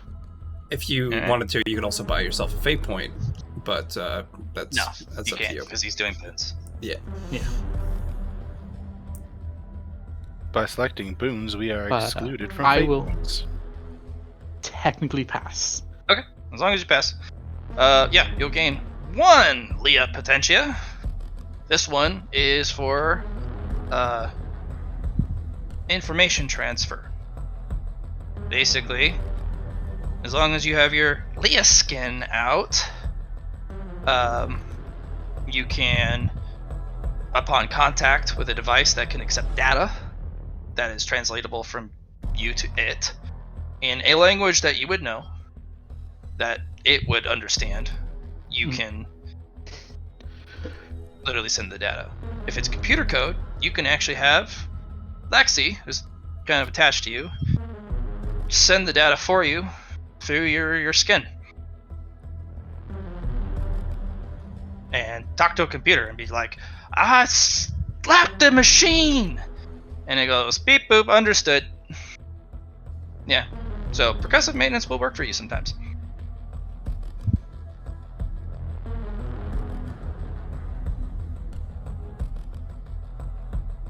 All right. Yeah, the techniques for the Leah are going to be far and few in between, but they're all going to be pretty damn useful, pretty strong. Yeah. And I was just like, I need to make sure I seize the opportunity. Yeah. Once you have reached 10 Leah potentia, Mhm. let me know, and that will be a threshold. Because for the Leah soul, you can develop a tree. You can go up a tree of a specific pillar, but those are going to be so much harder Mhm. because they're technically their own evolution rather than just a minor bonus. For you, it's every 10 Leah soul techniques that you pick up. Mhm. Those are big. That'll get you a refinement, an upgrade, a new power, something cool. Because yours Okay. is going to be so damn slow in compared to everyone else's. But they're all going to be useful. But I'm at 5 potentia right now. Nice. Halfway. Yep. Yeah. So yeah, you kind of learn it, and then your master's gonna be like, all right, go play with some of the other stuff. I'm also going to send you to bed with a quiz. If you can pass it, your clearance will go up. All right. Just by 1. But it's, it's a slow process. Yes. All right. So, And as I walk away, I'm gonna stick my tongue out at the fake Leah person. he's not fake. He's actually a technician. I know, but Everyone looks appalled, and several people have left the area. It's like, because you have a blue shiny outer cover, and then it's just muscle, and it's like you have no skin. They can muscles see in right you. through the blue layer. They see everything underneath. They used to be able to see the eyeballs without the eyelids, but now they're also blue. So they're basically looking at almost a flayed body. It's very disturbing to look at. And if this weren't a pure art, this would be considered a very, very dark gray art. Yeah. Because you're flaying someone bit by bit into energy. And that's it's kind of messed up, man. I know, right? Yeah. And, So Could be worse. yeah. So you can go play with the recyclers and the canisters, and then you're gonna be out of time because that data transfer took over an hour. I mean, that's fair, but it was worth it. Mm-hmm. But yeah, I'll go study them for a bit. All right. Roll me Leah for the recyclers, because you're actually allowed to pick them up and kind of take them apart and look at them. Several of them are damaged, so it's kind of easy to look at the insides. So which spark of points worked here? Yeah. Yeah. Okay. All right. Yeah, so the Leah recyclers actually don't target the Leah that's used itself. It actually targets all the ambient, unrefined energy. When Leah is discharged through a system, there's a lot of inefficiencies. Kind of like in a car engine, there's a lot of a huge percent of the efficiency is lost in the conversion. So a lot of the energy when it goes to power a device isn't as efficient, and it captures all of the extra ambient energy and leftover energy in every module, in addition to holding a Leah charge itself. What it does is it stitches it together, balls it up, and then recreates a Leah charge. So these are actually a lot more essential than you would realize. If you're ever going to use Leah, always have a recycler. Even if it doesn't successfully recycle on every use, it does pull ambient and leftover energy and charge out of the affected modules that the Leah had been sent through. So it stops them from breaking down as quickly. Yes.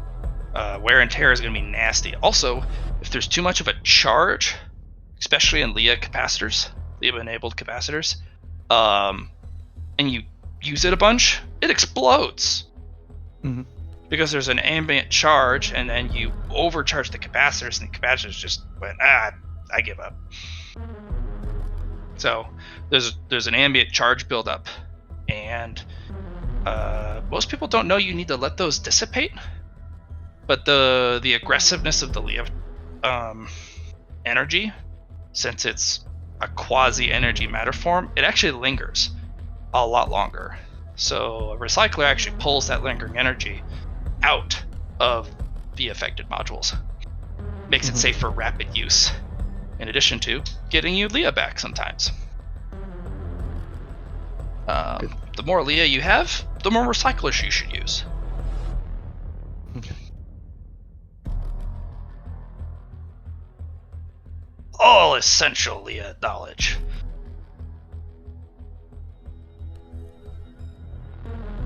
Alright. And then Leah canister roll, or You're pretty familiar with these. okay. But you can look on the damage and the kind of the construction. Mhm. So yeah, just be able to roll.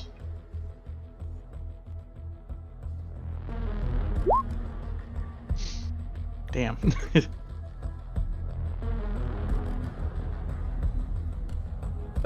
Canister, they just hold one solid but extremely stable Leah charge. If the containment does have something happen to it, the Leah canister will start to corrode from the energy inside, and the more unstable eventually the charge becomes, the more rapid the decay of the canister. But otherwise, these things are built to the nines, these canisters. As long as they don't suffer extreme blunt force or piercing trauma like damage to it, they're good pretty much forever. Yeah. Hey, Matt, I don't want to interrupt, but just to let you know, I'm only going to be on for like another hour. I'm beat. Mm-hmm. No, that's fair. We've been on for a bit. Alright. Everyone! Job.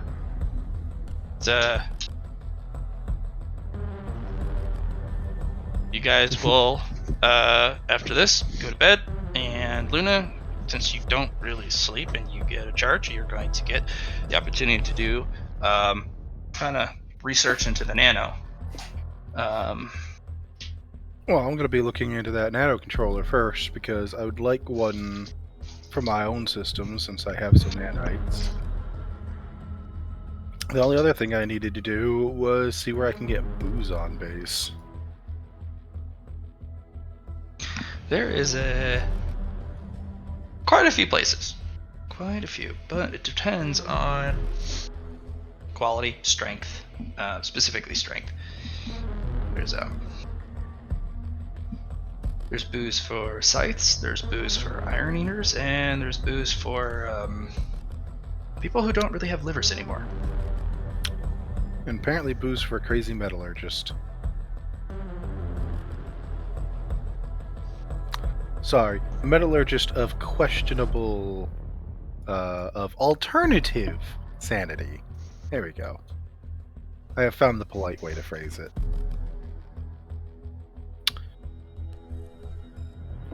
Well, for now, I'm doing downtime, right? Effectively. Yes. You get 5. Making the controller is useful, but not directly necessary in this moment. I'm going to actually start working on that program, that virus that I've been meaning to repair for a while. Okay. Well, do you remember the progress you had on it? I hadn't poked into it too hard yet. So it's basically starting from fresh. Okay. Use a downtime action to make a security or computer code roll. If you pass, you get 1 progress towards fixing it. How many do I need to complete it? It is a tier 3. You'll need 9. 9? Okay. I'm not going to spend my last boon on this because Okay, so that's 3. The next one is 5. Last As long as you one- pass, it's 1 progress towards it. Oh, so 3, 5, 2.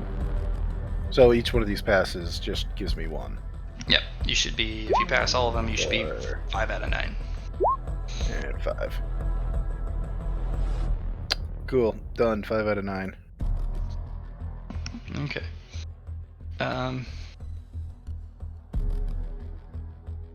So you guys are allowed to actually sleep in for that day.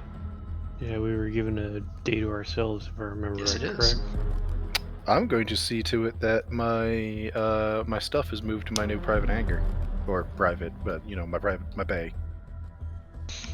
Okay. Not a problem. How much research from my grade of budget would it take to get a research / crafting bay? Like, buy it permanently or rent one? Yes. Those are 2 options. Yes. Yeah, that's why. How much would it cost for either or? To rent one.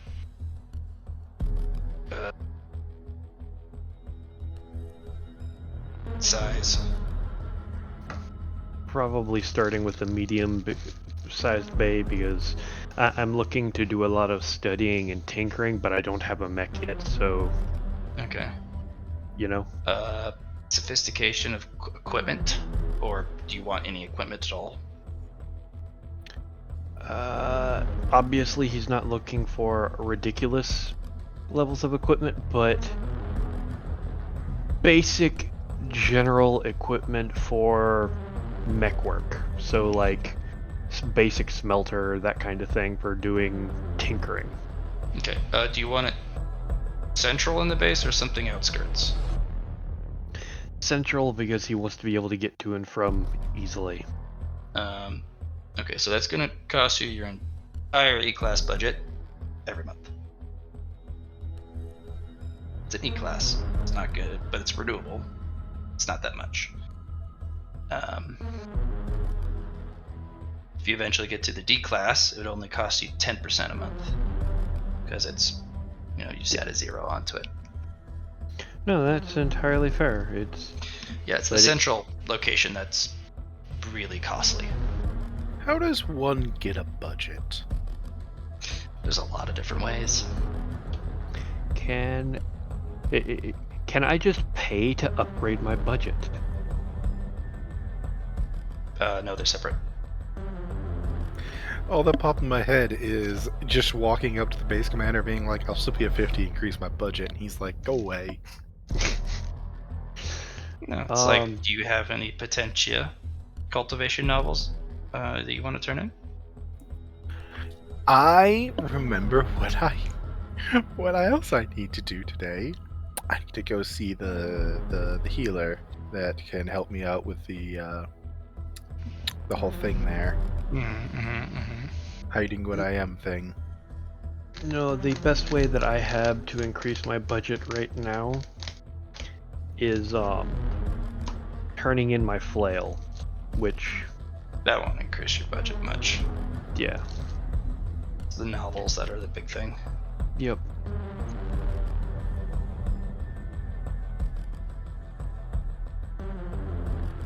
Would it be feasible? It's like, would Thunderhead be amiable to purchasing the type of hangar that I've wanted for just purchasing one for the exchange of the flail? It's not worth that much. You could definitely trade it in for some extra rack, but for equipment. But budget's going to be hard to increase. You have to do something pretty significant, because it's, especially if you want it to be a renewable resource. Fair enough. Because it refreshes every month, and some of the larger manufacturing groups, they don't really want a rec.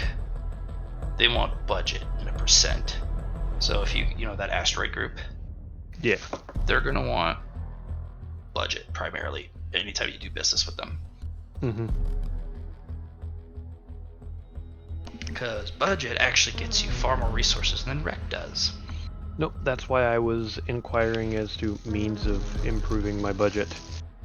So for now, how much rec would it cost just to get that research bay, as it were, for a while? I already told you that the medium tier research base with basic equipment in the center of the base, Mm-hmm. your entire E-class budget every month. It's gonna max it out. He was asking what that was in a rec. Yeah. Oh, and rec? Yeah. To actually buy it? No, to rent it. Oh, to Because rent it? I'm not stupid enough to try and buy a bay. What was it for Liam's, right? It was 100, but he just wanted a bay. He didn't ask for any tools or equipment. Okay. Well, you asked for a research bay. He asked for a holding bay. Yeah. Yeah. So, you want a research bay? It's gonna cost you $250. I asked for a full mech bay, but I don't know what it's the differences me- are. The mech bay is it's a holding area. Like you can get in and do some handiwork, but it doesn't have all the research equipment and big old. Yeah, I meant I didn't know what it comes with, is what I meant. Just enough to store your mech and you able to do personal work on it without big heavy tools and other modules. It's not very big. That's cool. You could store some stuff around the edge, around the feet. I wasn't exactly looking for anything big here.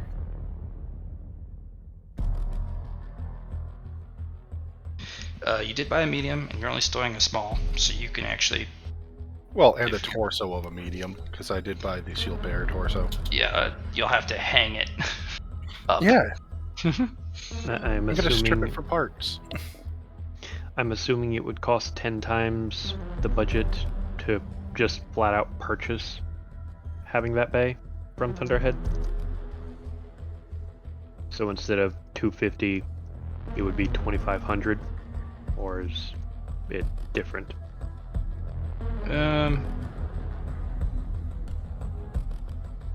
No, you'd have to buy it with budget. Yeah, that's what I'm asking. It rents for 250 budget. No, it's 250 rec Oh, per month is the rent for that. If you want to buy it, you have to spend a budget to do it. and considering it would take my entire budget just to rent it, there's no way I could afford to buy it. Right. You would probably need 50% of a D class budget to buy it. But it would mean it's yours, and anytime you are going to move fronts, it comes with you.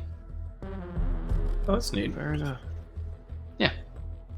That's what happens when you own one outright.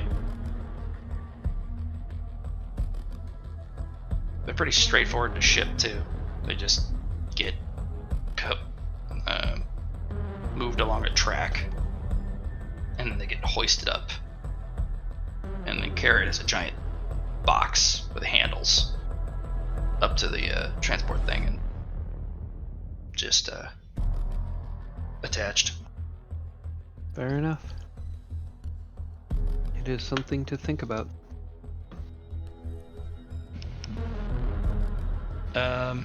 So Liam, to get a budget or to increase budget, a really straightforward way of looking at it is direct contributions to the war effort. Did you build something? Did you that and then release it for everyone to use? Did you have a research project that? Yeah, that's fine.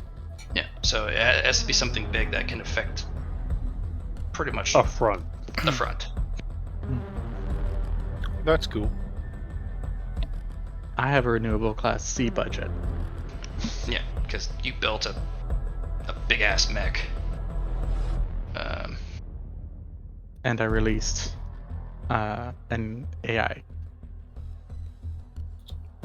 You could Released an buy AI. him You could buy one of your homies because it's renewable every month. My C-class budget is scrapped for the year. Oh yeah, that's right. Because you don't have it yet until you graduate. Even then, I used it on Hornet to get him the parts for his Leah. Mm-hmm. And Yeah, that was expensive. That's right. Yeah. No. I do have 9% of a B budget, which is going to probably be used here in a bit. Oh my god. No, I'll just pay the basic rec for renting for now. Yeah. Eventually I'll find a way. Yeah, you all will. Eventually, you'll be throwing away your old ones like, ugh, piece of shit. You'll be like, hey, you're a person I gave a moment of attention to, random NPC that I like. Here's a hangar bay. But that's so expensive. Shut up and take it. Be useful to me. Basically, yeah. Otherwise, I do need to go find out about that. About the what was it called? The shadow technique or whatever? The shade technique? Shroud technique. Shroud, yeah. Jackie, we haven't spoken in a while. It's true.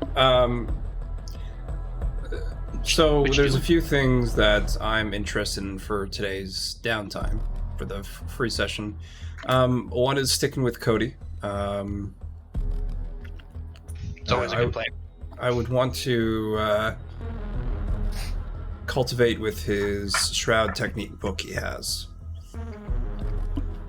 Because I know Iron Eaters have used it, so I figured it's something reasonable to pick up.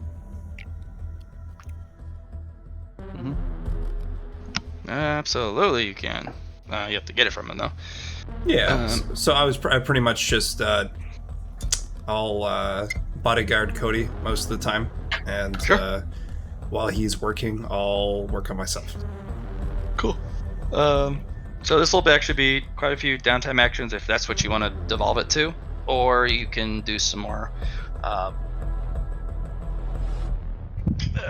NPC or conversation-based interactions.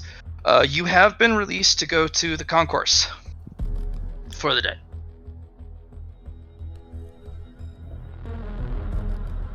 Can you remind me what the concourse is? The concourse are for active soldiers. It's kind of their shopping area. Ah, right on. Yeah. No, that's fine. I should definitely get this out of the way so I can focus on other things after. That's my plan. Because my initial plan was to work on the shroud technique and then go to my mech bay to start getting into it, I suppose. Hmm?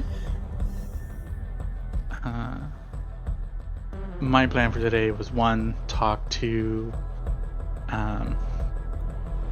Archeo about the nanomachines, and then kind of working sequester myself into my bay. Also, I need to talk to Duke. Okay. Duke is going to be reassigned. Yeah, I just need to talk to Duke because I was told to learn the World Soul technique from him. Okay.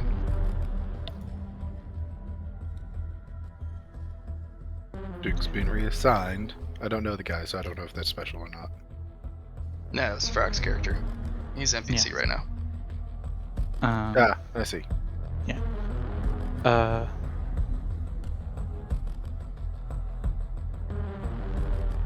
also want to check out that cell phone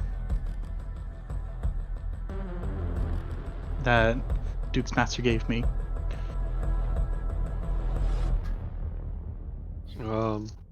I'm No, heading wasn't straight to my dissertation meeting. Yeah, wasn't it the... Nokia flip phone. Yeah, wasn't it the that- guy from the market that you haggled? No. His master gave that to me and said, because here's this. what I got from the market was that chunk of iron that I still don't know what it's about. That I have to go figure out what it's about.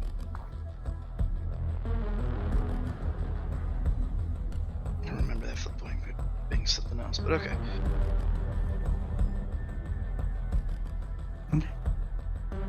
Yeah. So, how much time does each? I know Liam's got less than an hour. What timing are we looking at for everyone else? How much life do people have? So I can hop to you guys first. It's only 11:30 here, so I'm good to go for another 2 hours probably. Liam should definitely get out of the way then first if he is going soon. Yep. Liam's half dead. Ogre, how are you feeling? Alive? I'm good till our standard 3 a.m. end time. Jesus Christ. Alright, Shochar. I just slammed another monster shotgun Alright, you're style. good. Alright, we're gonna hit my friend Liam first. We're gonna go until you say I'm done. Okay? These guys I got a whole couple things I want to do. It's not, I don't expect it to take particularly long. One, I need to talk to the healer about Lulu. Was that her name? Yep, she's at the top of the map.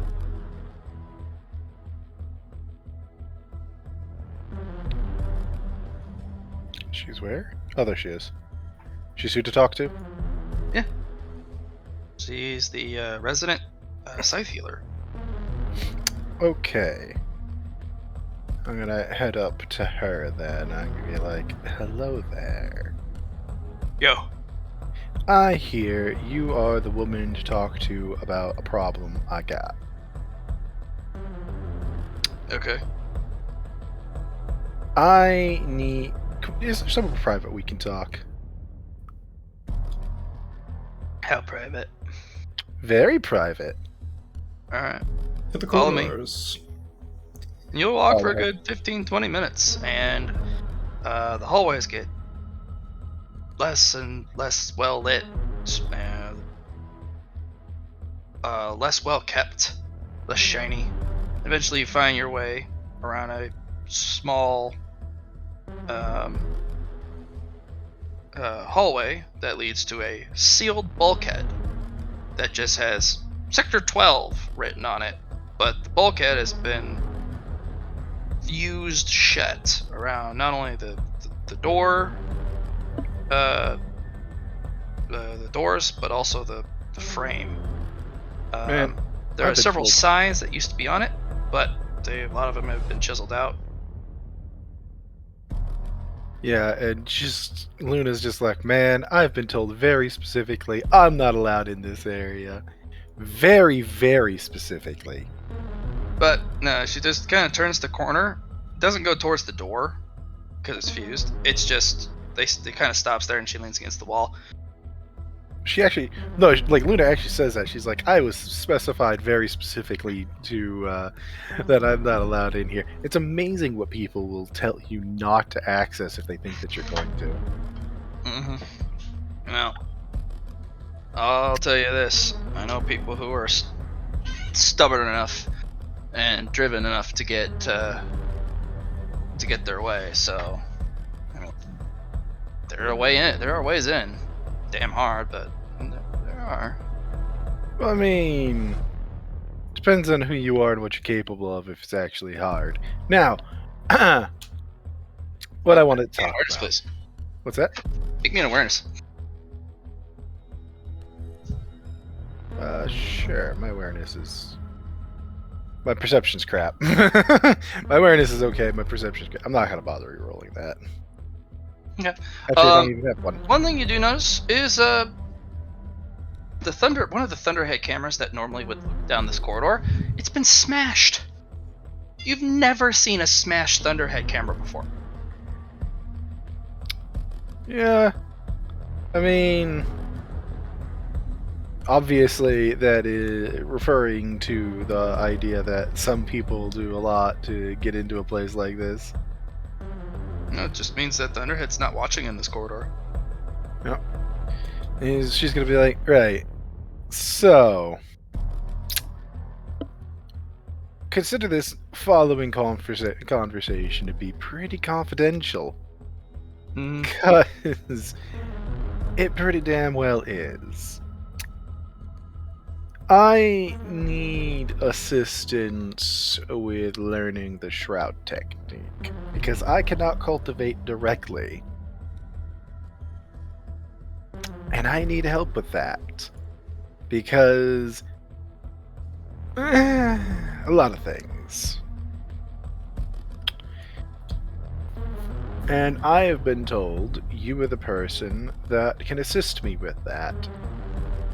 More specifically, the base commander told me that. No. You can name drop all you like, but I That like to wasn't the assess purpose. myself. More, I was trying to tell you I didn't just pick it up from anybody. It is a confirmed fact. I know some people that like to pretend, oh, I don't know what you're talking about. I mean, who would have told you that? You know.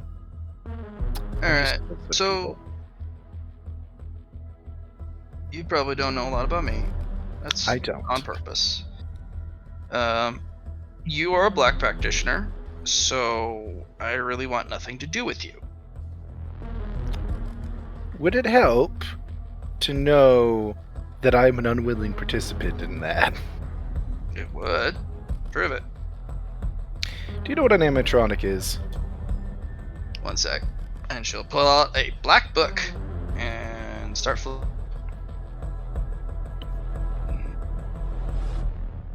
What do you spell that? She'll spell it out for her. And she'll wait patiently to see if she actually does have it in her book, because she doesn't know what information this woman has access to.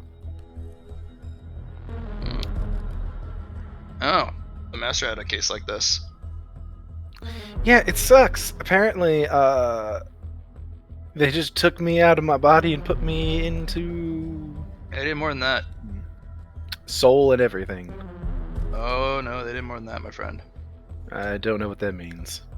Alright, the animatronic specific is... Oh god, this is some black shit.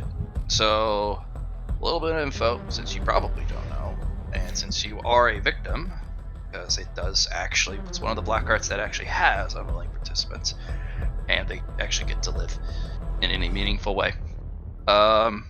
It's an enslavement, initially. But, it's designed to take the human soul, dice it up, scan it, upload it to a computer.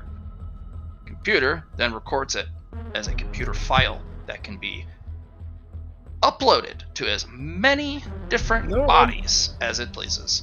Yep, I'm actually up on the up and up on that. Right. So, and it's not just the brain, because the brain is removed, sliced into micro slices, scanned, in addition to taking the soul with it. So that is some of the most fucked up black arts of this book. Yeah, it wasn't fun. I didn't think so. But It hurt a lot. if you're able to dodge the enslavements, you get to, I guess, there's some benefit out of it, so there's a trade-off. But it's designed to control and make really powerful people into puppets. Yeah, that sounds about right. And tweak them however you want, because it's a computer file. Yeah, that sounds about right. So, kind of closes the book and kind of taps your chest with the spine of it. Okay, I'll help you. I appreciate that. It's gonna cost what will it you cost me? quite a bit. And I don't want no cash from you. Because you have special powers and tech that people can't get. I also have specialized skills, if it helps. That's the one. I am specifically a spine runner. If you know. Yes, one of those crazy bastards. So, Yes. you're How I gonna got need- into this mess. So you're gonna tell me how much of the shroud technique you want, and I'm gonna tell you how many favors you owe me, or how much of a quality of a favor you're gonna owe. Because I'm not gonna charge you. You have too many good skills and too much good tech you can use to complete those skills. So, in my, like, on my side of this, what I'm really after is the ability to protect myself from, because people are going to look at me as a black practitioner and go, oh yeah, you must be some evil son of a bitch. And I don't want to deal with that shit. It's a good thing to, yeah, shroud technique's a usual. It's one of the most neutral and safe practices you can get. So I'm just trying to effectively get enough to not be labeled as a black user just because of this shit. I'm not Goes up sure. to 10. Up to 10? Goes up to 10. Each level is harder than the last to cultivate, and basically its sole job is to counter the its companion, its compatriot, its frenemy, Karmakai. Karmakai is also technique that everyone should have, in addition to the shroud. It's actually easier to get though. It lets you see the potentia and what type of potentia is in a person. But it's countered by a shroud technique of the same level or higher. So if you have a Heaven's Eye level 2, as long as they have 2 or higher on the shroud, they can't see what you're cultivating or how much, but they can tell that you are a cultivator. That's fine. I don't care if somebody thinks I'm a cultivator. I only care if they try to murder me. It's the old MF Doom. So here's what I'm thinking then. How high can you get me? 10. But I don't think you can afford it. That's a lot of favors. No, it's one big fucking favor. That's one big fuck off favor. And it does involve Sector 12. There's some goodies in there. Yeah. And you're gonna have to risk your life to get it.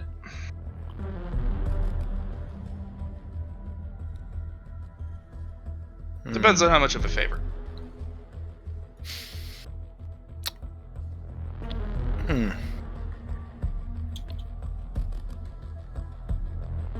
What are you looking for in Sector 12? There's If shit you in don't there. mind. Well, there's a lot of shit in there, yes. Depends on how much of a favor you owe. Will depend on what I'm looking for. Because the more of a thing you ask for, the more of a... Allow me to actually put some perspective into that question before you qualify it. There's a very good reason I was told very specifically never to go in there. It's because I'm exactly the curious sort to go in there. And ever since I've heard about it, I really want to go poke my nose into it. So, Give you a good reason. that's where I'm going with this. Like, even outside of any agreement for the deal on the Shroud, I might be willing to talk about going in there regardless. You see? It's fine. Just tell me how much you want. We'll figure it out. Is there a limit to what I can handle at my current... I don't know how Potentia works. If it's a gift, it's not that bad. If you try and cultivate a huge amount at once from your own energy source, that could be detrimental. But, it's still a pretty slow process. The gifting technique has to be done by certain type of cultivators. I'm a healer, and my specific plan is all about the gift of giving. So it shouldn't be as bad. You would have to do 2 installments. 2 installments? Oh, so 2 rounds. If you're gonna do 10, it'll be 2 installments. 1 of 7 and then the 8, 9, and 10 a week later, because those are the tough ones. Got it. Also, I would need a hell of a bit of time to cultivate it, because that's... All right. Not a If lot I- of people cultivate the karmic guy up that high. I'll tell you that right now. So when it comes to that, at that point,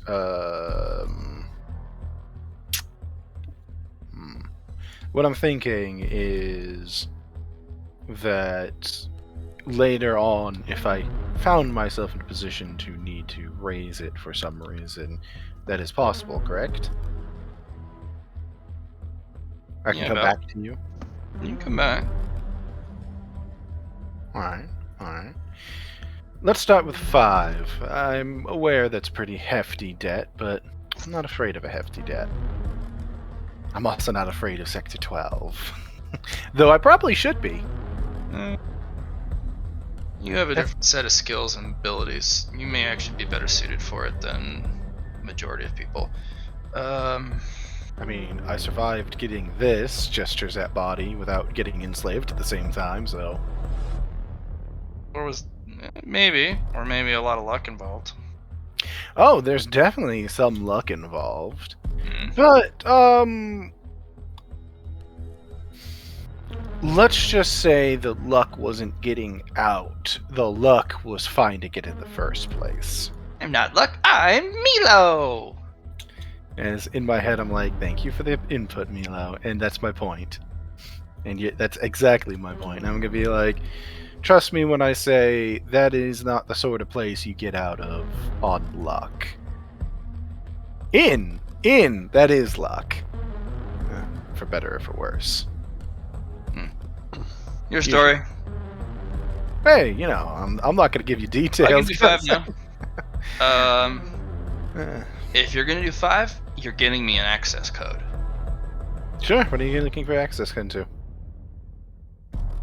There is a specific corridor that has a really high clearance code. Mhm. That's... You know what level? No, I don't.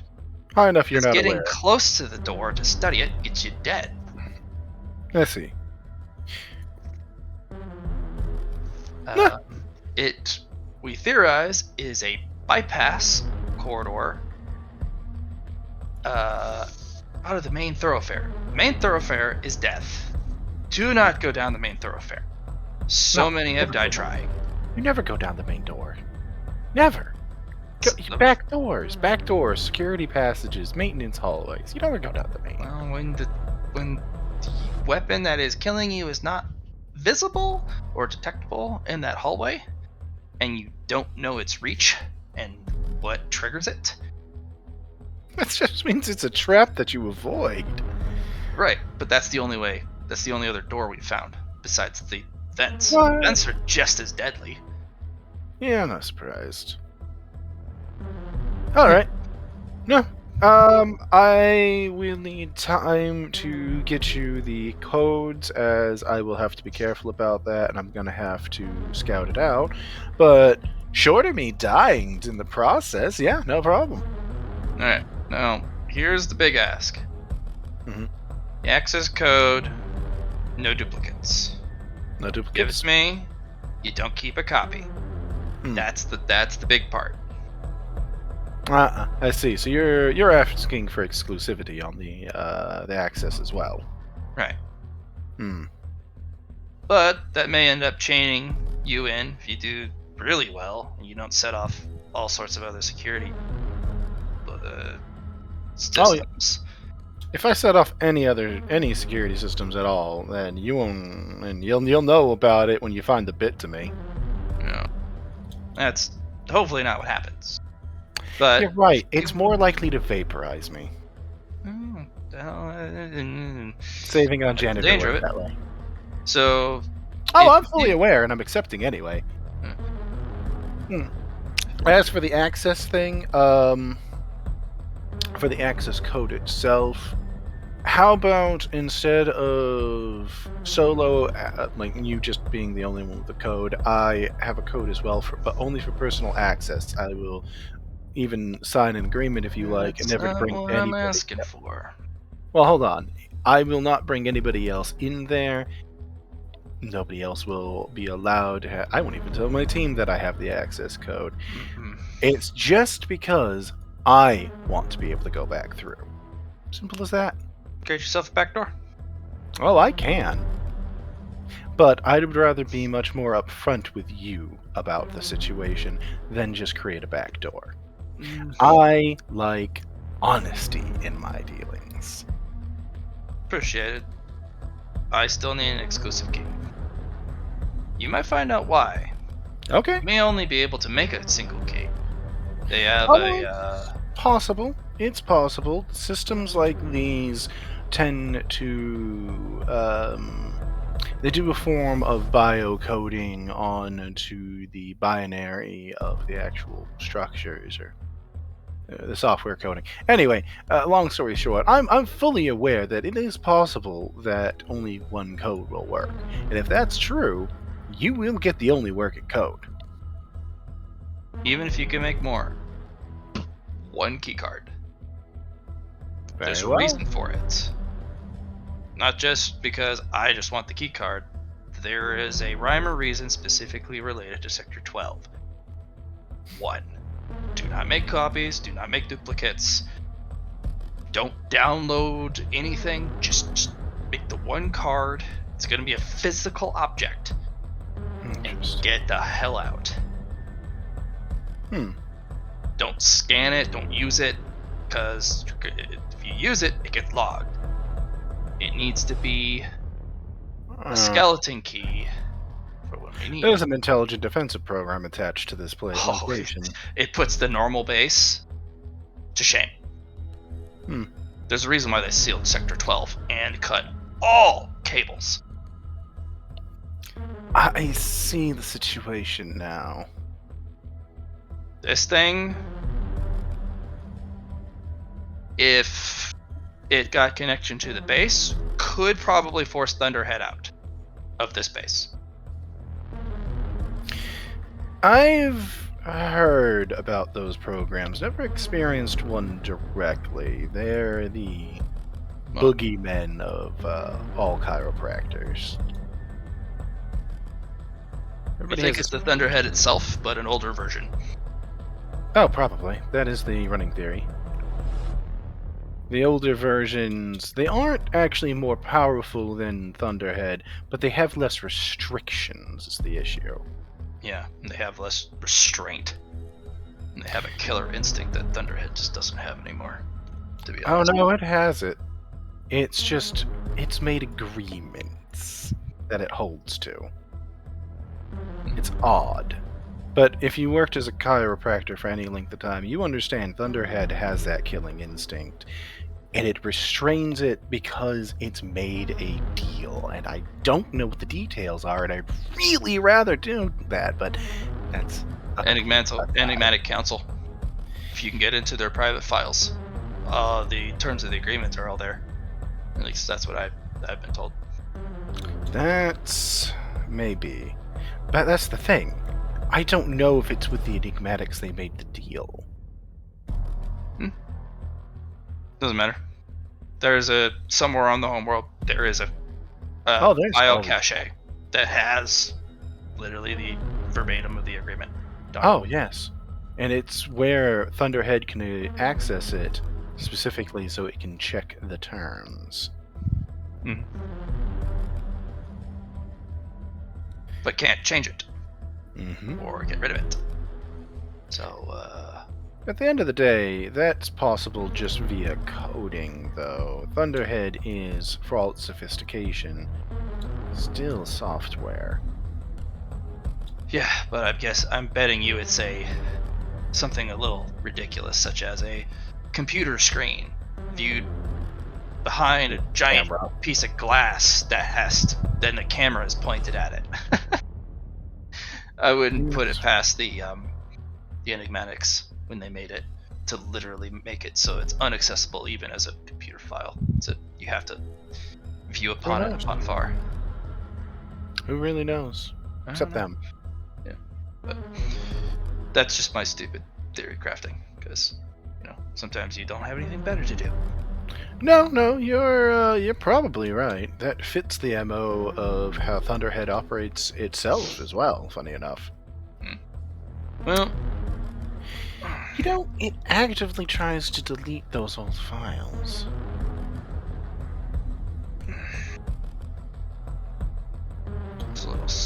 it's a little hard. It's not fun to think about. Oh, yes. Well, I mean... I you know wouldn't what? I'm not going to provide my commentary on that because I am objectively a mad woman.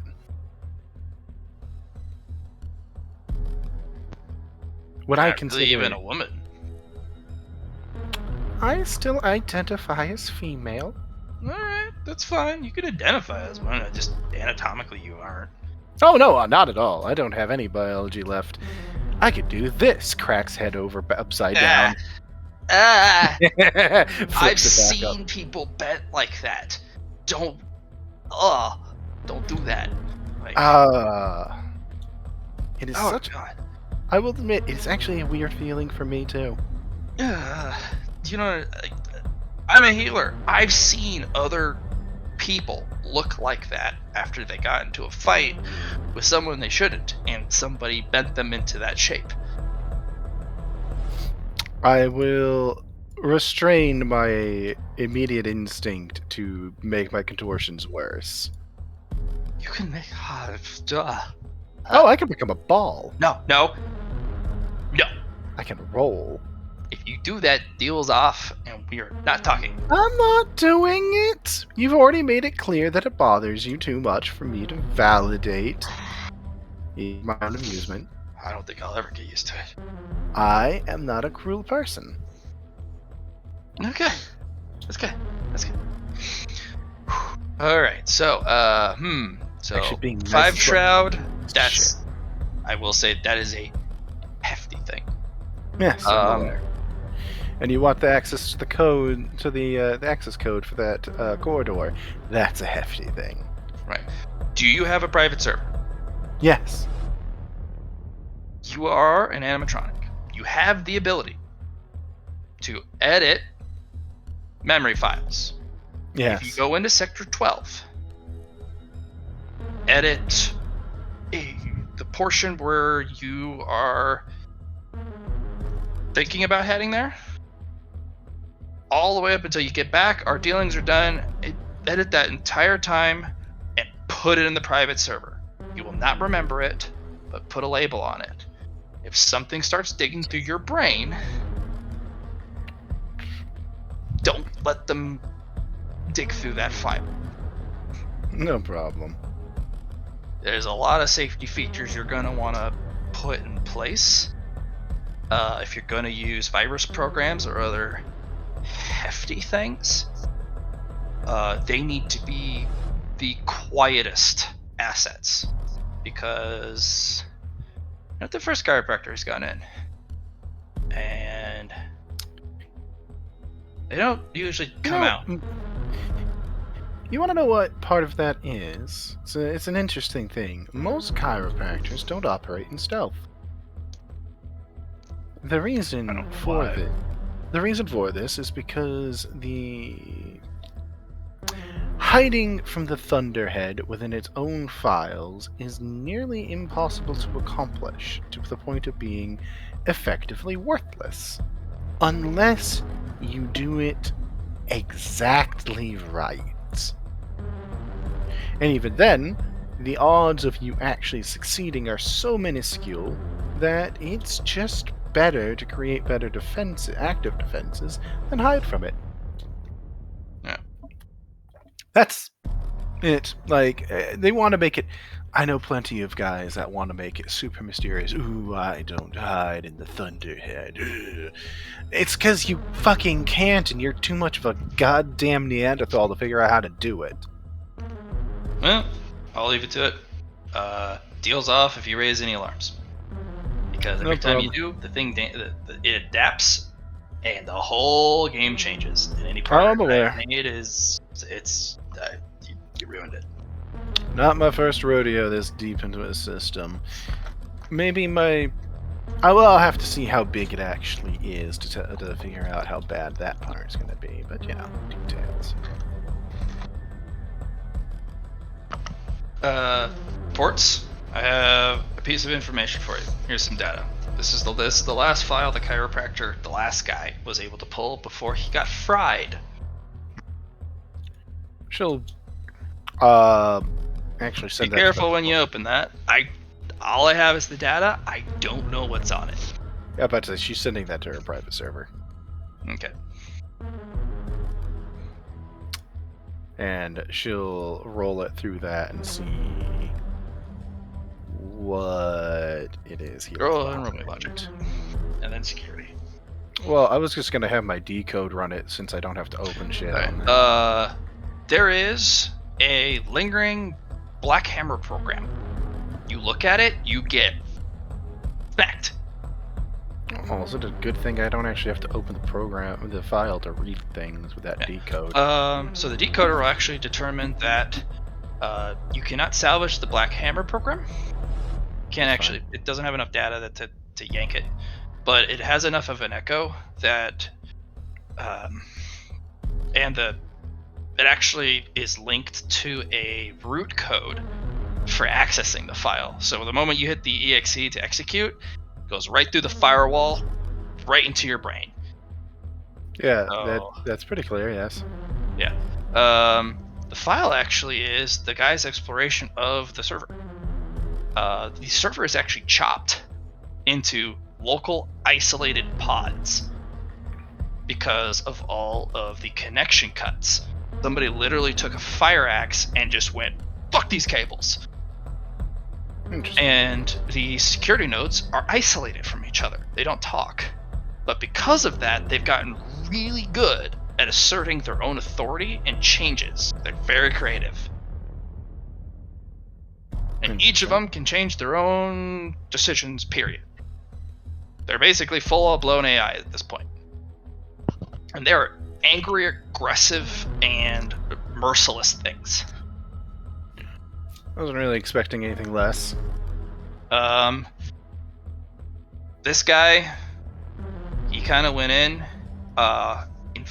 From what you can tell, he's got a 5 gold ring system. He increased it by 2 extra rings. This thing took him apart in the equivalent of a matter of moments. Oh yeah. What did she just say about the fact that everybody goes loud? Yeah, there was one interesting bit that the legendary decoder picks up. He does a couple really interesting flip-flops against this AI. So every ring is destroyed, it actually imparts some code into the entity that destroyed it. And if you destroy enough, then it will execute a spike program to kill it at the cost of the rings. Very clever. And it does work, and he kills the AI, but then something goes, rewind, and it rewinds the AI back to its original state. Yeah, this is not a fight situation, which is the classic style of all chiropractors. But he successfully killed it. No, he didn't. He just successfully killed this copy of it, and not the main system that's No, governing. the decoder, it wasn't it didn't send out another copy. It's as if time turned back. The state timestamp actually was a full rewind. Honestly, that's neat and all, but it doesn't It was a rollback. matter for my style of hacking. It's very useful if I have to crack it. Yeah. But this just tells me cracking it is pointless. Johnny, what is that called when you have a save point? Save On a point. When you have a save point, a reset. And then you point? have to do a rollback in case something happens to the current iteration to the previous working one. yeah, it's just like version control, right? So you have what's that called? It's a though? version reset. Mm-hmm. Yeah, they did a version control rollback, after you killed it, which is a really strong feature. Because technically, this thing spiked the entire data file and spiked the server to destroy the entirety. It slagged the server. That's what he did, which shouldn't allow a recall. But from what you can tell, the server reconstituted itself as if it, recalled itself, which then recalled the. That is very interesting. But like I said, while it is very useful information, it just indicates that her method of avoiding the confrontation in the first place is better. Yeah. That also shows that Delph, it would work probably pretty well against the other AI nodes, considering no one ever really gets that far. But the first one, they call Cerebus. Mm-hmm. This guy and all the other guys that have gone against this thing, it's the gatekeeper to hell. And this thing gets the most practice. It's got the most workout.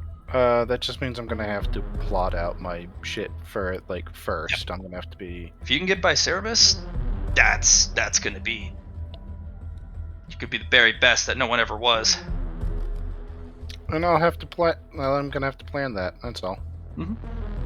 But yeah, he's like, oh, you're all alive. Okay. I hope I didn't give you like a murderer program or something. Wait, is this the memory of the guy in this system? that's his direct. Like that's what we could say from his skull. Still? Hmm? Oh, she's talking to me. Yeah, that's what I was unclear about. Yeah, no, Lily's like, yeah, no, that's what we can. That's what we were able to say from his skull as he was fried. Well, yeah, I mean, he just had a kill program loaded in it. It's not a big deal. Guy said he was pretty good, and I thought he was pretty good, and then he died. Oh, he was. Oh, he was. He would be marked as administrative staff if he was in the site that I worked at. Top of the top, hitting the biggest, heaviest nodes. That doesn't sound good. Are you an administrator? Oh, no. But then again, I also hit nodes they wouldn't normally because, I mean, I don't care what they say is possible. Shrugs mildly. Look, okay, so here's the deal. You've basically got a couple different kinds of cryopractors out there.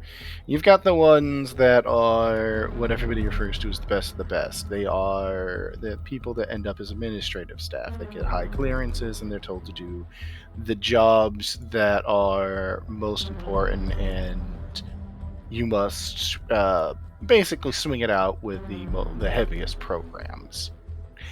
I'm the rat that you send in underneath everything into the fryo programs that nobody has ever been able to access because everybody dies when they attempt to do so.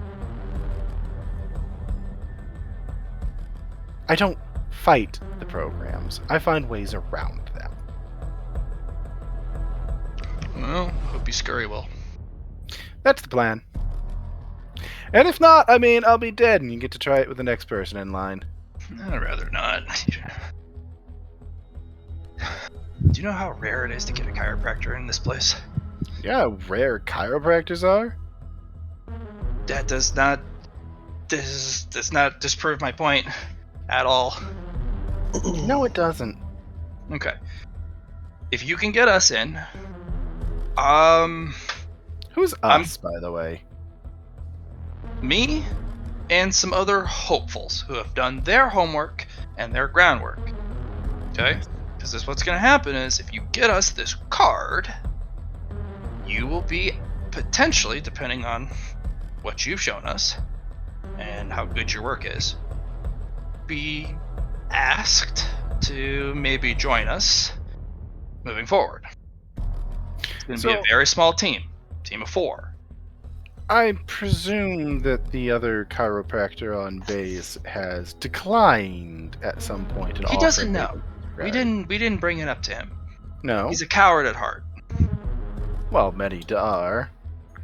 We don't. It's not a bad thing. He's a coward at heart, No. but he's alive. He's very good at his job. But this would.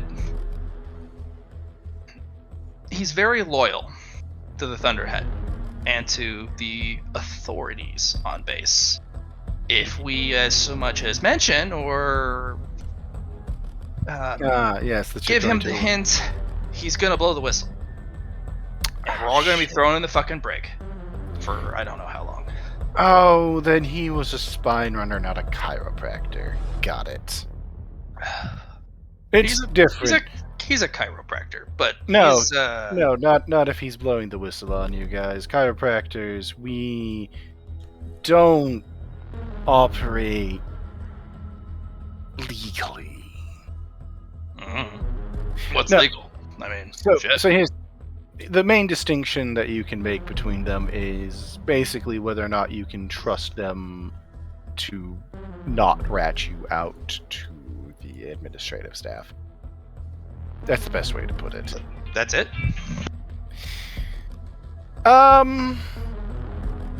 More or less. The actual chiropractors also delve into sectors like what your. I think his phone rang, and I don't know if he's here. I just realized. No, it was just my roommate asking me if I fed the dog. Okay. She's gonna be like, they all work underneath the auspice of Thunderhead. They all work with Thunderhead's blessing, even the ones that quote unquote worked illegally. You got the white hacker, the black hacker stuff. Okay. Basically, I'm a black hacker. He's a white. Both of us work the same program. Both of us try to But do you're a rat the who same doesn't thing. rat. Yes. He's the sort that would end up at administration. I'm the one that gets sent into the files they didn't want the administration to know they were accessing. Okay. So, know this though. I'm gonna leave you with this, and once I'm done, I'm gonna walk down the hallway. We've been gone too long, about 20 seconds too long, so I'm gonna make this quick. Fool Cerberus once, shame on it. Fool Cerberus twice, shame on you. Or whichever way that's supposed to go. It's very, very clever. Oh, the way I've always looked at it is fool the program like this once, shame on it. Fool it twice, and you're probably a corpse because you didn't pull it off. Alright, you're gonna stay here for 15 minutes. I'm walking down the hallway. I'm already Okay, 40 seconds beyond what I should have been. go. Timing is huge. People, he's already walking down the hallway. Timing's huge. People are watching. Everybody's always watching. And then, he actually sprints down the hallway a good bit, and then abruptly stops, kind of adjusts their outfit, and then turns the corner. I wonder who's timing them. Oh well, not my problem. Well, not it's my mostly like problem. you can be gone into certain non-observant sectors for X amount of time, and if you're there too long, it's obviously nefarious. Ooh. Yeah. I know. Yeah, she's just gonna start sauntering out. After 15 minutes or immediately? She'll do account for it. Okay. While she's here, she's going to look around this area that clearly has no surveillance. See what we're actually looking at here. It's a tight bend specifically into the Sector 12 door. All cameras in this hallway, except for what's around the corner. Once you turn that corner, there's a camera. But the 4 cameras in this hallway, including the microphones, completely smashed. And you've never seen one, let alone, anything left to be, because they're usually fixed within 30 minutes of being destroyed. Maybe sooner, because Thunderhead agents are those technicians, the camera repair guys, they're on site, usually faster than the individuals who are gonna go catch the guy who broke it. Interesting. Yeah, those technicians it's one of the more popular jobs. Yeah, I remember I got offered it. Well, that was you looking through the cameras, not actually the fixing guy. That's right. I got offered the lifted program, whatever the fuck that's supposed to mean. Anyway, yeah, she'll hang around, check that out.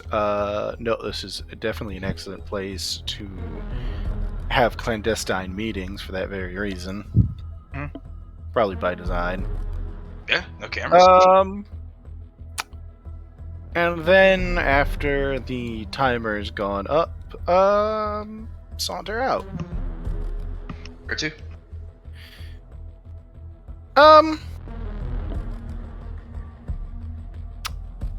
For now, because I'm not going to spend more time in the sector today, she's just going to return to her quarters and work on her programs for the rest of the day, I think. You didn't want to get booze and go see the metallurgist? I was thinking about it, and I'm going to put that off for the second, mostly because I need to make sure I can hold on to my mech before I go dumping resources into repairing it. Because apparently there's a bunch of assholes that are going to show up to try and go, I want it! And I'm going to have to see how dealing with them goes before I yeah. Yeah, they're gonna want the shit out of it. Yeah, and I'm gonna tell them no, and we'll see how well they take that, because I'm not Probably selling. not well. Well, I'm not selling, so...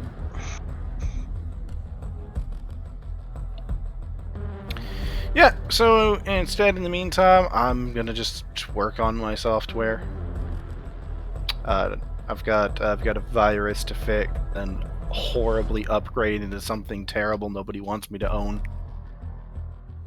Okay, cool.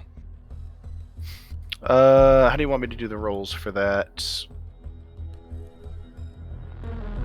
Let's see. I've got. Well, how many? The whole day doing this? Yeah, I mean, I was planning to. I don't know what else I can be doing otherwise. There's unfortunately an unlimited number of things you could possibly be doing. Exactly why I'm just going to pick one and do it. Like, yeah, there's a bunch of stuff I could do, but at the end of the day, I'm gonna choose to work on my virus, because that's going to help me moving forward, especially if I'm going to go raiding into Sector 12. You want to reach out to Widow. I'll shoot him a message. There's only one way to reach him. Without waiting like months.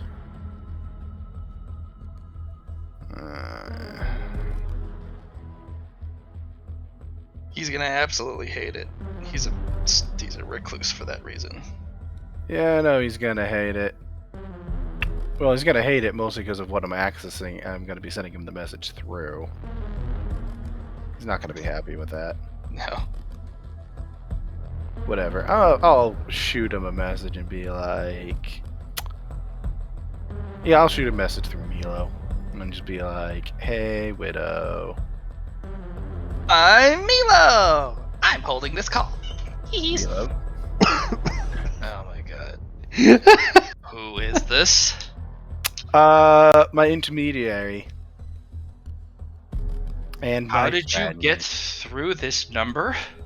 Oh, sorry. This is static. I'm Milo! It's not safe here. Yes, Milo, it's never safe there.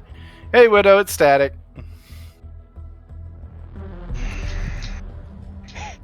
I'm calling you, You from... do realize you broke through a level 9 encryption Yes. firewall? Well, I mean... It's a ghost protocol. You shouldn't even be able to find it's there. I'm Milo! It wasn't hard. I found it, because I'm the greeter. I have a map. Mappy said so. See? You see, I have stopped questioning some of the things that Milo is capable of. And I would highly suggest, Widow, that you do the same, because otherwise you're just going to drive yourself nuts. Her answer is going to eternally be, say it with me, Milo. Hi, I'm Milo. It's not safe here. It's her catchphrase. And you definitely see her like waving with one hand emphatically, like the big smile. She's adorable, though. You can't deny that. Despite only half of her having like skin, the other half is this stitched something that has her animatronics poking out. And she's just like, he's adorable. You can't deny that. It's okay. I'm plugged into the wall. I have server access. I'm also charging. Yep. So, we do have a limited window for communication, as at a certain point I'm going to have to cut it for various reasons. What do you need from me? Make it quick. I don't like this connection being open longer than it needs to. Right, so I need some assistance on some programming primarily at the moment. And I'm going to run him through...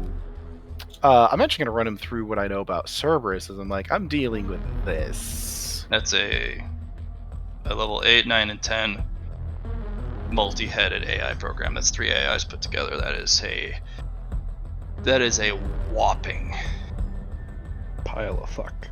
Yeah, just dumpster fire. Do not engage that thing. I wasn't planning to engage it. I was looking for more advice on how to avoid it while ripping some access codes. You're not going to avoid it. There's too many heads, too many attention. You're not adept at. You're not going to have something good enough to avoid it, which needs distraction. You need to target something specifically that it can't afford to lose. From the data that I show, and since you get secrets, I'll have secrets you don't get to ask about. It looks like it's got a tachyon drive. You see, I would tell you more things, but you keep telling me not to. Shush. Exactly! Don't yell at me. Don't go, oh, you have secrets. I don't have time for you to have a little bit of breakdown on me. No tantrums. Shush. It has a tachyon drive. What it does is if it's ever under threat, whether the server or the file, the AIs, Yes. it literally rewinds time. Yes, I know. I don't know how it does that. Tachyon drives only have a certain number of uses before it has to power down and cycle. Based off of the number of AIs, it probably has, oddly enough, 3 lives. It's the number of time it can be recycled. Widow, that's not odd. That's predictable. You're using your words wrong there. Whatever. Some people might find that in gamer terms kind of... It's got 3 heads, it's got 3 lives, it's 3 AI into 1 body. Come on, man. Okay.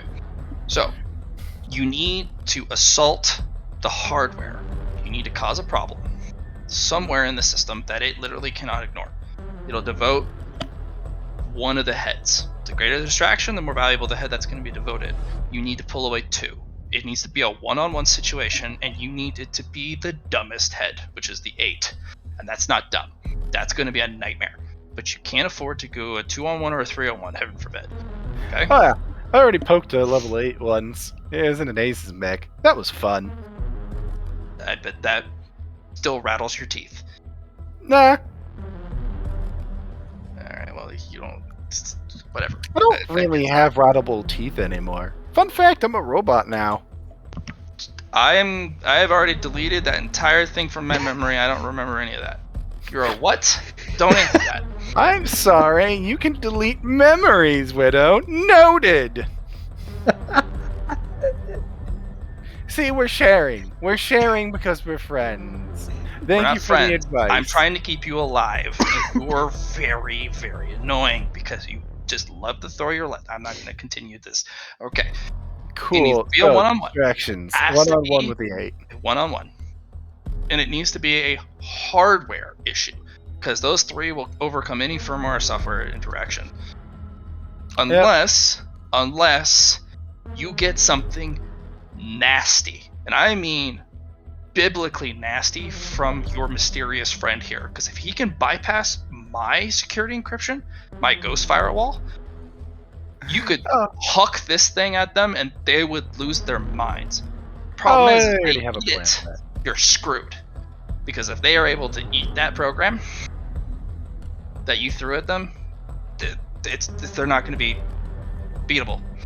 Oh, I just have to throw 3 at them. 1 for each. I mean, if you could, but then you would have those 3 programs left, and if they can kill this Cerberus thing, well, shit. But then you could probably hardly keep those on a leash. I mean, that's a problem for tomorrow, Static. So, hardware distraction. Got it. Emergency backup is nuking from orbit. Okay. So you're not going to be able to pull what you did back in New Bangladesh. Of course not. You're not going to be able to cause a server fire from a distance. Of course not. That was brilliant. I don't know how you set that. You overclock anything fast enough and it lights on fire, okay? That Moving server was along. built to handle it, but somehow you broke it and it lit You on fire. if you overclock anything fast enough. I blame the airflow. They didn't get the airflow right. You can overclock an iron eater fast enough and he sets on fire, okay? What the fuck is an iron eater? I do not want that question answered. I'm editing the fact that I heard what the fuck that was in the first place. Okay. Actually, that one's not that big of a secret, so you don't have to worry about it too much. Moving along, though. They wish that was a secret, but it's really not. What's a secret? Don't answer that. That you can set an iron eater on fire if you clock it fast enough. I have removed that term from my brain.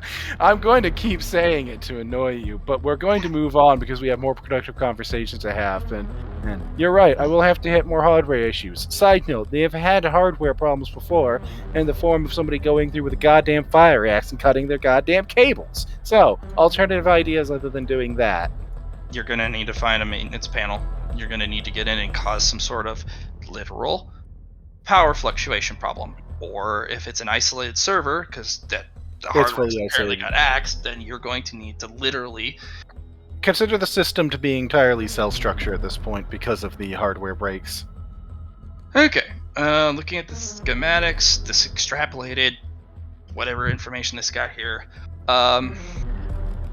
you're gonna have to go through the vents. Hooray! There's a lot of murder devices in the vents, but I'm a murder device, so that's fine. Okay, so you're going to need to go through the vents. You're going to need to crawl into rooms that aren't accessible by people. I don't really want to know how you're going to figure it out. Maybe send a drone? Don't know. But you're going to need to get in there, and you're going to need to get into the rooms that are locked from the inside by the AI. And you're going to need to murder it. Yep, can do. If you are actually fortunate, you may actually find that one of the 3s, because the 3 servers, there are going to be 3 of them. Yeah, they have to, like, each one, yeah, if they're 3 separate AI units, they have to have 3 different server stacks. Right. You may find one, if you're lucky, and you may actually be able to kill one permanently. Or at the very least, I could break all of its hardline access, because they are pure hardline. They are not wireless. Don't let that be a restriction.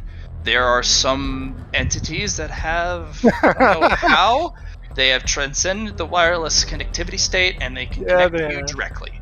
Yeah, I know. How it works. I do. Do not. I'm not going to say more. That is the extent of what I was going to say. Like, at least you're not unarmed in that fashion. Okay, good. So, I'm going to send you some programs. Fortunately, it has to go through your friend, so you're going to have to trust your friend. Hi, Milo! Hey, Milo. He's my best friend. We're going to move stuff through your systems. As soon as we do, leave. And we don't want sun Exactly. We don't want sun catching up to you. Mr. Mooney's coming, actually. He's prowling through the halls going, "Where are you? I'm over here, okay. but you don't know that." Technically I work for him, Oh, that's too bad. right? I mean, they looked at my name, they went Luna, Mooney, duh, and I went, yeah, sure. So he can't actually attack me. Fun fact. Send the files quickly. I actually have to unplug. Oh, he's Yep. gotten really close. Right, let me roll. Roll the files, man. Let's He get rolls this the going. files, and the files get sent through, and through the screen you actually see Mr. Mooney's head come in sideways. What are you doing, Milo? Okay. Hi, Mr. Mooney. I'm just charging. You're in my home. It's time to go night-night. It's like, oh. And then the connection cuts. I saw that coming. I really have to physically get over there sometime. Cool, so what files he send me? He sent you a series of really odd programs. One is a swarm scatter attack program.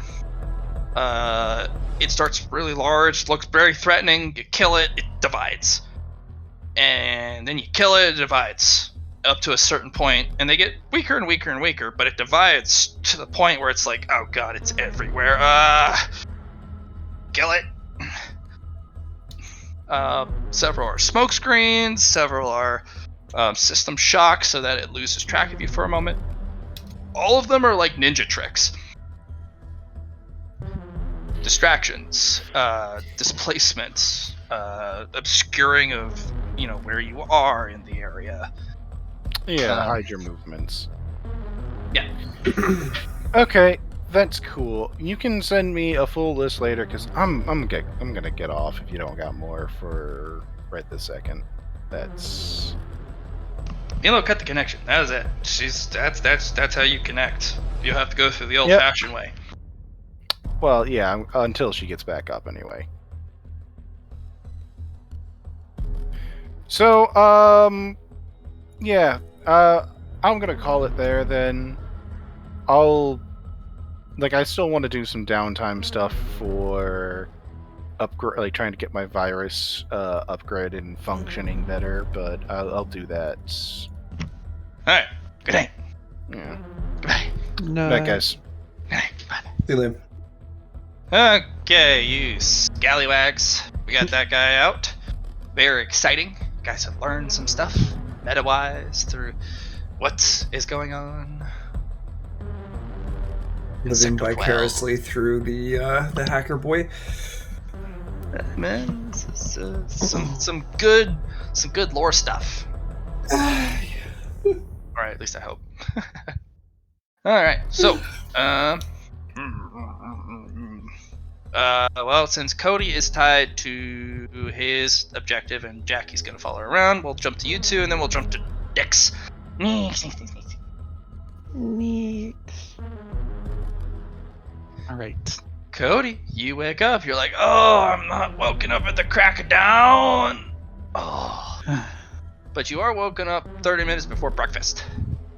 Unless you want to get up and do some physical activities. He does want to get up and do some physical activities, Alright. even though it's kind of reductive. But yes, he's going to get up and do physical activities. Alright. It's just the usual run. A little bit of weightlifting. It's the morning workout that Slips put you through, but not pushed to oblivion. But Jackie won't let you up. Jackie's probably gonna force you to push it at least, so you actually get something out of it. Yeah. All right, Jackie, for your morning routine, once poor Cody has tired himself out, a couple iron ears are gonna haul you over, and they're gonna put you through the tests. They're actually gonna make you sweat and work. Good. They're gonna make you.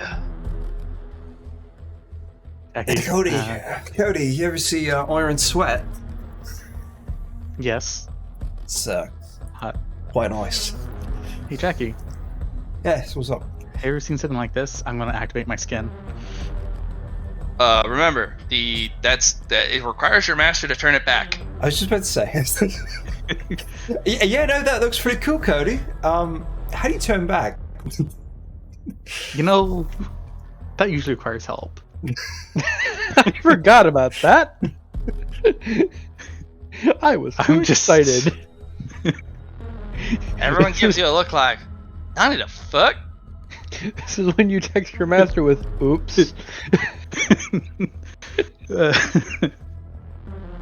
You want to go I'm get just that looked at? I'm just gonna put my helmet on while you work out. Just ignore Oh. me. Okay.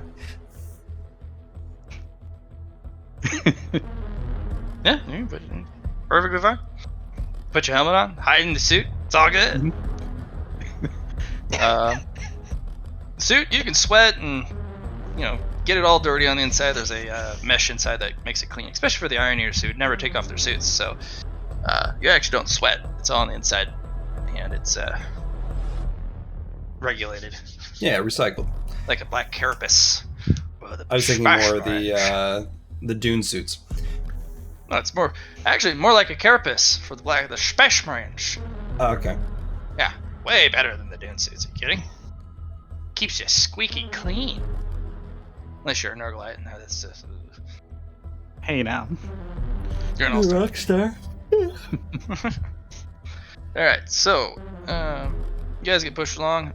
Jackie, they bring you over to the weight station, and they're actually gonna instruct you on how to really lift. You may not have your mecha all powered up.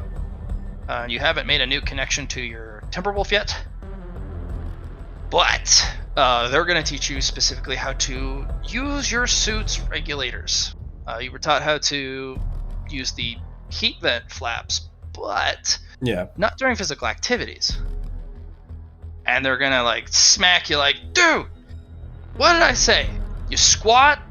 As you squat, you breathe out, and you open the vents. Just everything out, and then you go, huh? So every squat, every time you exert force in the initial part, whether it's lifting, squatting, pulling, any of that stuff, always vent. And then when you do the back to position, snap those vents shut. Right. Heat regulation, and they're all gonna continually harass you, but in a supportive way, just to kind of hammer it in, so Friendly you can murder kind of yelling. reflexively do it and build a habit.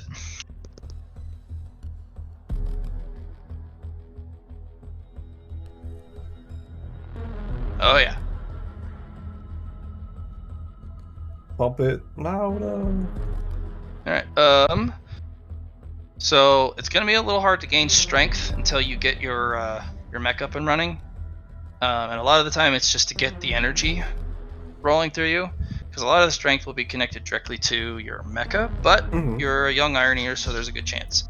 Cody, let me see what the hell your stats look like, because you looks like a her.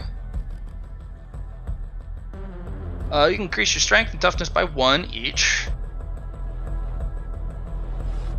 And then if you roll me in athletics, let's see if you roll something special. Cody. Do it. Sorry. Roll what? Did you increase your strength and toughness by 1 each? And then roll me athletics. So let's see if you roll something special. Nope. That's right. Let's look over to Jockey.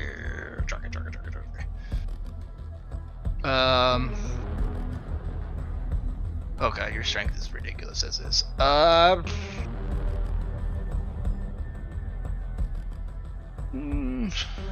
Athletics maxed out already. Damn. Go ahead and increase your agility by 1. Alright. Yeah. And that'll be it. you kind of just learn. They make you move, Sounds but good. you're just so jacked. A lot of the weights they put on there are just way too much or way too easy. There's not much in between. So very good. You guys go to breakfast. Nix, Mm-hmm. you were hijacked early Oh, by Nix was several individuals who come in and like, Nix and was they up kind at of the ring a equivalent bell. of 4 a.m. Yeah, You know? they ring a bell, and everyone goes, fuck, is there a Nix Banshee Nix is, in this barracks? who's been sitting over there reading. He's just like, that's me. Prepare yourself. You will be missing mess today, but food will be provided on site. Bring your necessaries and your study materials. And your wits, if you can find it. He just grabs his stuff and his primarily the freaking pad that he's been going over incessantly. Okay, did you sleep? Yes, but it was one of those, he got the bare minimum sleep necessary to function at his peak. Okay. One downtime action. It's going to be going over that fucking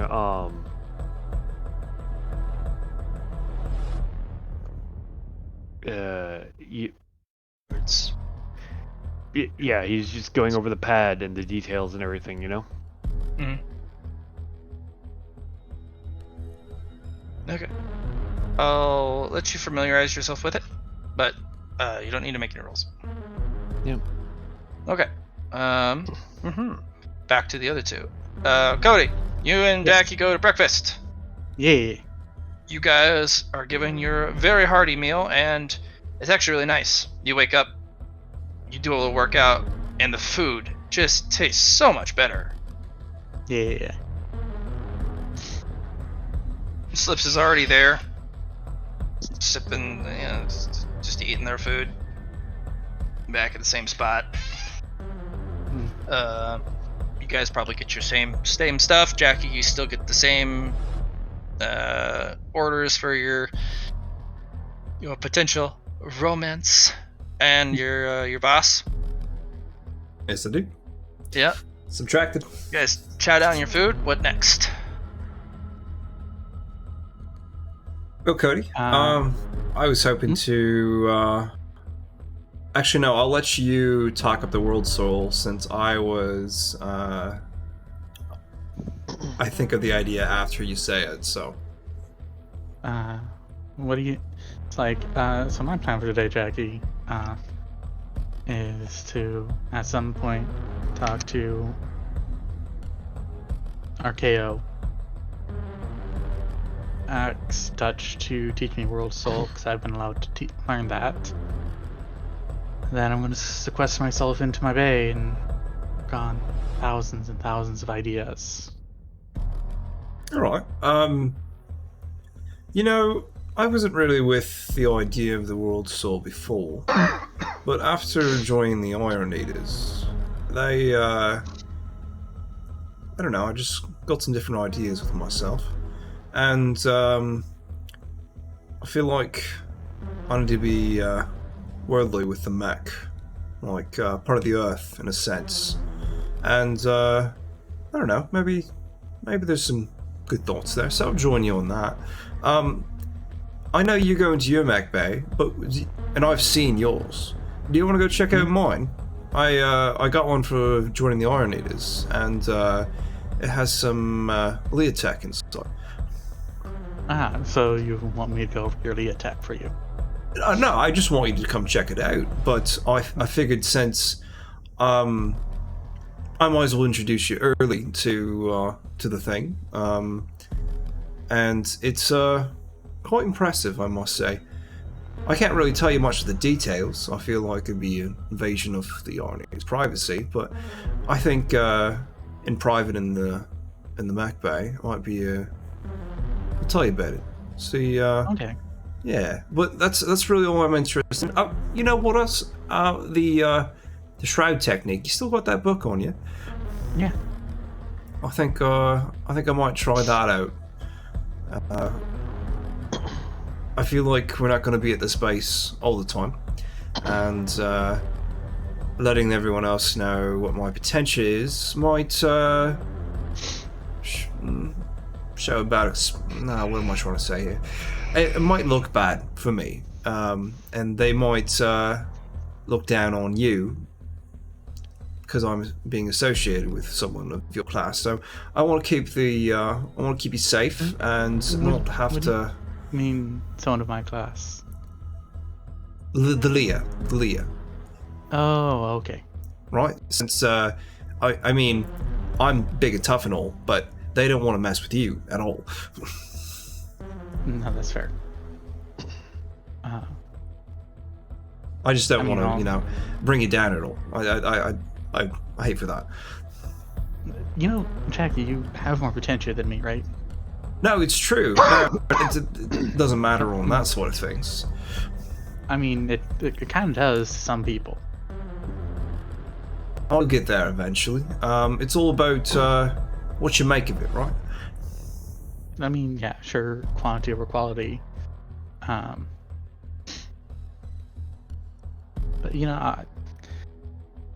look, I feel like I lag behind you in potential aspect. So, that's sweet of you, Cody.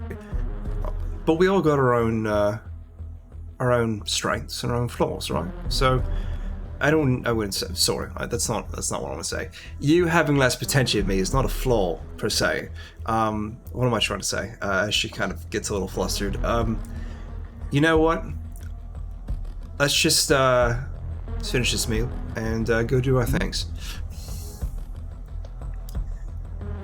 Yeah.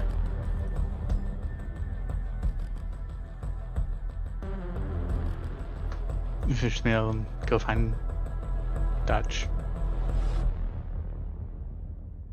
Dutch? Excuse me, sorry. The Duchess. Dutch. Yes, Dutch. Touch. So, Mispronouncing his name to the end. till the end. It's only thematic, right? It wouldn't make sense otherwise, right?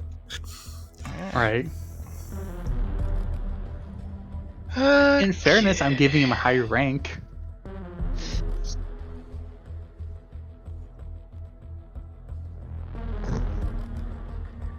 All right. So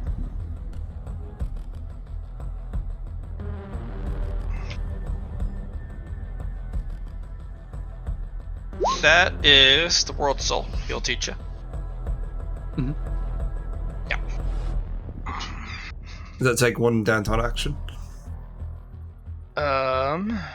Let me check. Because if I remember correctly,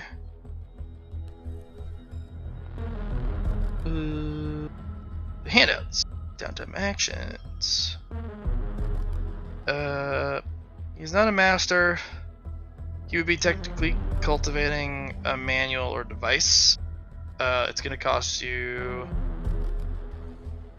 3 downtime actions for 1. Mm-hmm. Okay. Granted, we still have a whole day, so Mm-hmm. It'll take you about hour and a half. Mm-hmm. Sounds good.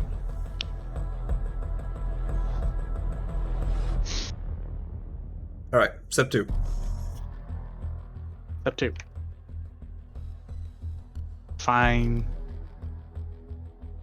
Archeo.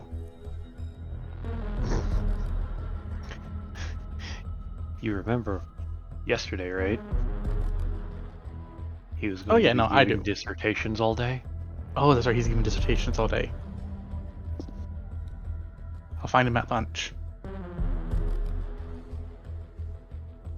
All lunch is going to be on site. All Fair food. enough. I'll find him the next day.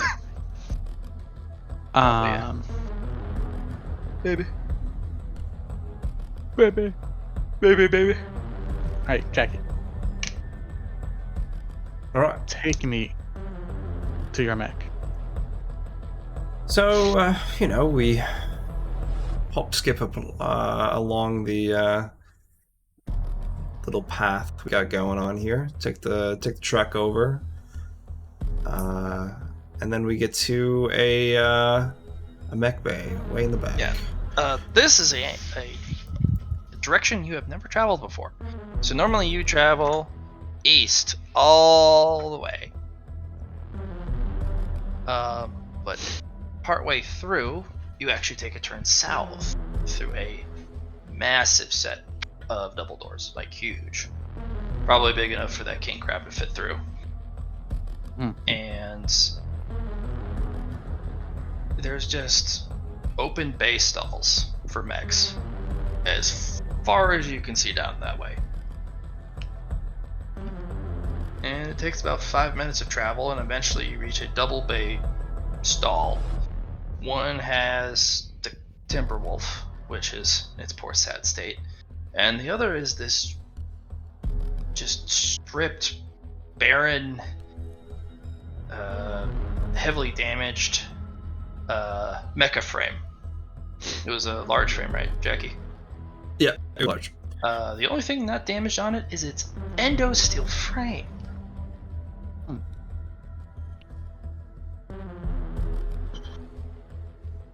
I'm gonna look at it and like. And do you have any schematics on this frame? Not yet. I figured, well, I just got it the other day, right? So I haven't really had much time. We've been busybodies, right? No, that's fair. But why don't we take a gander now? Yeah, we'll start building up some schematics for this. And Lexi, can you find me anything else about the other mech and see if there's any data on it? There is no data to be found. You figured. The data on the mech that you have already identified has also been heavily restricted. I'm not able to access its file other than the one that you had, the one that you made when we first inspected it. That's fair. Thank you, Lexi. Of course. Anything else I can help with? Yes. I'm gonna start giving you some measurements, and please start compiling a schematic for me. Opening mechbuilder.exe. And I'm just gonna start like going over the frame and seeing damaged parts. So let's open up my thing. Most of the damaged parts are not salvageable. Not even a little bit. Let me tell you what I have so far. Really? Yeah, go ahead. So the endo steel frame. There's the Leah core, which is still intact, and then it has a massive Leah compartment. And those are really the only aspects that are still available on this mech, besides what it was holding on to, like part of an executioner or something. Yeah, executioner's blade. Yeah. Okay.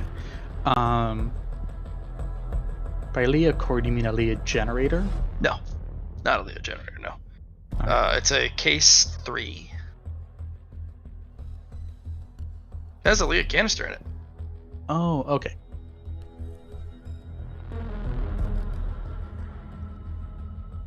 I'm just gonna double check to make sure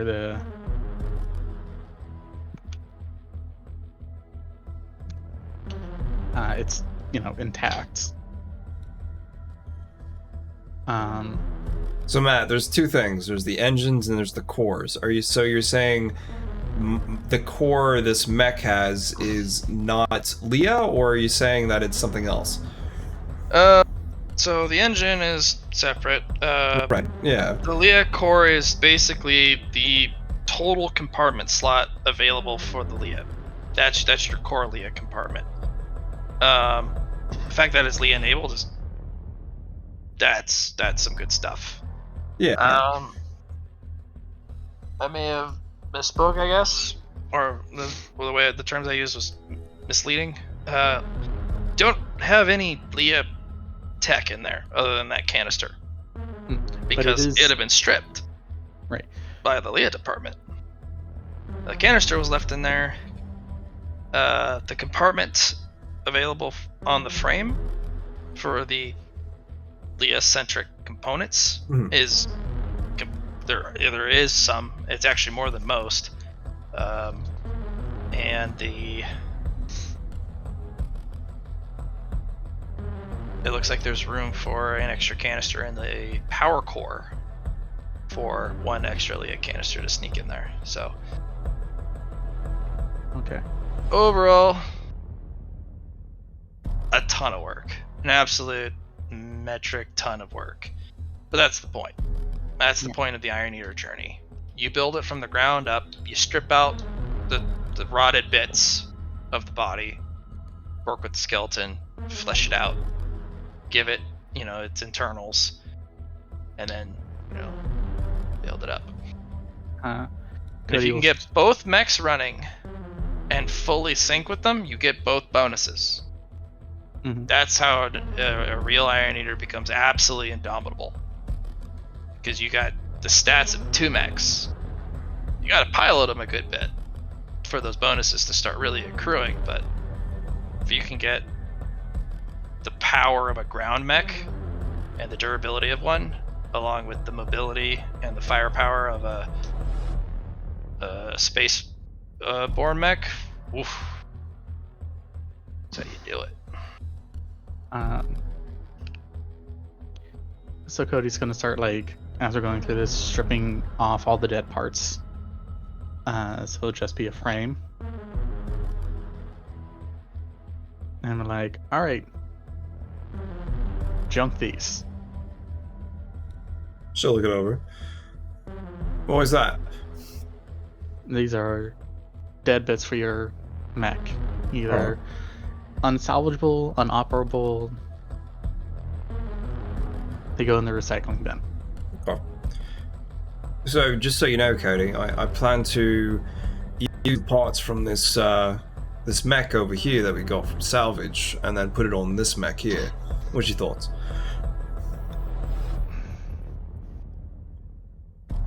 That's a good. In theory, I think the problem is I don't know much about Iron Eaters, so I can't say for their mechs specifically. I know you bond with your mechs. Right. Do you want to only have one mech? Oh no, the thing is that I can't use these parts yet until I make it a space-based one. And unless I'm taking this bad boy in space, she points over the Timberwolf, it's probably not the best to keep something grounded like this. I mean... you can't, absolutely. Iron Eater mechs, it doesn't matter if you can't use it, it's still shipped with you. Even if you're space battles for years on end, that mech, that ground-based mech, goes with you everywhere you go. No, Matt. What I'm saying is that you've given me the Earth one, which you use on the Earth, and you give me the one that works on space. The Timberwolf is a ground-based mech. Yes. And the other one is also a ground-based mech. No, the other one is a space-based mech. Matt, you've also told me last time is that this was a ground-based one. This was the Earth. Sorry, that was a misnomer. That was actually supposed to be a space base. You're supposed to get your first one is a space-based frame. Okay. Yes, I misspoke. Yeah, this one is the endo steel frame one with the executioner's blade with the Leah compartment. Is a space frame. Okay. Because usually ground-based units don't get Leah. Leah does not really work well with Earth-based mechas. Okay. It takes a very special build to do it. So I apologize if I wasn't clear or if I misspoke. Yeah, it just changes things. So you have a space and an Earth frame. Sure. All right. Then there's no reason. It doesn't matter for me which one to... you bond to first. Yeah. No. It's probably best to work on the timber one then. Yeah, you could rebuild the Timberwolf. It is The going only to thing be... I'm missing is like melee capability, but I'll have to get that going. Okay.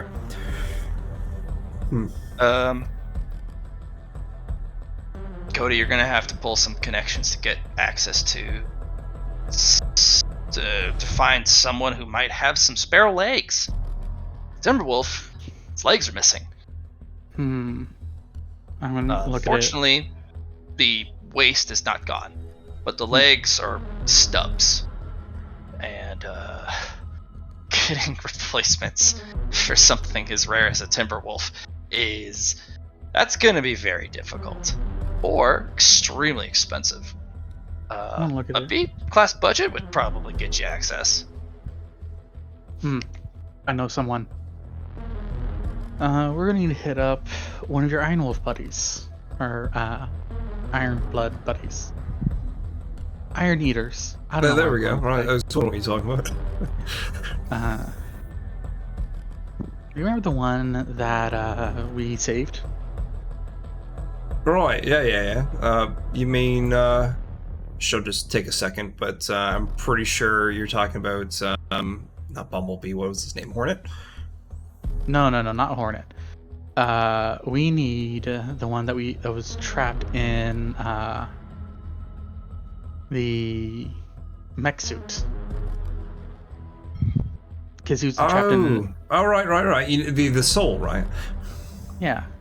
Because essentially he is trapped in a different model version of this. I thought he had a crab. No, he has a crab. Yeah, he had a crab. I mean, same thing though. No, it's not. Well, I mean, yes, but no. That's a medium mech. This is a heavy. No, I'm talking about we're talking about the Timberwolf right here. Yeah, the Timberwolf's a heavy. Oh, is it? Okay. Yeah.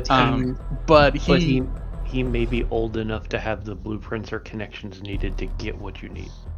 Yeah. Because it's the same general frame, just sized differently. Know what I mean? Actually, your mech building will tell you a big no. No? No. The schematics you got from the crab is actually a lot older than the Timberwolf.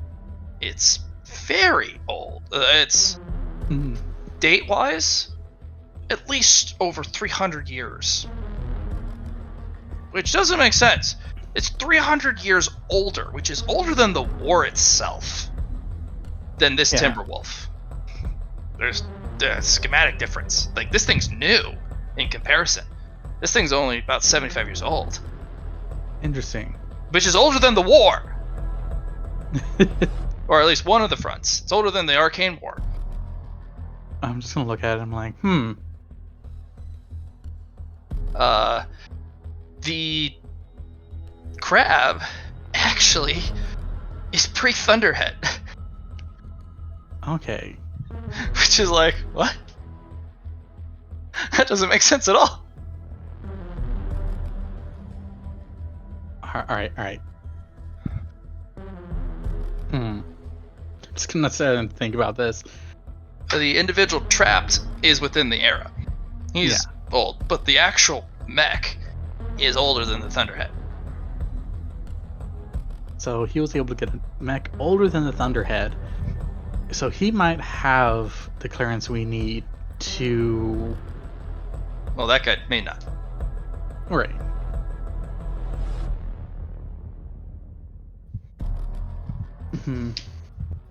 Very different manufacturers. Like, drastically different designs.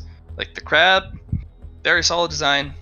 Timberwolf, innovative. Lethal. Like, this thing is a different... you could definitely see where the designers potentially had some similarities, but this one is a different league. A lot of different new innovations. A lot of efficiencies corrected. Leg design is completely different. Okay. The frame actually is the key part here. There's a difference in the frame that's really defines the difference between the two. The Timberwolf has a proto frame. Well, Mhm. Crab doesn't, Okay. which is a very specialized frame, and the armor on this Timberwolf is just a different beast altogether. If you can get this type of armor on any other mech, you would be indomitable in space because of the amount of damage ablation this thing is able to just shrug off. All right. This type of armor and frame is not something that the Thunderhead has in its arsenal. It just doesn't. All right. So we're gonna find leg replacements or build leg replacements. How much of that endosteel did you take? 2%, right? I had to do traded the 2% I had for the wolf itself. Yeah, you had to trade away his the reinforced endo steel for the rest of the Timberwolf, because he only had 7%. The Timberwolf was 11. Right. So He needed a 4%. the big thing here is, and the Timberwolf is endosteel, right? No. No. Okay. No.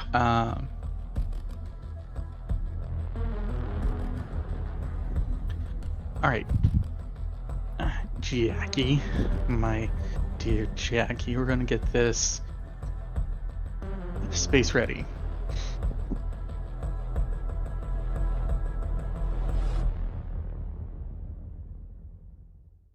Because I don't know what front we're gonna be deployed to first.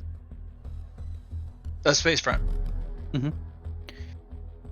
So we're gonna make your land-based mech space ready. All right, sounds good.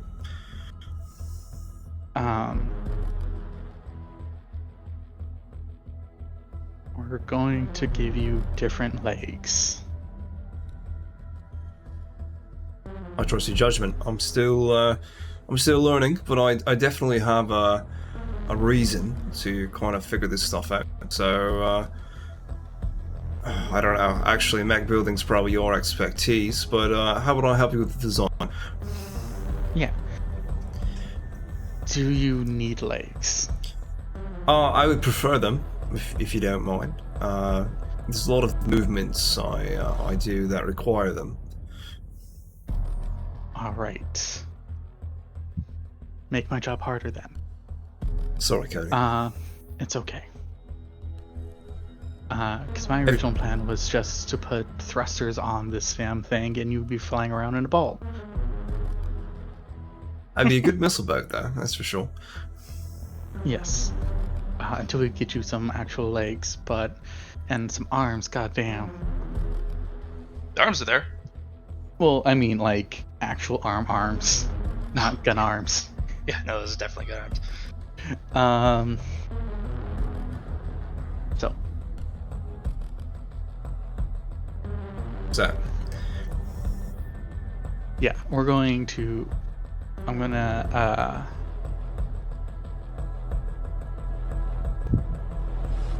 I'm going to quickly go through, like, some of my basic, like, mech concepts and pull out some basic digigrade legs. Okay. You're running into a weight-bearing issue.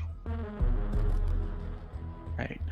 The schematics, from what you understand, you don't have the legs, but from what you can tell, this model is actually really fast, really agile, and it doesn't really struggle under the weight of this machine.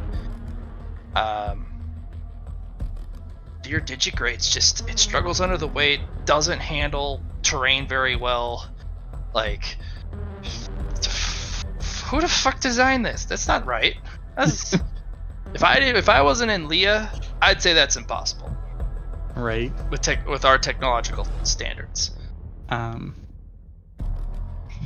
So I'm going to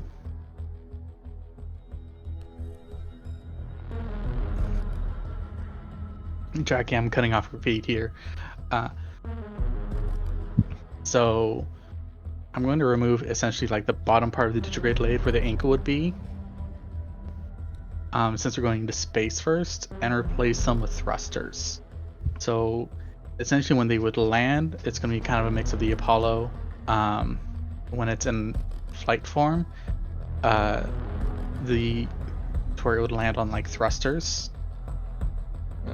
And it would have like cushioning on the thruster, like the back part of the thrusters, so it could land safely. Your AI just kind of like, would you like me to reach out to some of the base resources? Yeah, reach out to Hornet because he also doesn't have legs. Actually, no, I have a copy of Hornet schematics. Oh, but that's a problem. Yeah, you swore Yeah. with a potentia oath not to disclose that or abuse that knowledge. Yes. Yeah. So can you reach out to not Hornet. There are several immediate individuals. There's a hangar master that I can reach out to. Yeah, can you reach out to the hangar? I'm not gonna be in trouble for being here, am I? No, you're Okay. you're fine. Alright, reach out to the hangar master. See what parts we have lying around for this, and inform them I have a 9%. I have some B rank budget I'm willing to throw around for this. Yeah. All right. It takes about 15 minutes, but the hangar master kind of hops off with the one of the transport carts, because everyone shuttles off the transport carts as they move around supplies. And he's this big, stocky guy, very stereotypical for someone who has a more managerial, but he's very large, but not in a not particularly fat, but he's stout. And he kind of towers larger than life, but he has this big old smile, the beard and massive mustache and short cropped hair, and he has this big scar that kind of, it's just perfectly so, that goes from the the hairline all the way down across the diagonally, just missing ripping the nose off, down under the eye diagonally, cutting across the cheek. It looks very dashing, very, very daring. And he has this big, bushy, Brahm-like mustache with a big, bushy beard. Ha! It's a wonderful machine. Look at it. You think so? Oh, I have not seen a Timberwolf in ages. Oh, so you've worked on a Timberwolf? I have worked on a Timberwolf. I've worked on its big brother, too. Hard to imagine it would have a bigger brother than this. Oh, the bigger brother is, well, Mad Cat Mark II. Mad Cat Mark II. It has a bigger brother too. That Mad Cat Mark II. They call it the Thor. Super heavy. 125 tons. Indomitable might. It's only seen one. Too bad it's gone now. An epic fight it did. Well, Sad. we're looking to either fix the legs. You need replace the legs. replacements, is what you need. Don't mar its design. It'll cost you. I have a spare. We also need to make it space capable. Don't do that. They're not space capable. Why would you make it space capable? Because this lug has decided to go with this as our first mech frame. Good mech frame. It's wonderful. Don't worry. We'll give you something to pilot in between. Once you Yeah, got I figured as much. It's fun. Right. Or you scrap it and you go for requisition. And then you try and put something together, and it's a wild ride. But you'll be fine. You'll be fine. It won't be hard to put something together. But don't mar the baby. Oh, it's so hard to find a timber wolf in such condition. They usually go down fighting, teeth bared, completely to the death.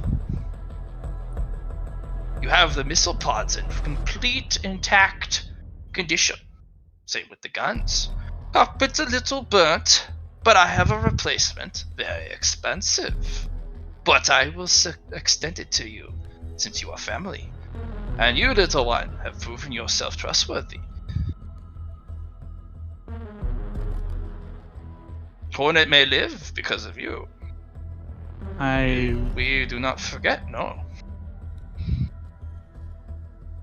Payment for payment. He gave me something I felt it was beyond my... It wasn't beyond me to make sure he returned alive. But Appreciate most it either way, people, Cody. they're greedy. Their heart is filled with their needs. You were willing to extend at least the offer, even though you got something. You got a reciprocal return, true.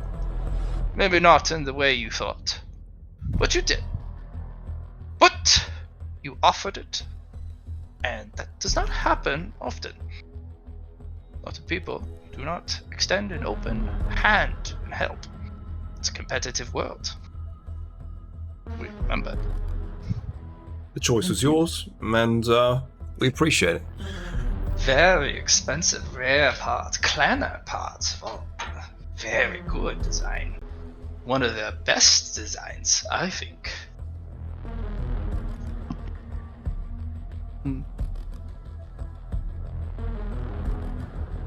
So I had a look of ferocity when I kind of had my eye on it, so I was like, you know what?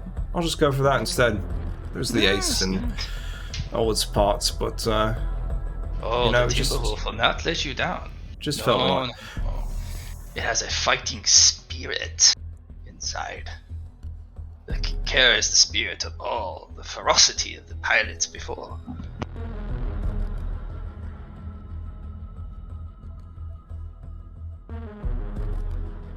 Some of the best mech warriors you could ever meet. Stubborn, willing to butt heads, and of course, the honor duels. I love honor duels.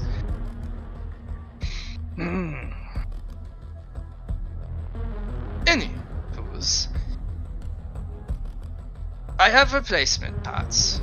I love to collect. You have caught me not in error. But can you pay? It's not cheap. I must let them out of my collection. But I will do this for you. I appreciate that, and so do you need a down payment for that then? Just for the I can have them shipped within 3 hours from cold storage. Alright. Payment up front, of course. So let's get down to brass tacks. Ah. How much are you willing to sell us the parts for? Requisition, I'm not interested.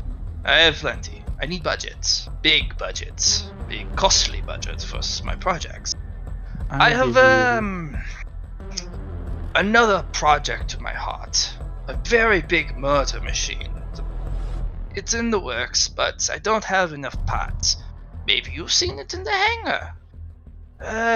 Couldn't find it. It's the big hulking skulled one. Looks like it's ugly, it's angry, it's aggressive. One-eyed? One-eyed, yes. I've seen it. It is the king on the field. None, well, very few. And the damn clanners always figured out a way. It's one of the three kings of the battlefield. It used to be the only king. Well, its competition is fierce, yes. I need big budget to buy the replacement parts. Some of my colleagues, they are good businessmen and good hagglers. I got them to a price, but they are not budging. What are they wanting? They want B rank budgets. Big, costly budgets. I will give you 1% of a B rank budget. No. Per One limb. per leg. One per leg. You also need the targeting system. The whole cockpit's push. Burnt. That'll cost you a B rank too. It's a targeting Planet system. targeting systems are better than ours. There's so Matt, out of character, the targeting system was in the Rust Canyon Finder parts for components. Should have been dashed out. Okay, the Starlink targeting system, that should be actually dashed out because the cockpit got slagged. That's why it went down. And then the the rust worms actually ate the legs when it went down. Yeah, the Starlink targeting Fat system fuck. should be dashed out. There's always something. There we go. I will give you 3% of a B rank budget for the legs and the cockpit. Good. We have a deal. I'll have them delivered within the 3-hour mark. On my word. I can go get my pots. Those greedy bastards. Thank you, I will Cody. get them today. I will also get you the spare parts too. There was a lot of as he kind of hops over to it, kind of looks. Ooh, that's a nest of wires. You'll have to. So lots of internal work. Good frame though. Components mostly safe. Ooh, the missiles are good too. Missiles are going to be expensive. These are the Artemis 4 missiles. Very, very good. Not easy to make. But we have a smith on payroll. He makes the explosives, you know, missiles, rockets, explosive ammunition, bombs. Hangar Master, Yes, is the one. I have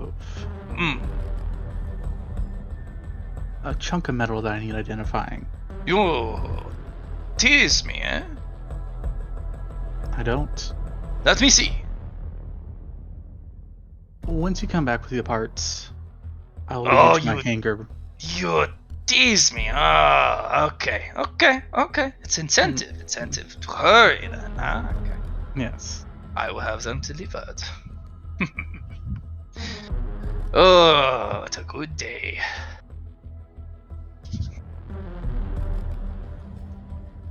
And he barks in a call at one of the mechanics, kind of checking the hangars, and they have a brief, terse conversation of a very lingoed and technical, call back and forth that really makes very little sense, even for your mech building expertise. And the guy works on his tablet, gives a thumbs up, and goes back to work. Down the way. Good. Jackie, do you mind if we make a stop at my hangar before they come here? No worries. I gotta get to work for you anyway, so you know, any heavy lifting, I'm here for you. If you Oh, want to just- hire a few of my boys, you can pay them with requisition. They're always hungry for work, and they will work hard on this mech. They're always hungry to get in the thick of it, as they say. Down to their elbows in grease. I know that feeling. I still got my 3% left, so No, hold on to that. I will pay 100 requisition points. Per person? Or as a group? As a group. They also get the experience of working on a Timberwolf. I'll send the call out. Don't stick to that number. You may need to have a little bit more wiggle. Depends on if you want someone more senior. someone who's done it before, or if you're looking for new blood, who's hungry, wants the I've- experience, but may not know the Timberwolf systems too well.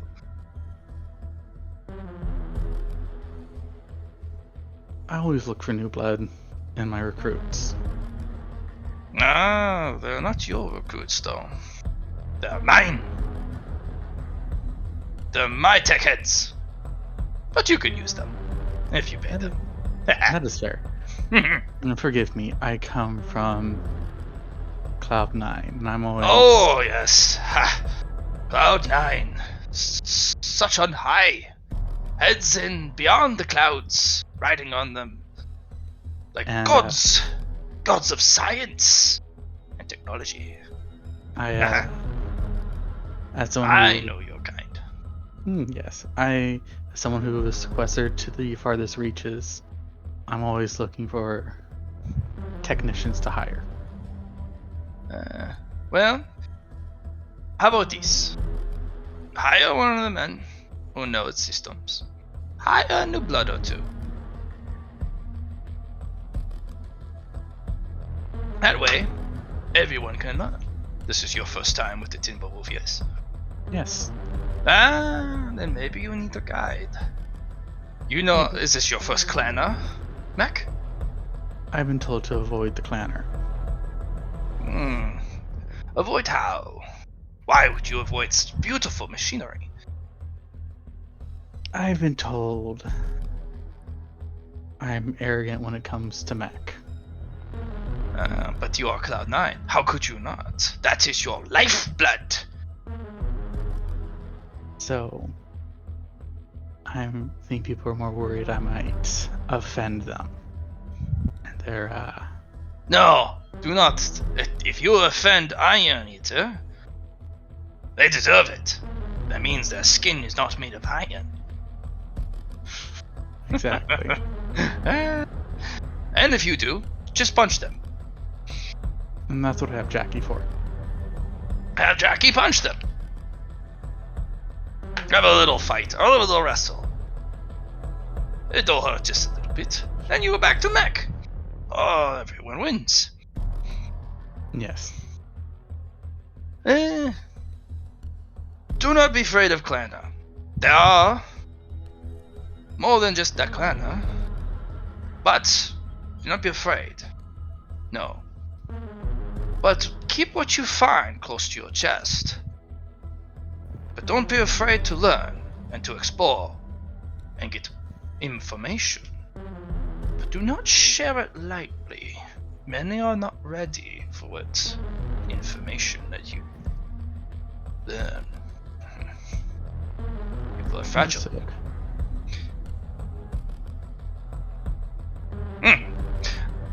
Parts are on their way. Technicians will show. You can hire experience or take your chances. Maybe you'll find prodigy. Mech Maybe. prodigy like yourself. Cloud9 man. Maybe.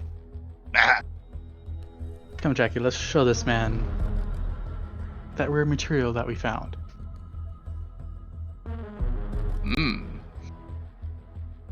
Material that we found.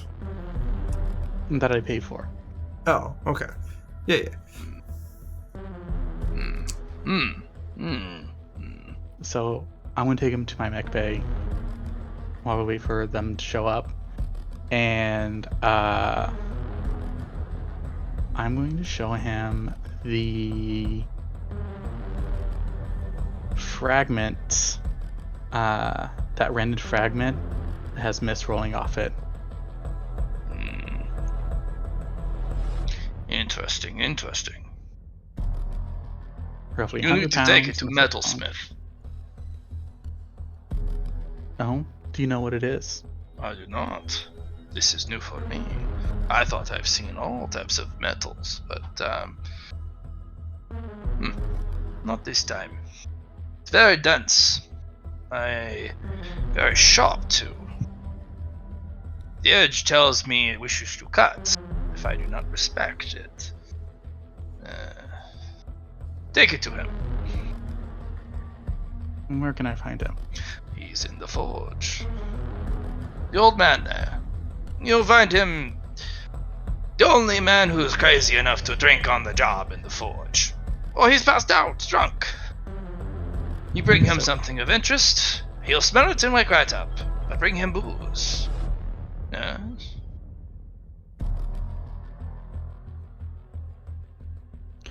Or don't. Who knows? He is only really useful when he's drunk. Don't know why, but he's not very coherent or very helpful when he's sober. Yeah, I send you to a good place. Buy beer or whatever you can afford. Get something strong, but maybe some fruity flavors. He likes fruity flavors. Well, Jackie, it looks like we're going shopping. All right, let's do it up. Good find. Not a very big piece. Something personal, I suppose. You could probably make some sort of melee edge out of it. Maybe a knife, a short blade. Well, only thing I have is a rapier for some reason and a knife. I don't know why people keep giving me weapons. Why not? You should always be armed. But you have them on you? I pull out the knife. Good, good. It's a baby knife. Perfectly crafted baby knife. But it is baby knife. That's okay. Thank you. Nothing is wrong with your baby knife. Except it won't hurt anyone at all. Yes. Again, that's why I keep Jackie around. You know, there are a few weapon experts that you could seek. Some individuals whose cultivation, specifically, they spend most of it imbuing it into weapons. That is a perfect blade. You can see by the edge, the temperament, the weight, even without holding it. Perfectly crafted. Very good. Nothing special. But perhaps you could pay this fellow to imbue it with power. Sharpness, unlike anything I've seen. Make Maybe it a something most would give pause before they take you lightly. We'll see. And Maybe I'll charges have him reasonable teach prices me. too.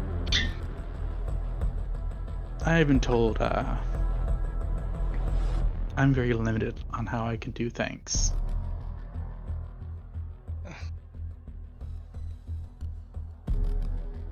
Then again, that's why the Internal security clearance. improvements, not too bad. Very open, yes? That is fair. Surely what you cultivate, if someone else enchants your weapon, does not affect you, no? No. Ah! Loophole! That is fair. What we call a cheat! A cheeky cheat! And if you're not cheating, you're not trying. Well, not trying hard enough. Now go! I'll run off. Alright, Nix. Is that running after your objective? You are set on a rather comfortable passenger tram. Specifically, there's no cargo on it, which is very strange. You've never seen a cargo or any tram or vehicle shuttle that doesn't have some sort of supplies or cargo on it. People just jump on the side, grab the rail, and just kind of hang their hip out. And that's how the entire base moves around, except for a very select few people. This is a tram shuttle, specifically only for people. And there are some fancy fucking looking people on this thing. So I am the semi out of place because I'm sitting there in Yes, full armor. with the exception of two. There is one guy who looks edgier than you by a long shot. This guy comes right out of like Dresden. He's like straight up like drow looking with his clothes. He has that black, oily, semi-fantasy but definitely sci-fi armor, practical. Has this black hood that goes over that. Just the darkness underneath just is so much deeper that no light can penetrate underneath. He kind of stoops a little bit. Has a menacing aura about him. No cape though. No cape. Holds on his back though a big, angry sharp claymore. Black, of course. Just A couple gives him blades that- on his hip, and of course across his breast, a black stub-nosed submachine gun, strapped to it. Oh yeah, and there's a utility belt that goes around the waist, all black. Yeah. Big practical combat, but plated boots. Nyx just gives him the general nod because of other dude armed to the hilt, Yeah, just like walking around with a big ass flail over one shoulder, a scythe over the other, and a bunch of small blades around his belt. another guy, kind of big. Not Jackie Big. Oh, bigger than Jackie Big. Damn. Without the armor. Actually, it's about as big as Jackie is in her armor. That's a big old thick boy. Yeah, guy kind of looks down and he's like, "Pleasure to meet you." You are chipper for somebody your size. Why not be chipper? Everything's positive when you're up here. Ha ha ha ha. I made a funny joke. I'm used to somebody a lot more Frumpy. Be mellow. big. Big Not frumpy, more mellow until snaps. Well, I'll certainly do that. I'll tell you what. Piss me off, I'll repeat in half. Ha ha! No, but really, sometimes I actually ended up doing that once. But I think I've really made forward progress in my. No, I'm still working on it. I gotta be honest with you. I'm working on it. It's the pats the pauldron is like, I know the feeling. I still have problems with people coming up behind me. You get that heebie-jeebies as that guy, the Edgelord Supreme, just kind of glides behind you around your right shoulder, going forward. Yep. I didn't realize it, but It's just like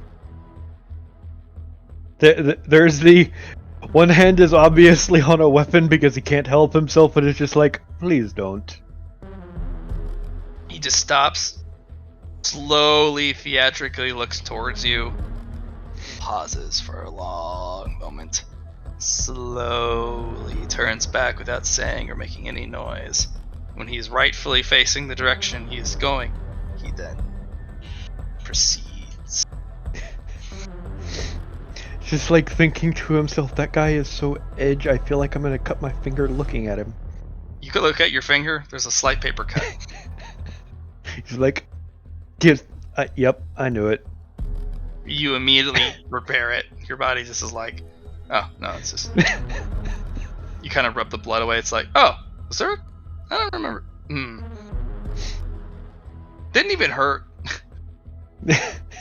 Just like, yep. That is Dritz. He is so edge, I got a paper cut looking at him. He does that. He says one day he will edge harder than anyone has ever done. Not the byword, not his. That he could slay a man at a look. I believe him. He's working really hard at it. He's a very hard worker. I wish him luck. I don't think luck is involved. Not at all, I don't think. I'm Jerome. Pleasure to meet you. I'm Jerome the Giant, as they call me. I'm not that big, but I am very big compared to most. He just nods. I am Nyx. Nyx. It's like he kind of rolls it over, saying it several dozen times. Kind of like tasting it, kind of weighing it. I'm sorry, it does not measure up. Dritz has you by a long shot. He's like, no. Most people, if they're looking for edge, look to my last name, Banshee. Ah, yes. Well, unfortunately, he still wins. He only has one name. Dritz. Yes, but I didn't get to choose mine, so it happens. Didn't? I mean, No. you can. No, my name was given to me, and I wasn't allowed to choose at the time. I have a set period of time where I will either make it my own or choose a new one. Well, before we go, mind your manners. Those three, those are from the Children of the Stars. They're on the fast track, as they would say. Same. But I'm here to knock their skulls together. Show them that just because you have the best background for becoming an ace doesn't mean you're gonna beat me. That is... Beware of Takia. Takia is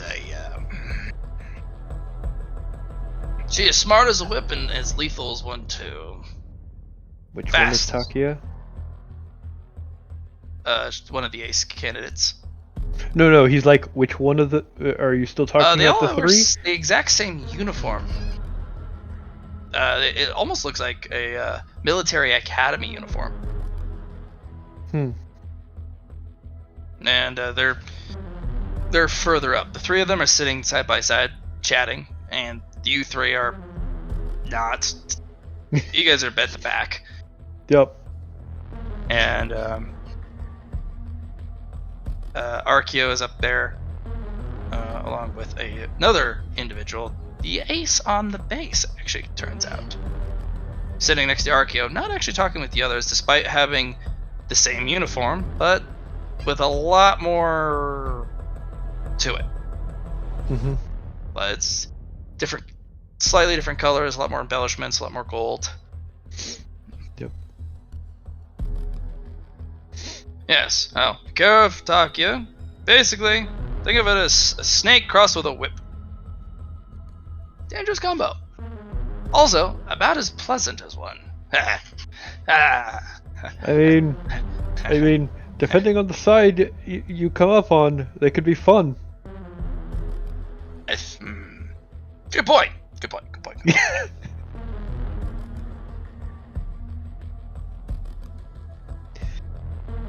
But beyond that, yeah, this is new to me. You've been to any of these before?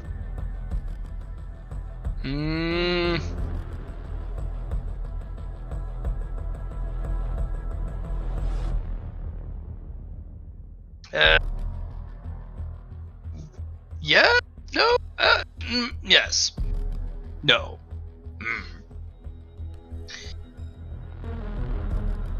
Maybe not this thing, but I've been to other things. But that are the same, but are not really the same. Lectures held by different people? Some call it a lecture, some an exercise, some a display, dissertation. Dissertation. It's never the same. Never the same. But don't get me off track. Next one's Lafayette.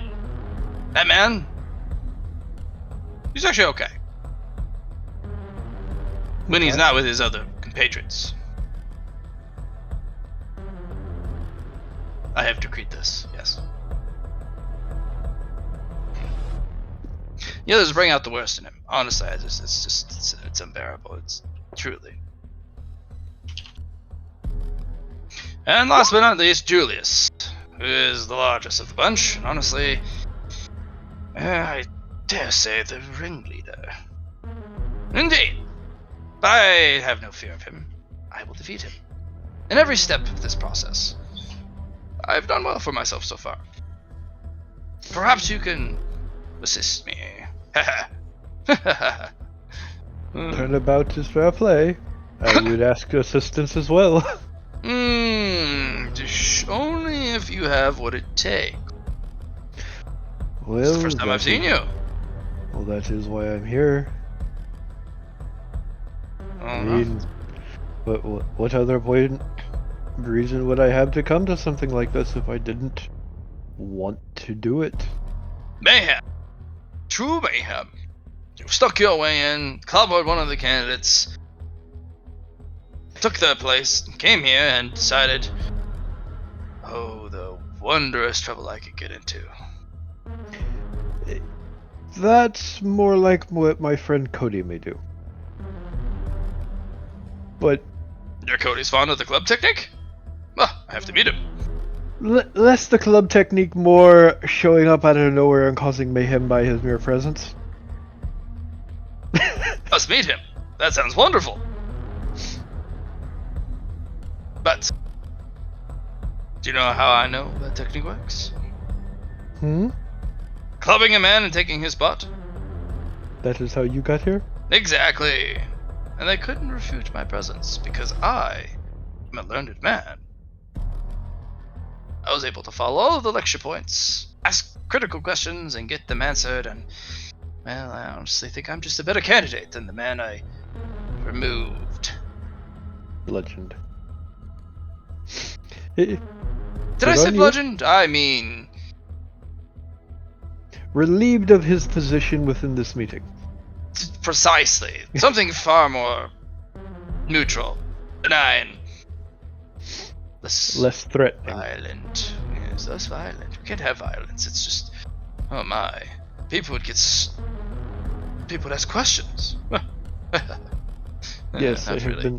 I have been told by our lecturer that he abhors violence. You should keep that to heart. Julius will test you. Especially when the proctor's not looking. He gets very distracted. He'll test you. Do not let him push you around, although he will push you around. Because he's good at this. He has the timing, he has the awareness, and he has the technique. And if you lash out, he will make a scene of it, and you will be expelled. No questions asked. Good. If you do fall down, he's very good at removing fault. Merely, the question is, how much can you take on the chin, my fair friend? How much punishment are you willing, and how much humiliation are you willing to undergo to get to your goal, to fulfill your ambition? Well, we will see, as this will obviously be a test. Good, my friend! And he holds out a big meaty hand. Clasp hands, you and I, and we shall be battle brothers. He's like, less hands as he'll clasp him on the wrist, because... And the sheer strength and girth on this guy, it really hits home. His arm and hands, 3 times the size of yours. He is not going to be able to fit in a normal mech. This poor guy. He needs to shrink down to something normal, or maybe he's in the right program. Yeah. A unique mech for a unique pilot. He's just like, hey, you are obviously in the right program. What with your size, you would either need your I couldn't fit in a normal mech if I tried. Yeah. My friend Cody may be able to help with that as well. I will take that offer. I've heard the name Cody, actually, on base. I have my ear to the ground, you see, and I've heard this lad has been making waves, as they say, and I am a very adept surfer. There's just the wiggled of the eyebrows. It's like, well, you've already found a way in.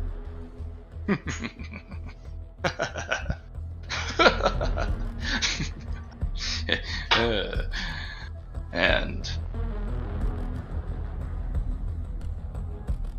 are you ready? We're about to arrive. Look ahead. The bulkhead is open. The shining light that we're about to enter. Very scenic, yes? Looks fun. It's a darkish tunnel. The lights here are very dimmed, if not, red. And you have this open doorway with this blinding white light because of the contrast of the intensity. He just lets his armor do the blind prevention. Oh, there's a big open area space with a ton of stuff in it. Like, this will be very interesting.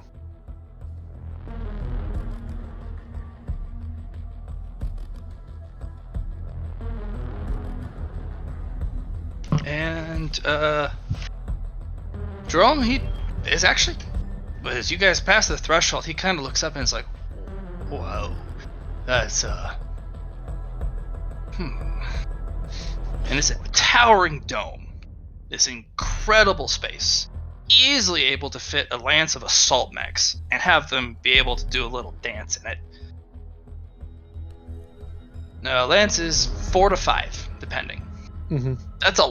That's a stupid amount of space. Yep. And this It's place is cavernous in what it in appearance. The upper area, the dome itself looks like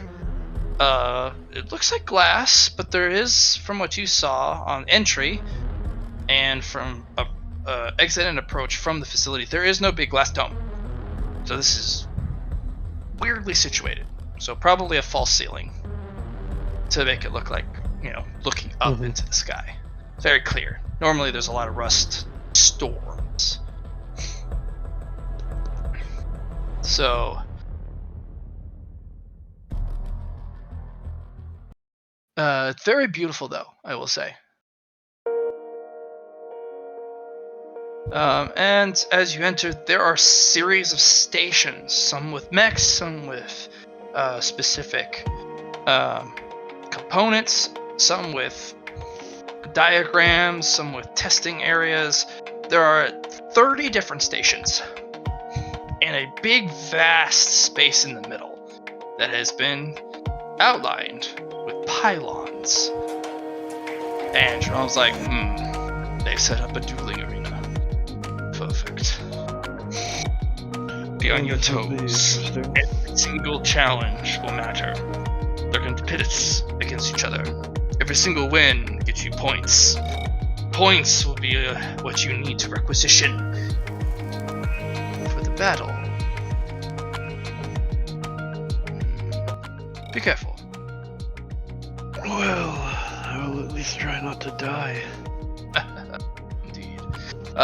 So Johnny says he has a time limit. Since you have a lot more time, I think, Ogre and Cody, we're gonna jump to Cody and Johnny, so that Be my guest. we can finish it out. All right. So go to the old man in the metallurgy department, the forge. Yes. Yep. All right. I'm bringing the box as well. Yeah. You guys had to make a pit stop on the way.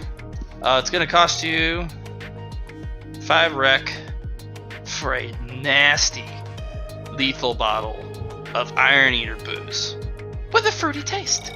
It's like jungle juice, but it could easily be used as floor cleaner. I'm like, This is not meant What for do you- people. I look at Jackie and he's like, what is your gut made out of? Technically, Jackie, your gut is where the engine sits. All right. So Yeah, whatever. gonna burn it up. Fuel, right? Yeah, definitely. yeah, fucking fuel. That's why Iron Eaters love to drink. It's like a nitro kick.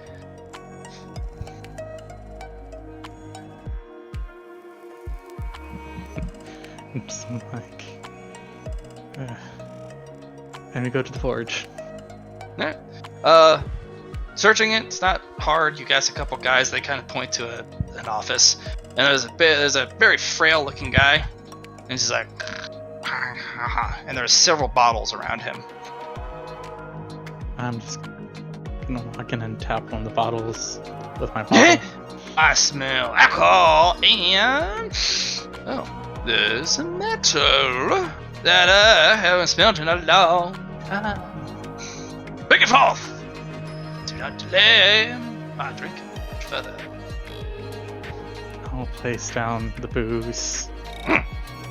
He bites off the cap, smells it, back and forth, back and forth, back and forth. Oh, it's aromatic. Fruity tooty. Good. Bring forth the sample on the tray. And he takes 3 huge glugs, slams the cap back on, does this kind of shudder jitter.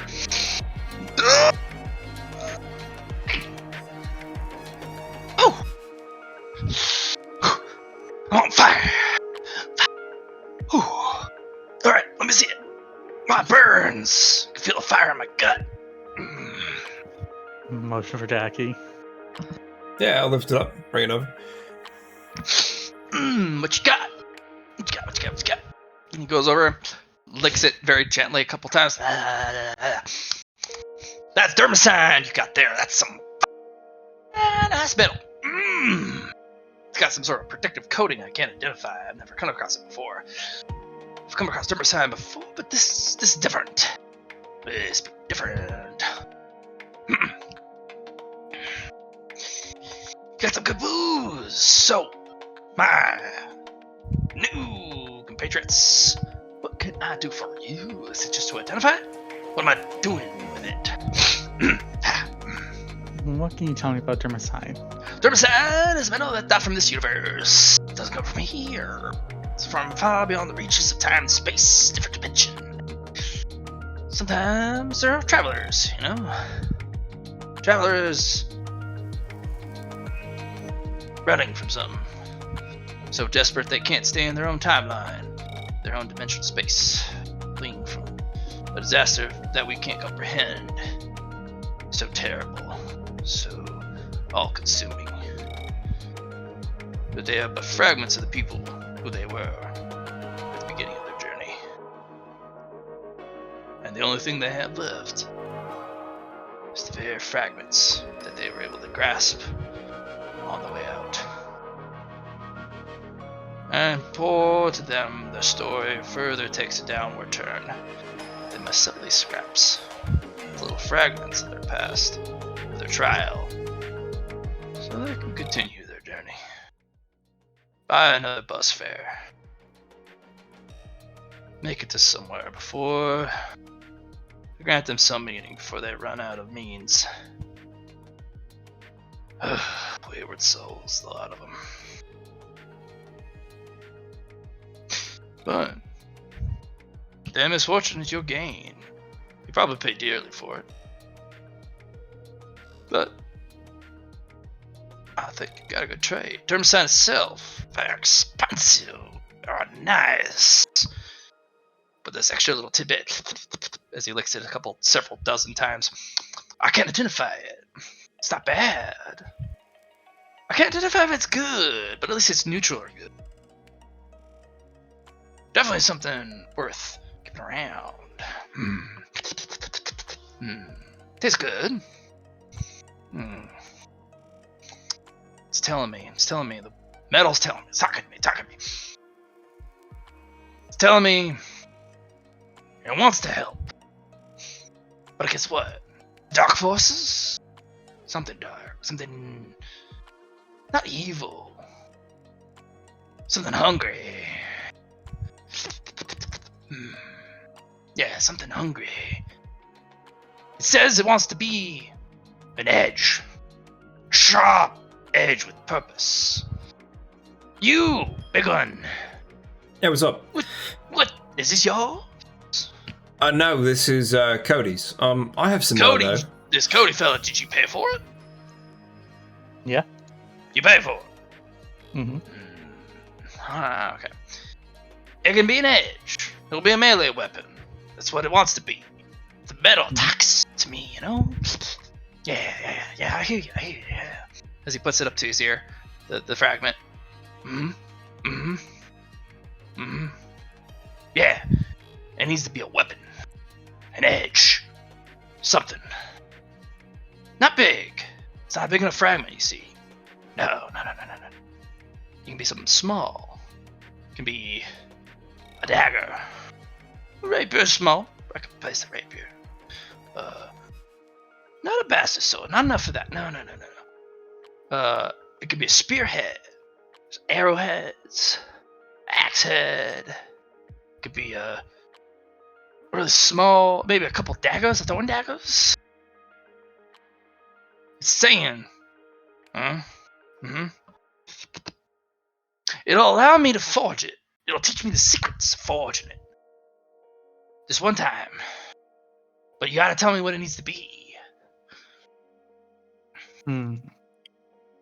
It wants to become something, something useful. Something to cut the enemy that stands in front of you. And when you become familiar with it, and if you ever come across the Great Hunger, you strike it down. Fearlessly. But that's its purpose. I see. He reaches over, pulls a big bell, like big pull chain, and a big old whistle kind of goes off. Alright, boys, light at the forge. It's time to beat this sucker. We gotta get it real hot. Hot. That hot? Oh, that's real hot. We're gonna need a blast furnace for that. Oh, that's real hot. Okay. Yes, I got you. Yeah, no, we're doing it. And he sits in a little big old tray, hooks it up to this like little tray gondola, and just zip lines it down the way. It's on its way. It's cooking. It's gonna start cooking real quick. You better make up your mind. Come on. It wants to be something now. What's it gonna be? Make it a kukri. Cookery.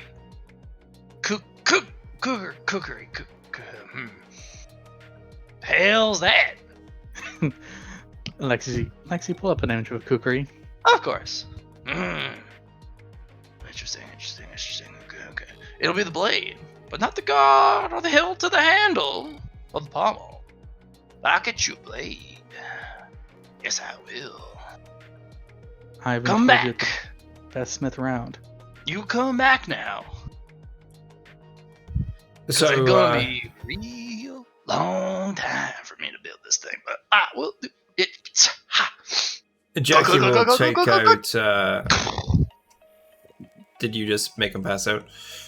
No. He glugs the rest of the bottle, slams it down, it cracks on the bottom. The fire in my gut burns like the blast furnace. Good. Ready.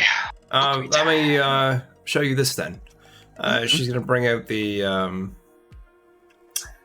metal that what was her name? Kaylee, yeah. Kylie, yeah. Kylie, that metal. Oh. That's too much. Too much, my friend. Hold on to that, my. Hold on. That's a big unbroken piece. I can twist and turn it. What's your weapon of choice? The axe. The my friend was saying that it might not be enough for the blade and stuff, but it might be a good start to something, so... Nah, you need a blade. Little one! How much you trust the big one? Oh... a lot. A lot? Perhaps I owe you a favor. Maybe I turn that dermasign to an axe head, graft it to that Sari steel haft, make it an axe. Untold. That would be a big ask, Cody, and I don't want to take this away from you. Oh, I can make it a kukri, like you ask. But you have to find a pommel, a handle. Maybe a little guard on it. Think on it. Think on it in the next 3 minutes while it heats up. Oh, it burns. The alcohol. I'm on fire. And Cody's gonna sit there and think for a second and goes,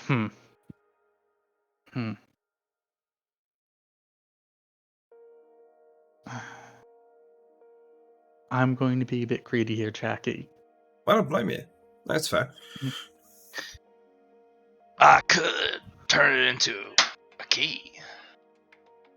A key? Some mechs have a manual turn key. One of a kind. I mean, that is true.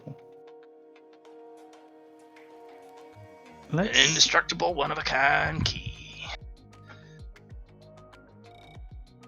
But what would it do as a key? Besides just unlock my mech. It'll allow you to turn the engine. It would lock it forever against intruders. That is fair.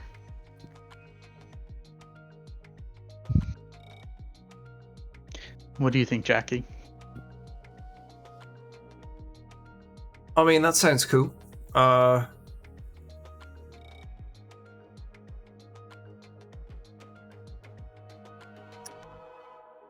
at the end of the day, it's your decision, Cody, right? You know what? No. Make an axe head for Jackie. Sure. Dun dun dun dun dun dun. Oh, you big for Zips this, off. Cody. I know. All right. And I won't forget it. Good.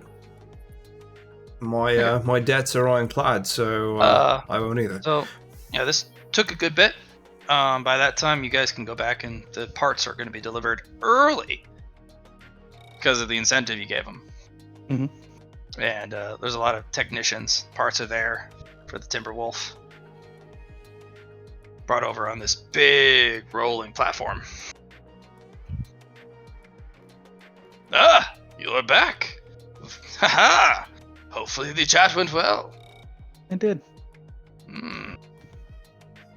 There's a commotion in the fort. It breathes fire like dragon on the magic front. Oh, truly powerful heat. I have not seen this forge heat in a long time. Means good work is going to be done. Good work. Yes. We gave him an interesting piece of metal. I have brought you gift, too. Hmm. And he'll toss you a chit. This is access to my machine. I looked you up while you were gone. You are kind of big deal. I'm not going to lie. It's kind of just big deal, just a little bit, you know. When you want to work on it, let me know. I'll let you in. You'll dig around, eh? Yeah. Its name is Atlas. Like the Titan who held up the world. What can I Maybe say? you'll make it stronger.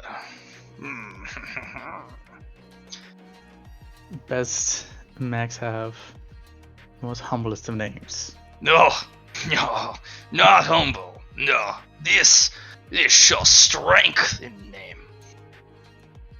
Shall fear. You see it. You know your death is near. Yes. Haha. You fix this. You make Timberwolf happy. I let you work on Atlas. Sound good? You know, sounds like a good deal to me. You get to look under hood. It has best parts. I made sure. Hey, Actually, hey, I let you help install new parts I bought with the thing you sold me. Sounds like a good idea to me. Best mech on base for ground combat.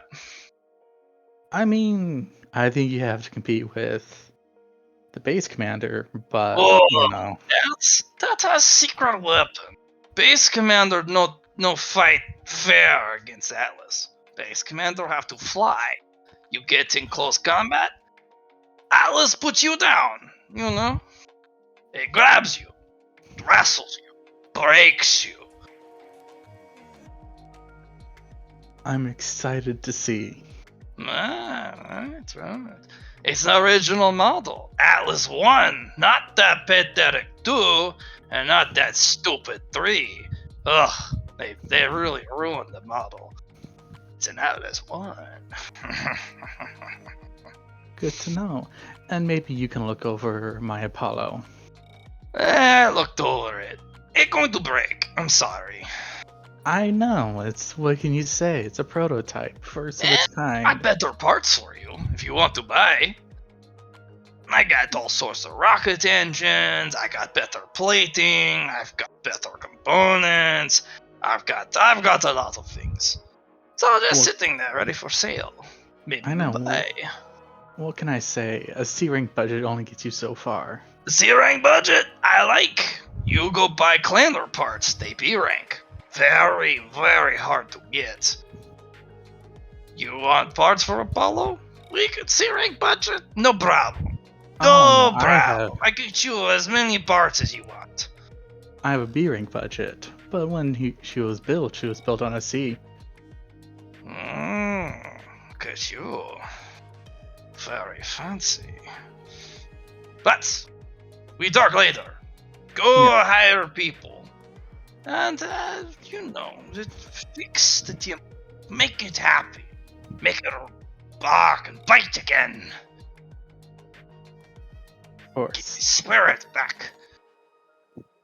Jackie, you'll need to make contact with its spirit. Its fighting warrior spirit. You must connect with it. Let it in, but fight it. It'll bite you and try and bite your neck and kill you because it is a warrior, a beast. A Beast. mech warrior, if you will. Yes, yeah. Okay. Hire who you need. If you could afford them. They fix it with you. This man. Yigsif. He worked on multiple Timberwolves. He knows what he's doing. But he's expensive. But I also have brought the young pups. They are, bearing to biting, sniffing for blood, ready to go, ready to charge. I want to walk up to Yixif. I'm like, what do you think of the Cloud9s? He just, that's all he does. Okay. Tell me your previous work experience besides the Timberwolves. I worked on other things.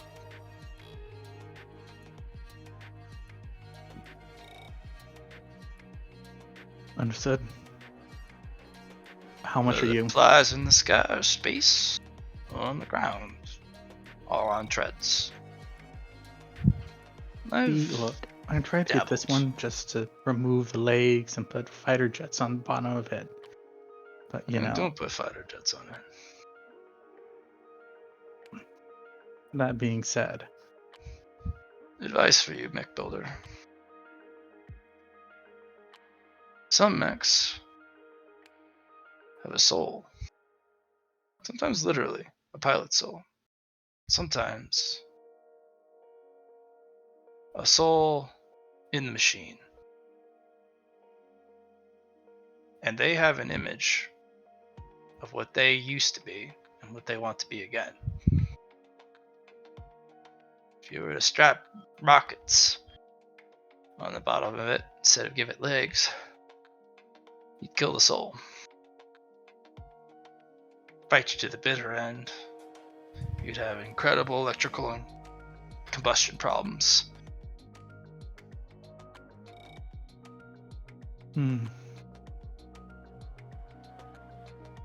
Beast prowls for prey. Timberwolf. It's a proud machine. It's a killing machine. It knows its value. It knows its territory. It knows its prowess. It's arrogant. It's prideful. It's aggressive. true warrior in all aspects. One that'll go through the throat and fight to the absolute bitter end. And produce even miraculous outcomes, despite the incalculable odds. But it's got to have that spirit, otherwise it's just a machine.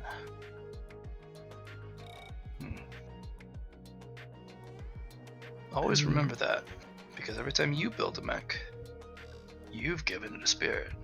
It starts as something small, undetectable. But the moment it enters combat, the moment it really gets tried and pushed through tribulations of fire and flames, it builds. And eventually, it survives, is repaired, and given love and attention and the respect it deserves. Soul will form. And then it becomes something entirely different. Think and perform beyond its specs. Be pushed beyond even the most insane boundaries of what it can possibly do. And it will fight with you to the bitter end and try and help you. The more powerful that spirit, the more it can do. But most consider this spiritual and superstitious bullshit. But not to me. I've seen too much. How much do you cost?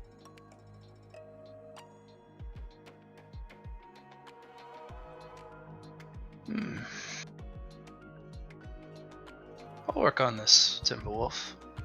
If you let me do it right, though. What's doing it right? Putting it back the way the Timberwolf wants to be put back together. Keep its soul intact. Not strapping rockets to it. Not doing any radical modifications. If you're going to modify it, you have to communicate with it, your intent. Pilot. The soul bonded. Yeah, that makes sense. You gotta tell it what you do, what you plan. You gotta convince it that this is the way. This is good for both of us. Soul bond, that's important. But it's gotta go back the way it remembers what it was. I'll do it for free if you allow me to do that. Let's heal the mech. Let it come back to its original self. And then take what he says at heart. Let me soul bond, as he says. And then convince it to trust in you like I have. Fair enough. And if you're willing to listen, I might talk a little bit of the clans. Some of the young pups don't know the story. Cloud9 certainly doesn't acknowledge the story. I'll tell you a little bit about it. Well, as a member of the Cloud9 and someone who was first introduced to spirituality by going, here's 3 sites, they're going to protect you. And then, of course, starting my own cultivation. Me and spirituality are on a weird ground. Let's commune. Get our hands deep into the mechanics of it. Let's let the oil and the sparks shower our working hands. Let's give it our love, our blood, sweat, and tears, so that it knows we care. Fair enough. You'll feel it if you listen, Cody. As you work on it, especially when you restore a component, put your hand on it and open yourself. Listen. Jackie has 4 external potentia. Is it possible to put some of her potentia into this? Absolutely, you can. And he's Alright. like, Jackie, this is yours, right? This is mine, right? Yeah. Alright. There's two extremely important parts. Power source, not so much. It's when you kick the engine on. Right. You need to fix the engine. Because when you kick that engine on, you'll feel it purr. You'll feel the life, the heart, kick through this whole thing. But that's the second step. The first step is actually to repair the cockpit. Repair the identity. Repair the face, so to speak. Pride. The seat of power. The seat of power, unfortunately, has been ripped, burnt, and slagged. And it has no face to give. Its pride is ruined. Sad. But it's a warrior's death. It died quickly. The rest of its body was preserved. Well, somewhat. Come. Let's begin our holy work. What? Young pups, bring the equipment. Be respectful. I'd hate for you to disappoint me. And he will walk you through each of the parts. Cody, you're going to go through the components. But Jackie, he's going to start you in the cockpit. And he's going to walk you through every single detail. Like innocuous, annoying levels of detail. Right. About every facet of this cockpit. What was destroyed, how it burned, the replacements, what they're supposed to do, every single button. Like, it's a dizzying amount. So go ahead and roll me logic to see if you can remember it. But since this is going to be your soul pawn, I'll give you a plus 20. This is your mecha. This is going to be your baby. Logic's not my greatest suit, but I guess I could buy it for 5. No big deal.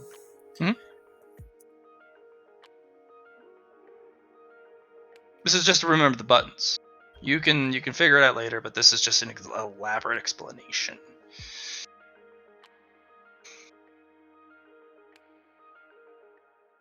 I still need to buy logic. There's That's that, and Do it. uh, Do it. just wait a second here. I should have more into something that I don't. That should be 18 total. And perception should be now 10 total. That looks like better numbers for what it actually is. And then let's bring that down to logic. 5.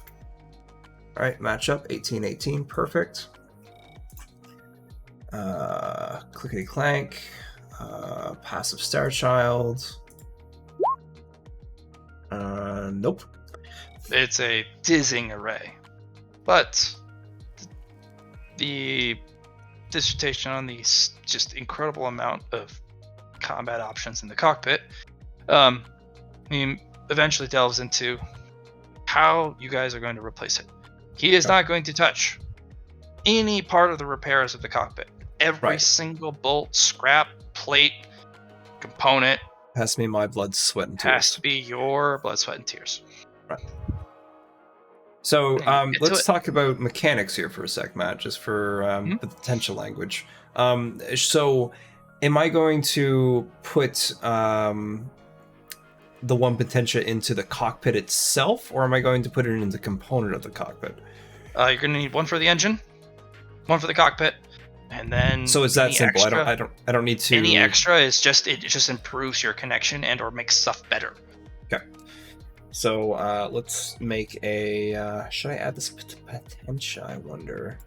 Yeah, let's call it Timber Wolf Cockpit. All right, Cody. Go ahead and make me 3 mech building tests. Yay.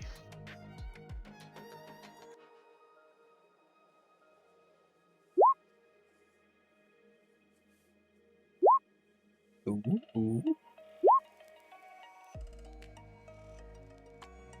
Okay, waiting for the day. You're gonna get those Hold on. fucking legs on real quick with the young wolves.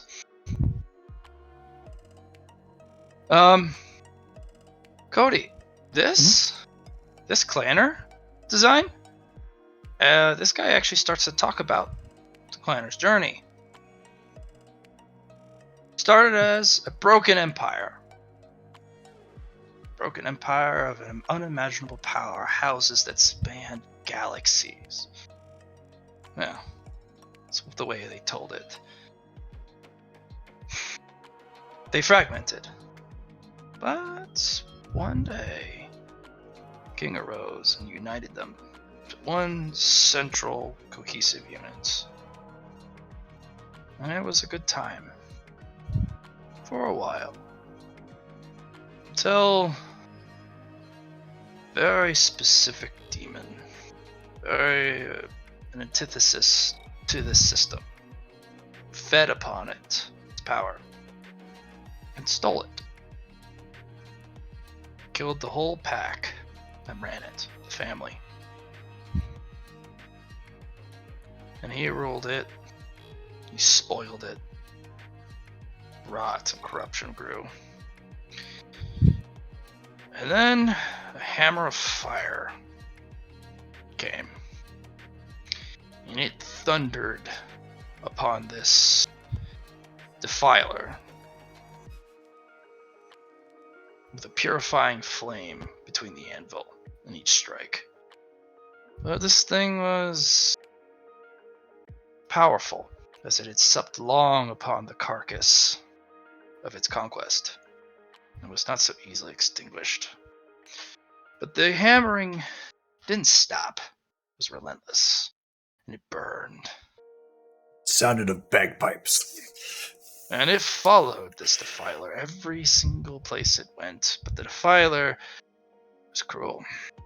It defiled and corrupted and burned in its own way. Every single place the hammer followed. So it gained nothing, and it burned itself upon this corrupting miasma. Poison. But it didn't stop, no matter the consequences, no matter the price. And eventually, the defiler felt the flames flicker and burn in a trap. Finally, the hammer struck true. Not once, not twice, but it rang until there was not but even ash. For its wrath had grown to a mighty gale, unrelenting, merciless, pounding this purifying hammer. For it had no compassion left for this defiler after what it had done. And in horror, the hammer, finally with its breath to stop hammering for the first time in a long time, looked upon and surveilled the battlefield in which they fought and realized this can never happen again. And took all the warriors and their might, fled, took the worst of the weapons, took the things that ended whole lands in but a single breath, and a plume of fire so powerful that left nothing but ash. And they took it all, stowed it away, hidden. If never discovered, it would eventually be buried.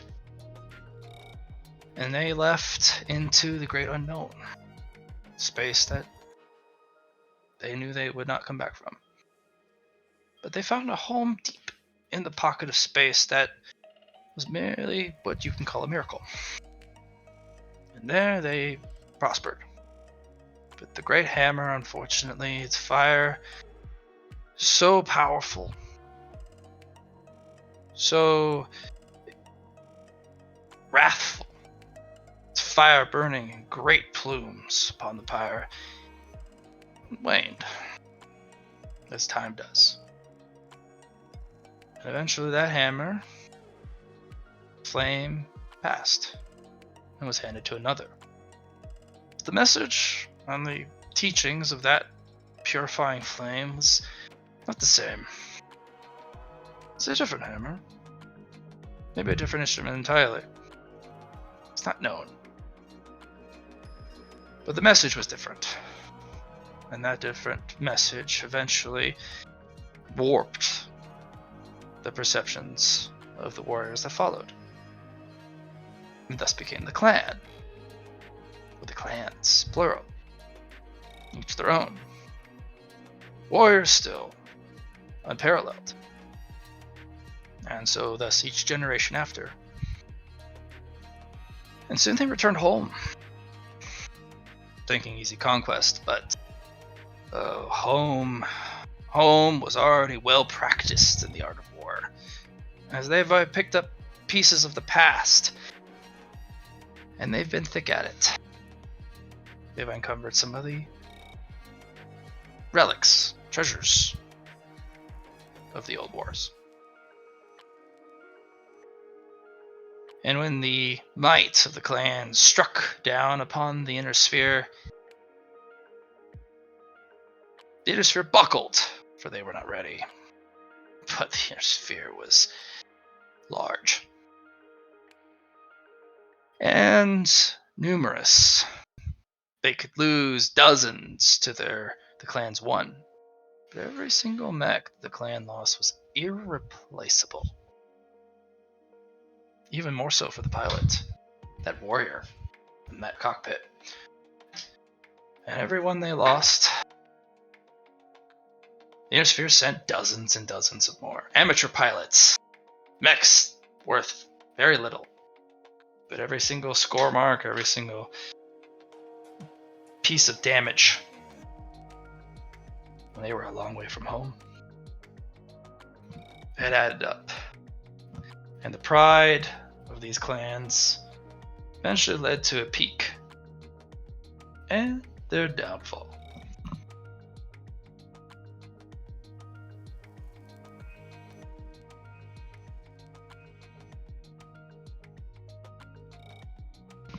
The clans still exist today. Or could they not? Their might and power are unquestioned, but they are confined to their home systems, deep into the end of space. And anyone who doesn't know the way, well, they're not likely to make it. They'll get lost.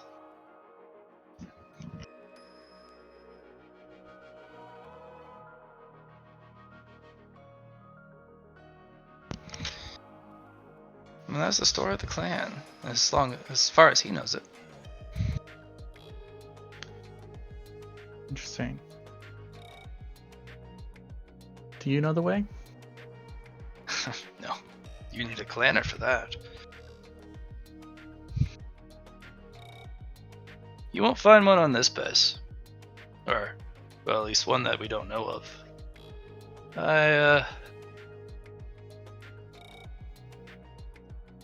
They're on this base, they haven't advertised it. Maybe there is one.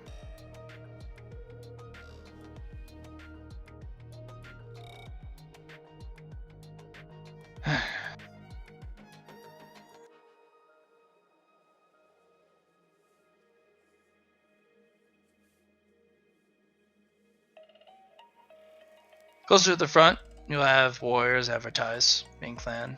It's up to you to see if they are or not. To your ability to discern who's who. Don't you think? Alright, Jackie. Yeah. Legs are on. The compartments are put back together. The armor is back together. Parts are being brought in from a Timberwolf that, honestly, it could best be described as a donor. This thing is in shambles in comparison. It is what has been called cord. Right. Cord horrifically, but from behind. The cockpit's intact. The legs are intact. One of the missile pods is somewhat okay. A lot of it's just extra parts.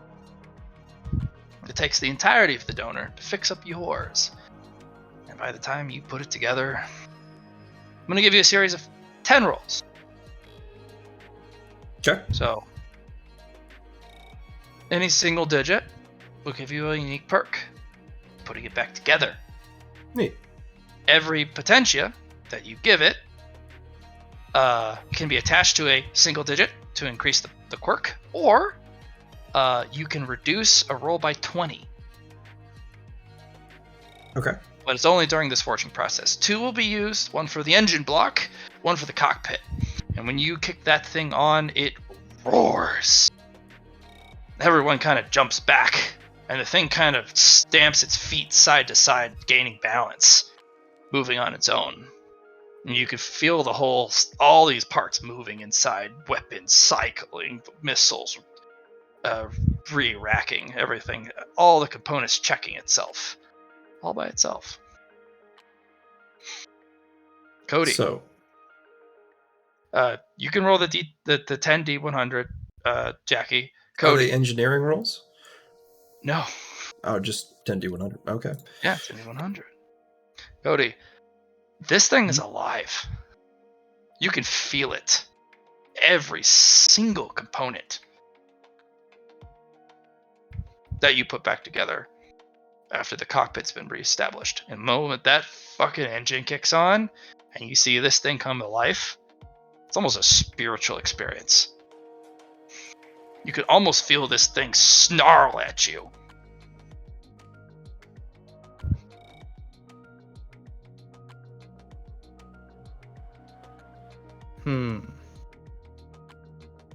It's ready to fight. It wants to fight. Roll up a newspaper. I'll put you together. I can take you apart. Come at me, bro. Alright, I'm gonna have you roll Intimidate on the Timberwolf. Oh, me? Yeah, you. Okay. Yeah, run me that Intimidate. I'll give you half your mech building bonus. Okay. Would this be strength or willpower? Willpower. Okay. You are not strength. All right. So half. So I'm just gonna go like this. Good try. Yeah. Snarls at you and you go, huh? Alright, little shit. I'll remember this. Alright, Jackie. I need you to pick a system on the mech. Whether it's weapon systems, computer system, like you need to pick a system on the mech. One is going to be the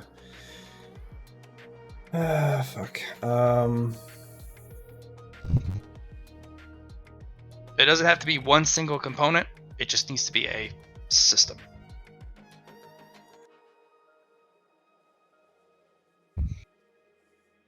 Or a very specific trait, like the Clanner ground trait. That would be a very powerful upgrade.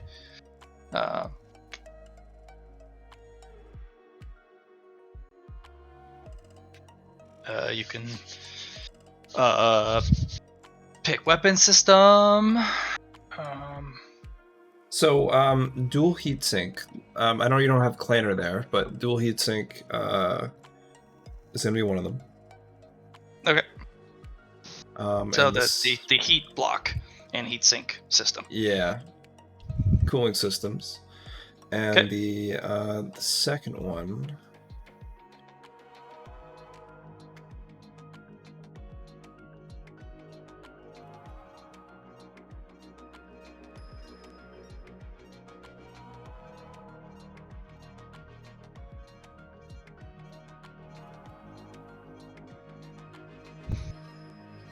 would be the Clanner ground frame.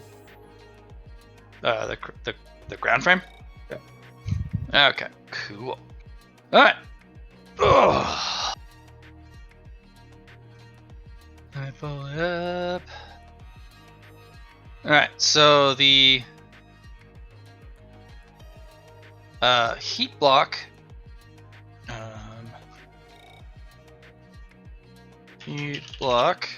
is a plus 10 to its max. Heat ablation is a plus 4 per turn. Okay. Um.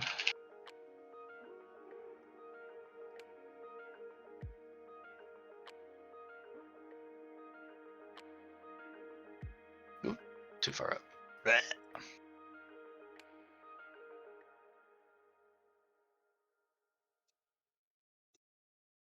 It's going to be.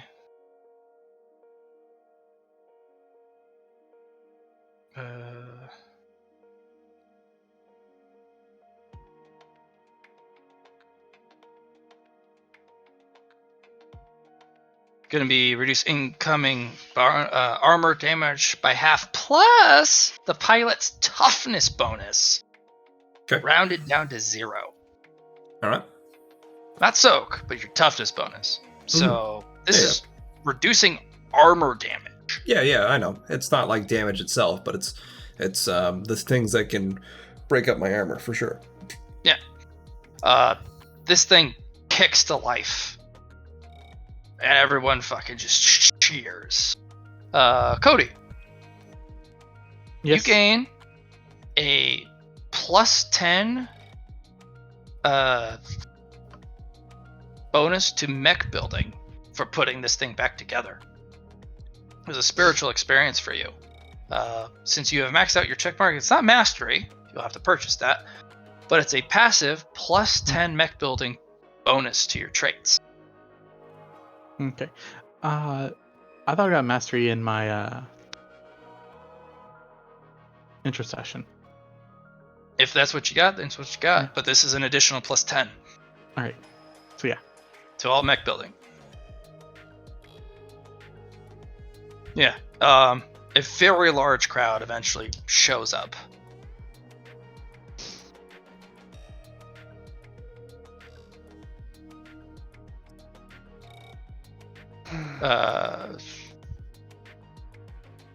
So, Jackie, Yes. first, you have not piloted this thing. No. And the more you pilot it, the more you become in sync with it. Of course. You will have to cultivate the technique. Now you've put the mech together, they're going to give you the cultivation manual for the Iron Eaters. Good stuff. That was the deal. So go ahead and add the cultivation manual for the Iron Eaters to your inventory, All right. to your gear. The immediate benefit. This is a angry thing. Get 2 things. 1, you get an armor bonus. Not soak, but armor. You're going to start with +10 to your armor suit. And it'll go Okay. up. 2, when you are on offense, you can add +2 damage, +2 pen. Okay. And that, of course, will go up, up, and up. The more you cultivate the technique, and the more you pilot the mech. Just goes up. So, question, Matt. What did the potentia into the cockpit and engine do? It's soul bounded to you. This is Okay. your mech. This All thing will literally fight anyone who tries to pilot this thing. Right. It'll act on its own, actually. Excellent. So You know how a that dog is- grabs a thing and shakes it back and forth really, really hard? Yeah. Well, if someone gets in the cockpit, it just goes and shakes the guy back and forth until he's paced on the inside of the cockpit. Or until he gets out. The cockpit will lock up and you can't pilot it. That's why you don't mess with Iron Eater mechs and try and pilot them. You just can't. They soul bound them to themselves. If you get it up to a certain level, the mech will actually pilot itself to come to you. Nice.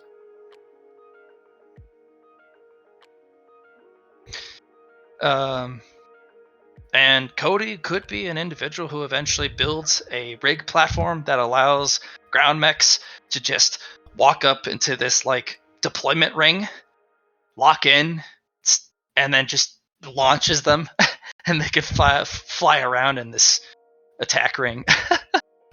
I'm just saying, a mech that is only usable in one type of environment is bad. No, there's a different thing that they use in space.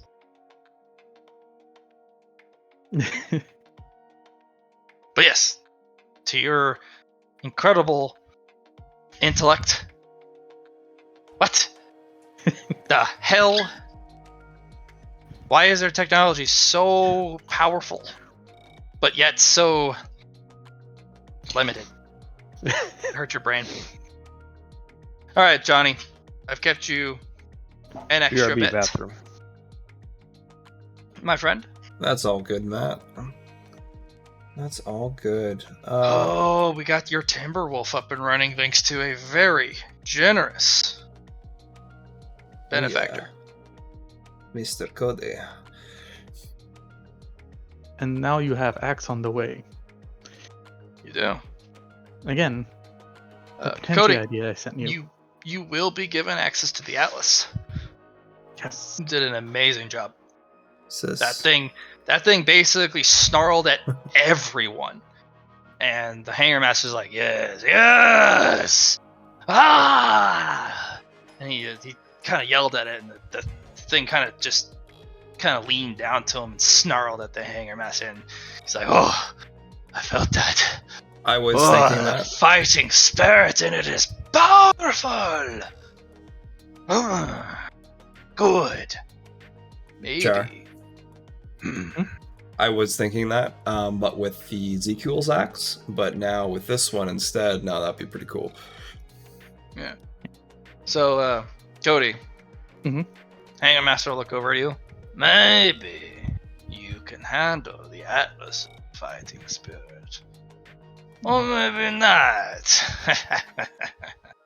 I can handle If anything you think throw at me. this is powerful and nasty, the Atlas has... Be careful. Or not! Haha! Maybe you are fearless! Ah, I've already Now ripped go. off my own skin, so You can go. You have access. Just let me know. I don't have to be there. I'd like to. I have job. I understand. But if you have time, go. I'll see it after lunch, after dinner. After Oh. dinner. Well, hopefully you can keep it in your belly. I have a few other things I need to get done today. Oh, like what? Oh, access restricted files, cultivate Bah! stuff. This waits for no one. I'm kidding. It'll wait. I'll see it after dinner, and then you can show me because you should be off work. Never off work. I am Langer Master. Fair enough. Okay. Good, good. I am ready, I think. Alright, guys. I'm gonna head off to bed. It's almost 3 o'clock in the morning, and you know what? It's been like 8 hours, so it's a good session. Yeah, Peace, bro. Alright, boys. Take care. you too.